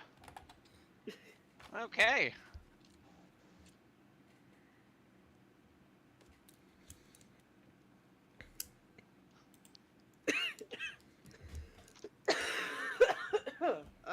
Excuse me. Oh, thank you, Mara. I was going to find one myself, but it looks like you're a step ahead. Had to be Jessica Rabbit too. Of course, for British culture. Pop culture. Yeah. At this rate, I will allow you guys to end combat as she is not actively fighting this.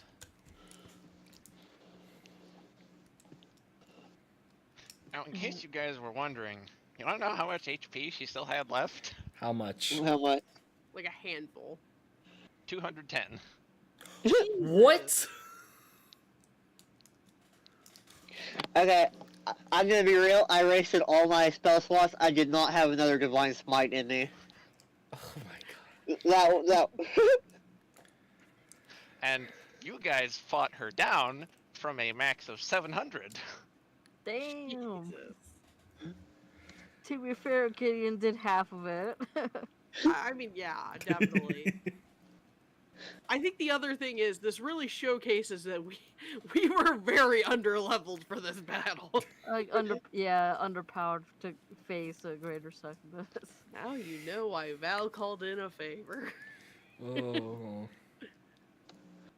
That was probably the most lucky series of dice rolls I've ever had. After failing hard. That was the best possible time to get a nearly maxed damage roll. Yeah. Okay. Oh. So that is combat ended. And Ooh. it's now that it's starting to really set in. Just ooh, ouch, yeah, ouch. How all of you are after having. I think some of you took certainly a beating. I somehow am not below half health yet. Mara didn't I take. don't Actually, I know think how. this is the first time you've taken a combat and you haven't been reduced to below half. Yeah, yeah. What's funny is Mara didn't take any damage from this fight, but she did Oh get shit, healed really? by. Yeah, but she did get healed All by the- Gideon, so she actually gained health in this fight. Yeah, all of the injuries that she has taken was from getting into this area. Yeah. Oh my Yeah, god. same with Gideon. Gideon's at like roughly half health, slightly less, I think, and that's from getting like Zap Melissa.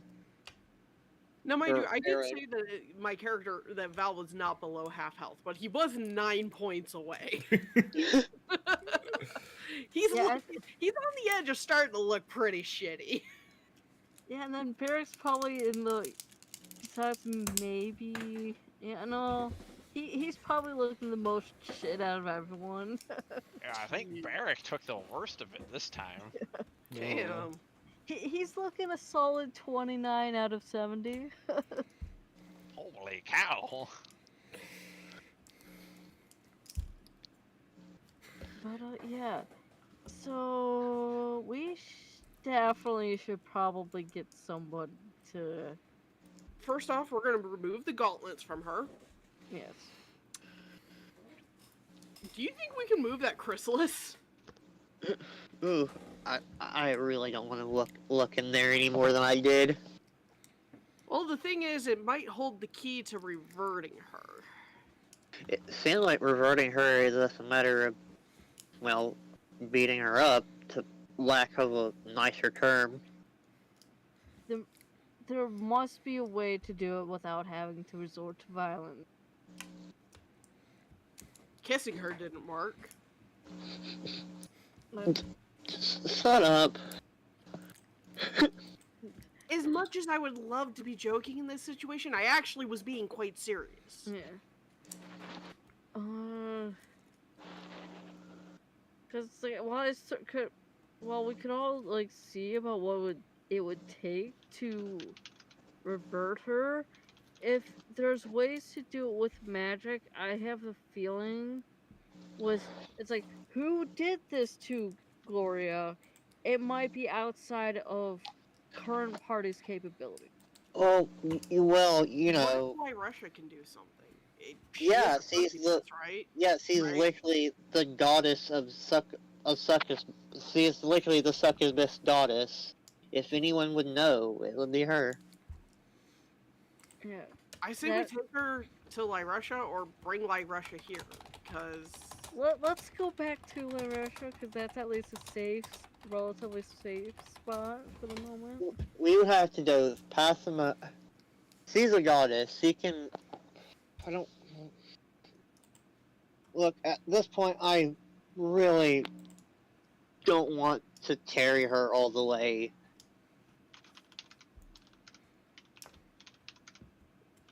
Kimar, we do have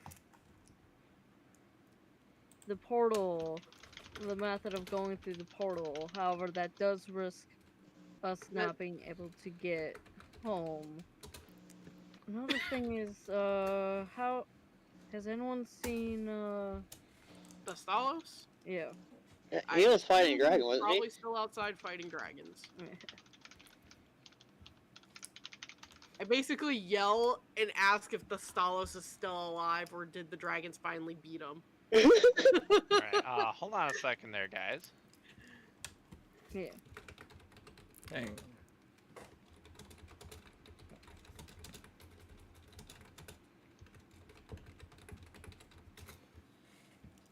Lana doing checking something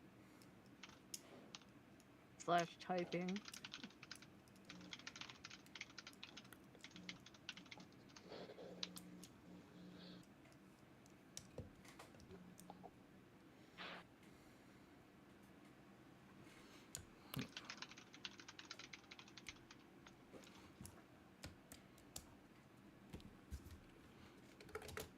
Oh, there's a thing being figured out, so. We're figuring out if the Stalos got his ass kicked by some dragons. So before you are able to ask that, you all, like, you're all standing, and then suddenly, all of you feel an enormous heavy force shove on you, so suddenly and powerfully that you are just flat on your faces, just pancaked onto the ground. And as you try and scrabble to fight against it, it's difficult to even lift your fingers or even like move your head to fight against it. Oh, not a happy camper. Not a happy camper at all.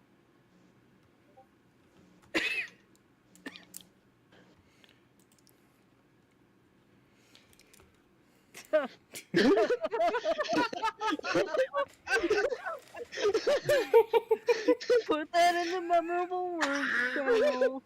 Put that in the memorable words channel. Oh.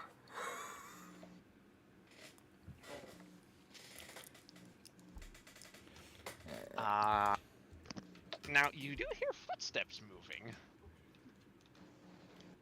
Which direction?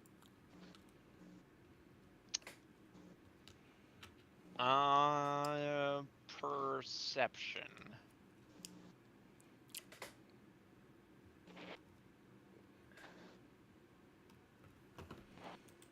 All I hear is footsteps. I don't know what direction. What the fuck are footsteps? Perception? Not one on that. Perception sec, right? Yeah. Yeah. Correcamundo. Alrighty. Behold. My. Oh! Did I not click it? Why You isn't it showing don't. up?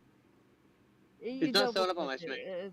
It's showing up. You got a 15. Oh, so I'm not scrolled all the way down, my bad. Oh, 15.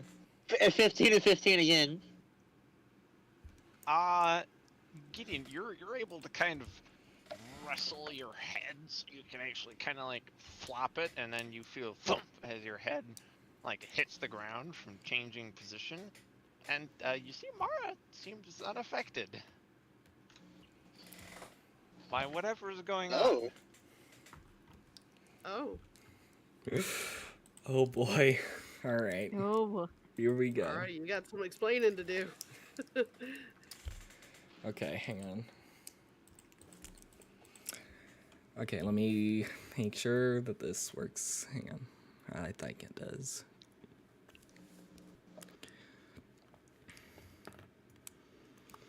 Alright.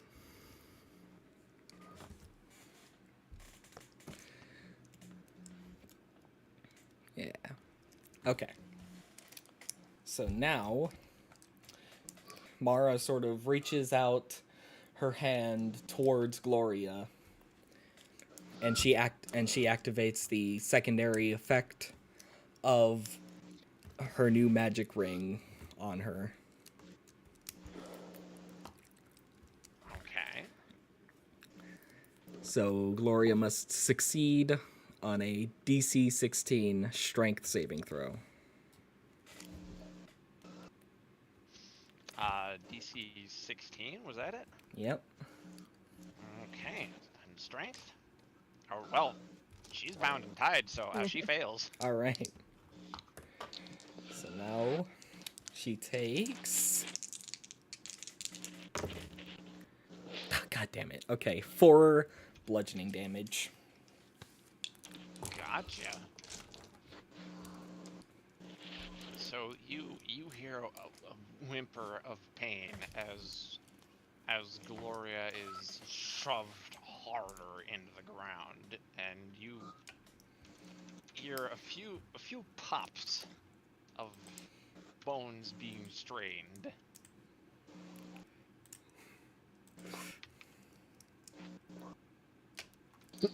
Mara, what are you doing?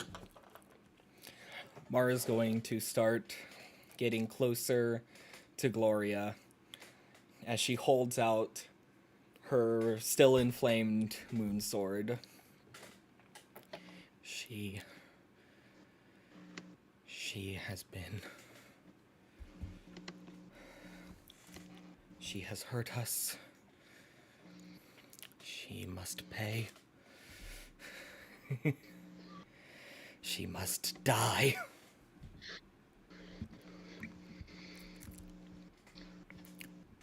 Dean was a 10th whole person. Gotcha. Yeah, Mara, the person who's truly a bit loony. I said stop as he cast a spell. Okay. Or- Mara, I believe you have to succeed against a saving throw, correct? Yeah, it was him specifically. Alright, okay, what's the DC? Fuck, I know. It's 8 plus 2, 2 plus your spellcasting modifier. I'm Well, still 8, yeah, casting. 8 plus 3, because proficiency bonus, actually. So it's 11 plus whatever your spellcasting modifier is. Where would this be? It'll be spell save DC is 13. Okay. And it is wisdom, yes. Alright.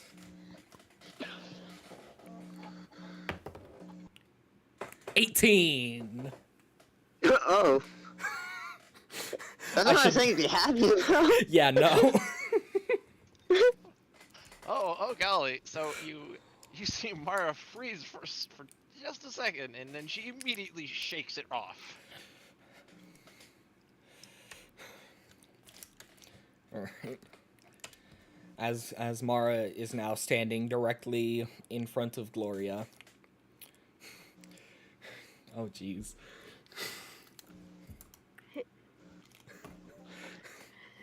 Mara, don't do this.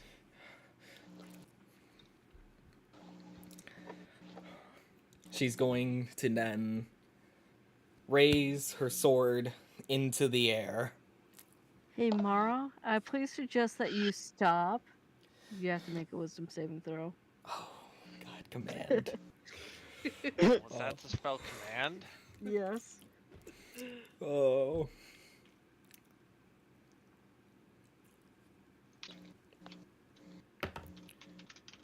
Another 18! Oh, shit! Apparently Mara's allowed to follow through with this. Oh, God. Oh, God. This is your anime moment, but it's maybe not the one you wanted. Oh. Top 10 anime betrayals, number 1. Oh, I went into this fully expecting to be stopped, but apparently not. Oh, God. Can I take a, while this is happening, hey Mara, can you make another wisdom saving throw for me, please? Okay. Oh. It's not surprisingly, it's not something stopping her immediately. Okay.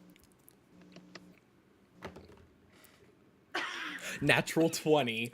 Oh my god. Bruh. Can I? Bruh. The dice gods have said, let Mara have this moment. Oh god. Jeez. Oh god. Alright, can I I? don't even Okay, know if Val can say anything to Mara. can I try one more thing? Go Can I for try it. something? Yeah, you go for it. Mara, calm down. Calm emotions.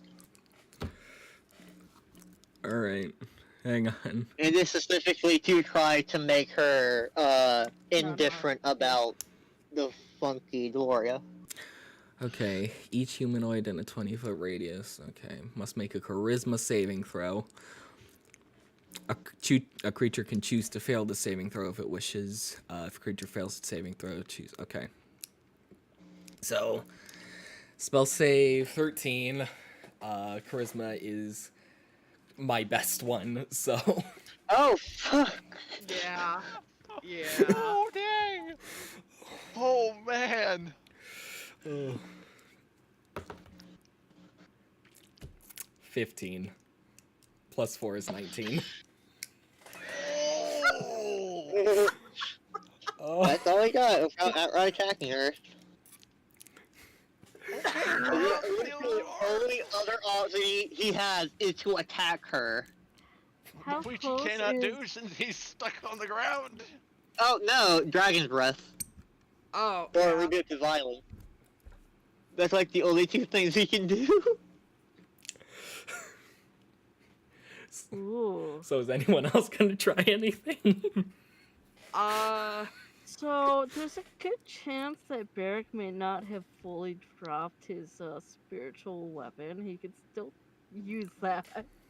You've already designated Mara as a friendly ally. Can you change that? Oh, That's that's a spiritual different spell. guardians. Spiritual Oh. weapon is a different spell.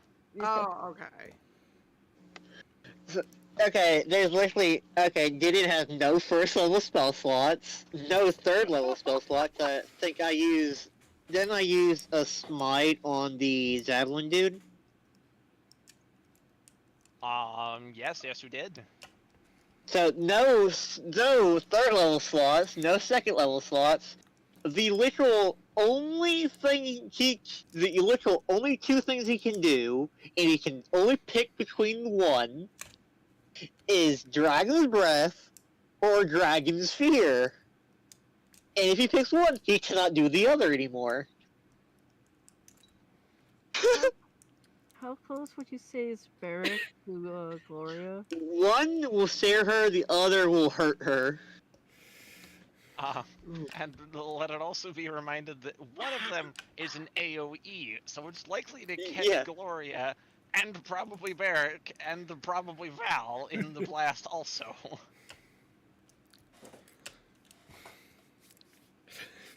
How close is Mara to you, Barrick? No, Gloria to Barrick.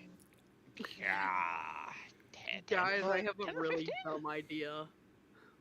What is it? I have a really dumb idea if the DM will allow it. How close did you say Gloria was to Barrick again? 10 or 15 feet. Fuck. Okay. So Val, what's your idea? So Misty Step, right? I can Uh-huh. still use that, right? You can. They're definitely... Mara's definitely within 30 feet of Val, because Val just Yeah. tied up Gloria, right? Yeah. Oh, yeah. Can I Misty Step into the air above Mara and land essentially back down on them with the same force they are using to hold Isn't he holding the down? sword up? Val doesn't care. Val just wants to stop No, Mara. it's probably up at, like, facing down. Yeah. Because Yeah. Gloria's Held tied up upward, on the ground. blade pointing down. Although it is also on fire, so, you know. I mean, yeah, I'll let you do that. Okay. We were throwing everything we have at her, which makes sense. So, Val, in his state of being pushed on the ground by an unknown force, decides to Misty Step his way up above Mara to use that same force to come down on her. There you go. Mara, make a dexterity saving throw. Alright. Oh boy. Alright.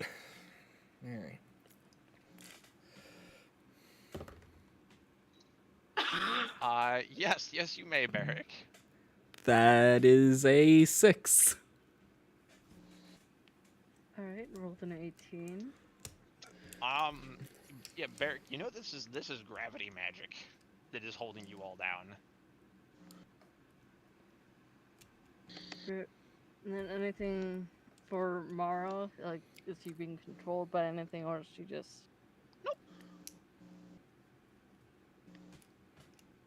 Nope, you don't see any influence on her.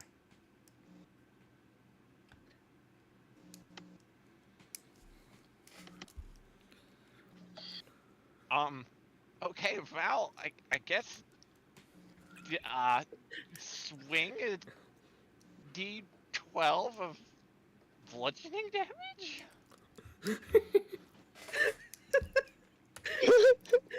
Well, actually, you're being affected by gravity magic, so we'll call it 2d12. Oh my gosh. So, I'm gonna use the dice roller. I'm gonna tell you though, you're gonna take half of whatever you deal. I'm very well expecting that I'm not getting out of this unscathed. If this even maybe starts my death counter.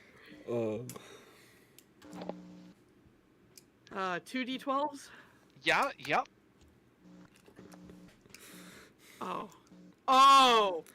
Oh my god, what is the likelihood of that? What happened? I rolled max on both. Oh, Oh, dang. shit. So that's So that is 24. 24. Oh. 40. Yeah, Mara, you are miraculously, you're just focused on this finishing blow, and then suddenly, whammo! Oh.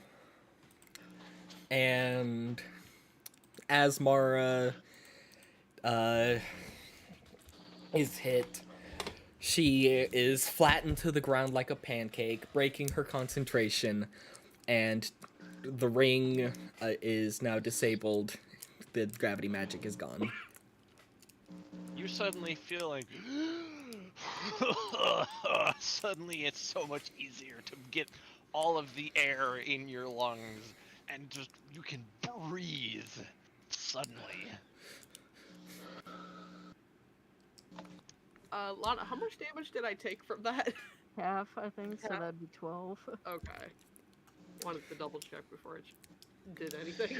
Mara is now below half health. So does Val. Yeah, Finally. part of that was because you kind of impaled yourself on her horns.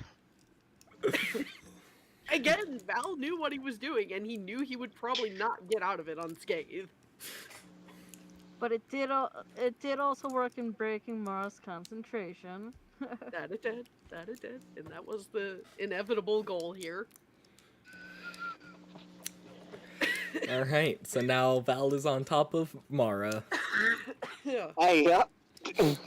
And Val is making about the noise that Fox is making right now. Part of the reason I wasn't muting myself, I figured it was probably fairly accurate.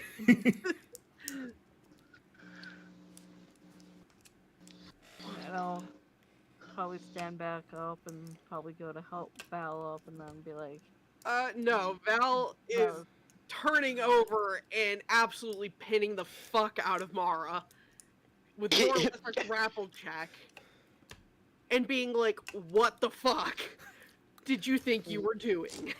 Alright. Gideon is Alright. definitely gonna meet. Go ahead. Mara, Alright. you are prone, so you straight up fail that grapple check. Yep. Like, the moment you try and struggle, you are, boom, pinned. Alright, what were you saying, Gideon? Gideon would obviously and gets up immediately and goes to sec on Gloria. She's a little more worse for wear than she was before. But, you know, still breathing, still kicking.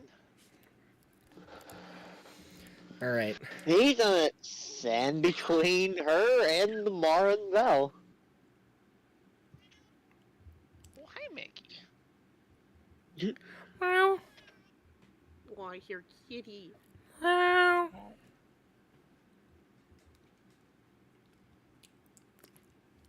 but yeah, Mara, could we get an explanation, please? Alright. So Val, as you now have Mara pinned to the ground, when you look into her eyes, you see you see the same look that dream version of Mara had staring back at you. And it stays there for a few seconds before it fades, and Mara's eyes are filled with first confusion, then utter fear.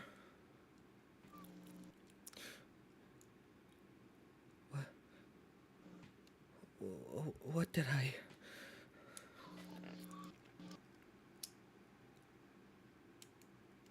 Val has obviously a look of shock and horror on his face looking at that first version of you.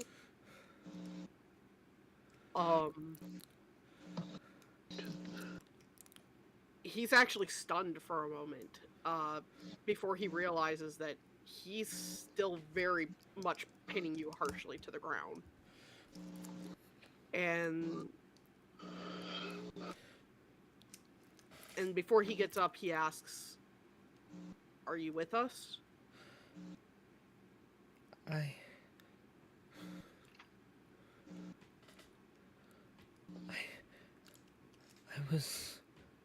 was gonna kill her. I was gonna do it. But you did it. I... We stopped you. And you see her starting to hyperventilate as tears form in her eyes. Val?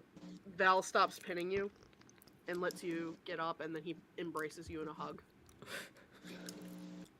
Val? You're Who okay. am I?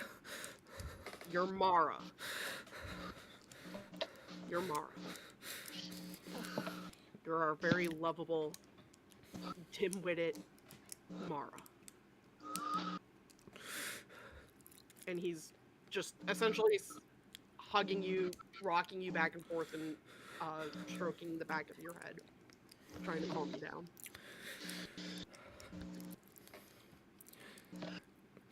Mara is hesitant at first, but she slowly returns the hug and begins to bawl into Val's shoulder. Val just lets it happen. Just soothing you, soothing her, comforting her. You're Mara. You're our Mara. That's all that matters.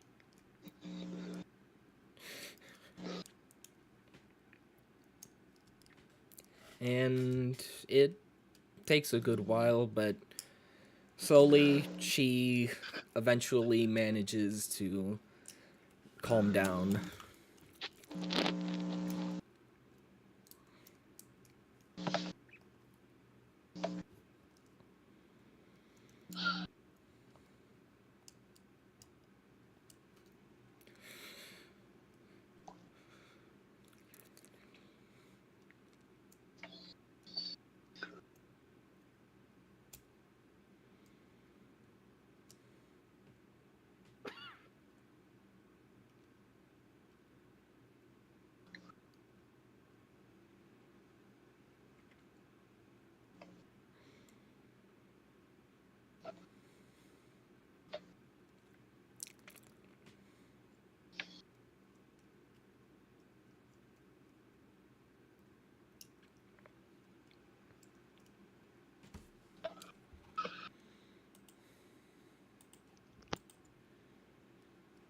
It's now that everything is slowly beginning to ebb.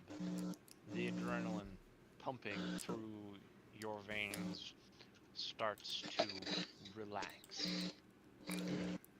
As you look around, you're noticing that you could all hear your heartbeats in your ears, and then slowly it fades.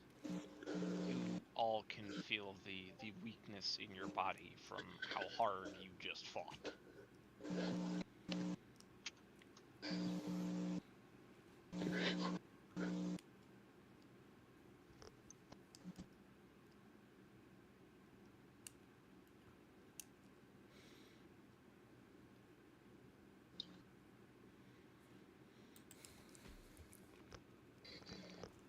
What are you all doing?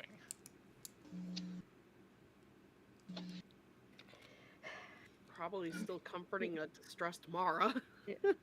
Barrick looks over to Gloria real quick, and is just like, wait a fucking minute. I'm glad I noticed it. I am fucking glad I noticed this. Let's get this particular spell off of you, Gloria. And he Oh, you will finally figured it out?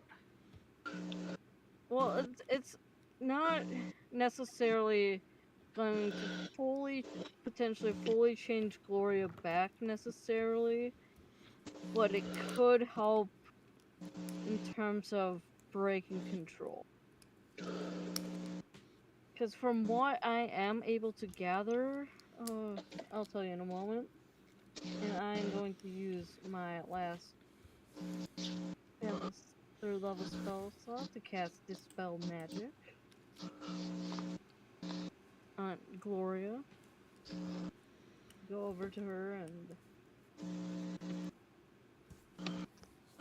Okay. You are casting Dispel Magic. yeah. You all suddenly hear a ringing in No, your that's my bad. ears and Sorry. a pop. You all see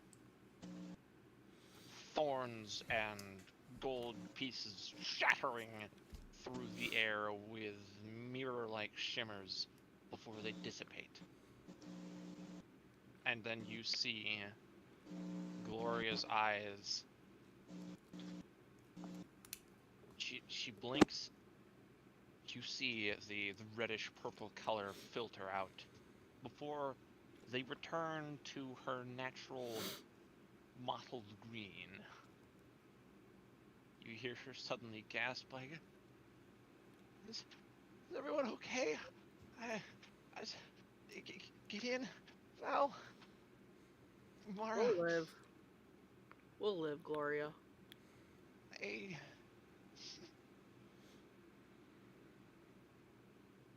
Oh my gosh, did you guys stab me? Not by choice. Okay. Yeah, because Barrick's like probably like right by her due to casting this, like wanting to make sure he casts it on her. It's like we did not willingly do it by choice, Gloria. You are being controlled to and forcibly made to attack us. Okay. We'll get you out of here and get you to a safe spot to help, so that you could recover. Oh, okay. I didn't hurt anybody too badly, did I? Not any worse than we would have gotten on a normal adventure. Okay. Okay. And she passes out. Yeah, That seems appropriate. yeah, like I said, she was being controlled. Thankfully, thankfully I was able to pick up on that. It took me a moment, but it was. So all. Sorry, go ahead. Yeah, it was. From what I was able to recall, it is a. It's not necessary. You could get it relatively early in terms of spell casting, but it's. From what I recall of it, the spell is called Crown of Madness, and it essentially charms somebody to work for the spellcaster. That sounds about right, honestly. That seems to check. Not that I doubt you or anything, obviously. As for what you asked, Gideon, yeah, everything's still there. Tail, wings, horns, every other physical change which has happened to her, it's still there. At the very least, I was able to, magically free her in terms of control. Physically, we'd have to find somebody who's able to do it. If provided if that's something that Gloria wants to go through.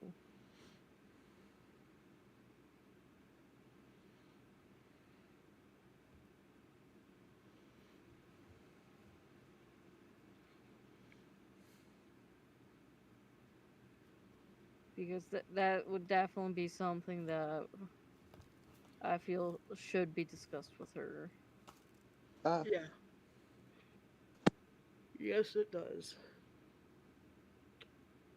Val goes to stand up, wincing, I would imagine, in incredible pain. Oh yeah, it's now that you are physically aware of the fact of, oh, I gored myself on Mars horns, and oh boy, you're a little woozy from blood loss at this rate. So you sort of go to stand and then crumple onto the ground, like you know that those times where you stand up too fast and all the blood goes no, and then you just go Yeah. flump. Yeah. Yeah, you just crumple. Would I be able to use my fire magic to try and cauterize Val's wounds? Yep. You'll deal like 1d2 of fire damage, but if you, yeah, we'll say roll a d6. If you get a 4, and if you get a 3 or better, you'll be able to do healing also. Okay. Mickey, I gotta finish the session. She's still like a couple minutes. I got a 3. Yeah, okay. You may now roll as a normal cure wounds. Alright. Okay, cure wounds. Let's see. You cast it earlier, Gideon. Let's see if I can find it. First level is 1d8 plus spell casting modifier. Okay. That's just at first level. Okay, 1d8 plus spellcasting modifier. Oh. 8 plus... 8 plus 4. Because you're a sorcerer. Yep. 8 plus 4 is 12. Woo! So you feel that fire hitting your chest, and then the as you feel the wounds close. Still painful, but it's that mixture of pain nice and relief. ouch. I know we're all not looking the best right now, but I look like hot shit. we all look like hot shit. You look uglier than I do. Should we try and either go talk to and stop at Rashiva to rest, I or should we head don't- back? I don't care. I want out of this shit faces fucknut castle. And if I have to drag my body through the river of Styx to do it, I fucking will. One moment, please. Did anyone go around and use his remaining lay on hands to heal everyone up by like 5 hit points?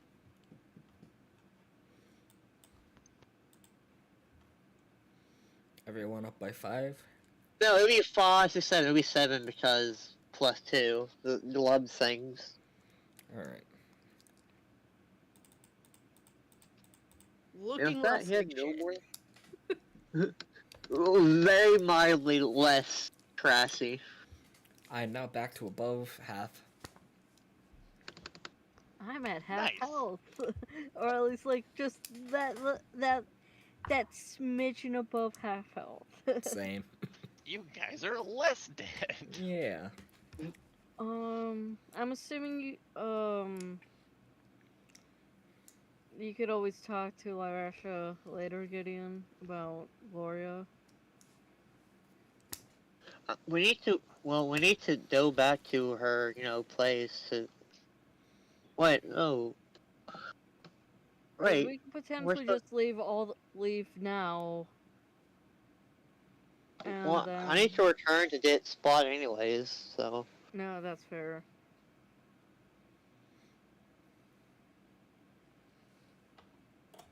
Let's just start heading back, and we'll just figure it out on the way. Again, I just want out of here. I'm done being here. I'm done existing here. I want out. You think you beat the dragons? I don't know. I really hope you did, because otherwise it's gonna be a shitty walk through there. And I'd rather try Uh, and stay. I, It's like, I and can I'd carry rather- Gloria. Yeah, that works. And it's like, I'd rather try and save the what charge or two we have left for the staff until we need it.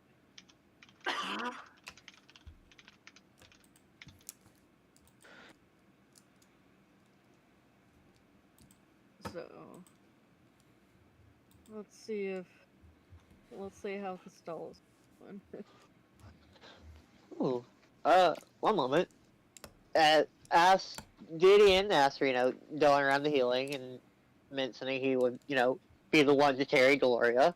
He sort of pauses, looks over to he looks over at the throne. He heads over. What does he see?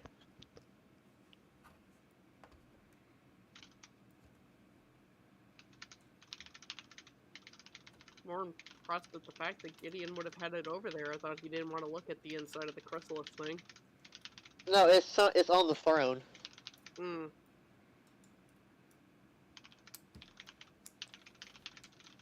The typing. It's always a great sign. It's always a wonderful sign. Mm-hmm.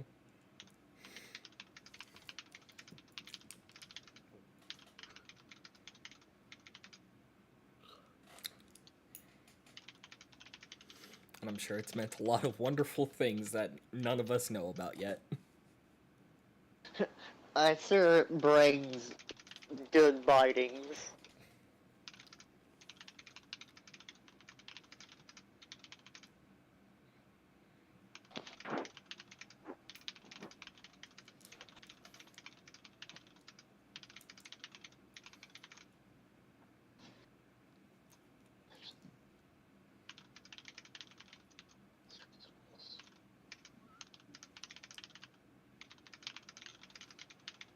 Man, that's a lot of typing. It really is. I'm terrified of what is going to be said. Yeah, it's like, what did Gideon see? What did Gideon see? We just want to know what he saw.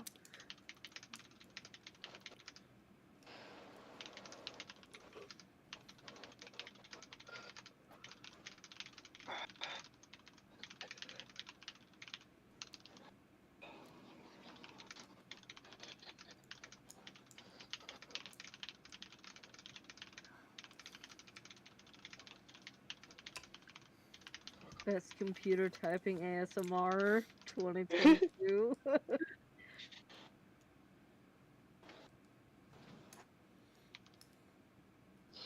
There you go. Terrifying.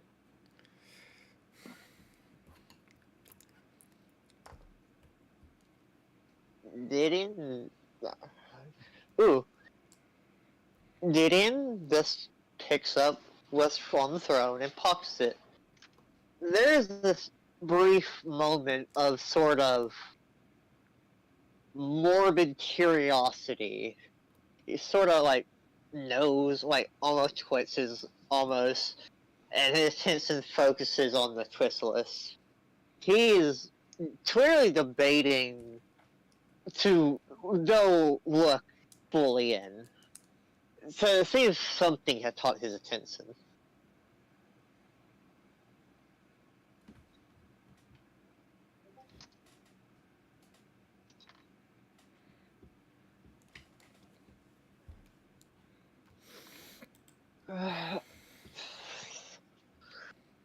Okay.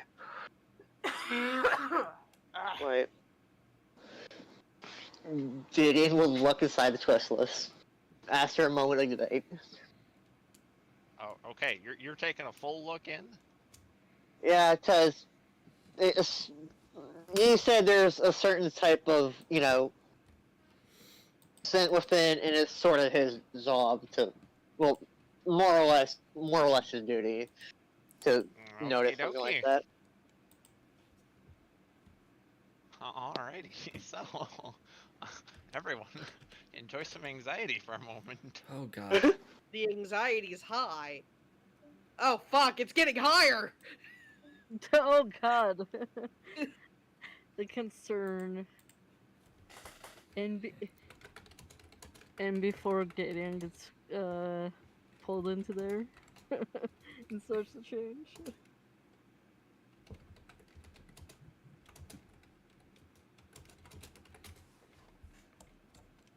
And also in before it's stuff relating to his backstory.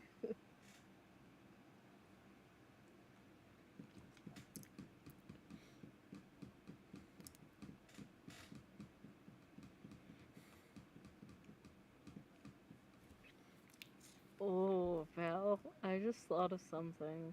What's that? Val is going to be the only check that Barrick had.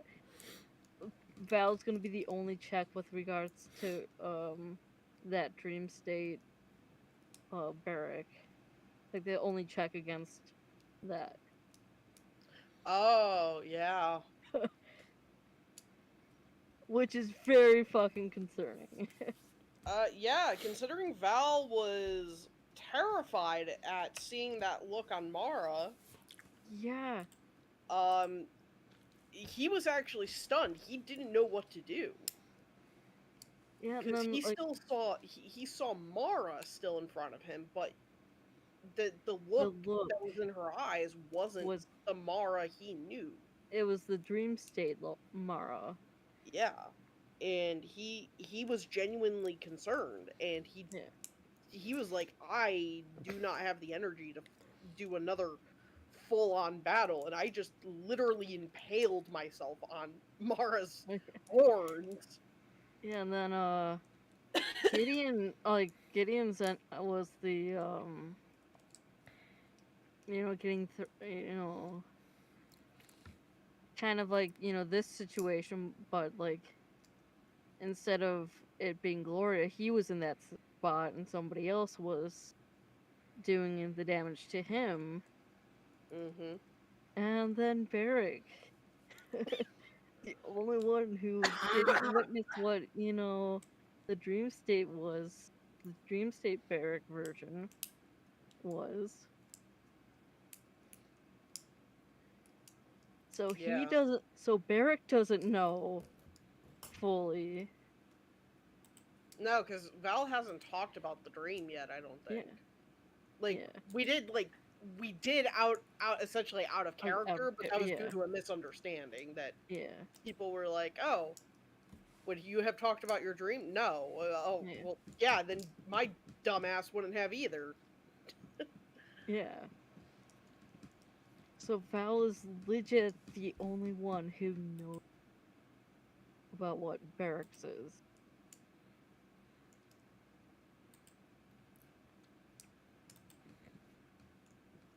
So. Yeah, that's. And considering. I feel I'm gonna have to take like a special skill in slapping people because I feel like Val's gonna be doing a lot of slapping here soon. Slap the fuck out of you! Slap the fuck out of you! Slap the fuck out of them! Because it's like that out of character, just knowing, like Barracks is just like, it's like Mara's is bad, Gideon's is bad, Val witnessed it all. Barracks is fucking like outright concerning, like. Bro, that was like some mad scientist dictator level bullshit that was going on there. Yeah, like, yeah, it's like, and I said, it's like Mars is, already bad enough with, the face of Mara, but it's not Mara, and burning shit down. And then Barrett's just, oh yeah, he's has complete control over an entire civilization, and Literally enforces sitting there his will toying on with it. Yeah, and like legit, does whatever his fancy essentially is. It's like Barrack right now, he's kind of like that neutral. That's like lawfully, like very much evil, like lawfully. Yeah, I would say it's lawful evil.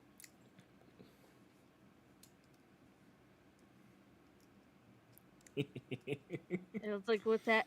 What are you giggling about, Mara? Just something. this whole thing. Oh. Oh yeah, everybody needs a fighter.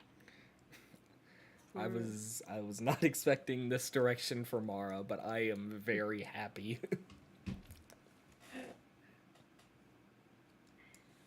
Val's just a literal mess of a child right now. Yeah. At some point, if Val doesn't die due to all his fucking self-sacrificing, he's gonna go through a huge character change at some point. But if he doesn't make it to that point, this is the hot mess you get. Yeah. Is this fucker trying to hold the party together and be like, I am trying to hold this party together and I'm trying to hold my own mentality together. This is not going to go well. But yeah, no, the fact I'm all, like that the recent meme that Koga sent. The group before Barrack arrived. Oh, yeah. Yeah. Oh. Oh. Shit, they're back. Hello, welcome Shit. back. We were just talking about you. All good things, all good things. I'll look at that recording, figure it out. Well, to be fair, they were in another call, and Oh yeah, not even the viewers will have any idea what just happened. Nope. Oh boy.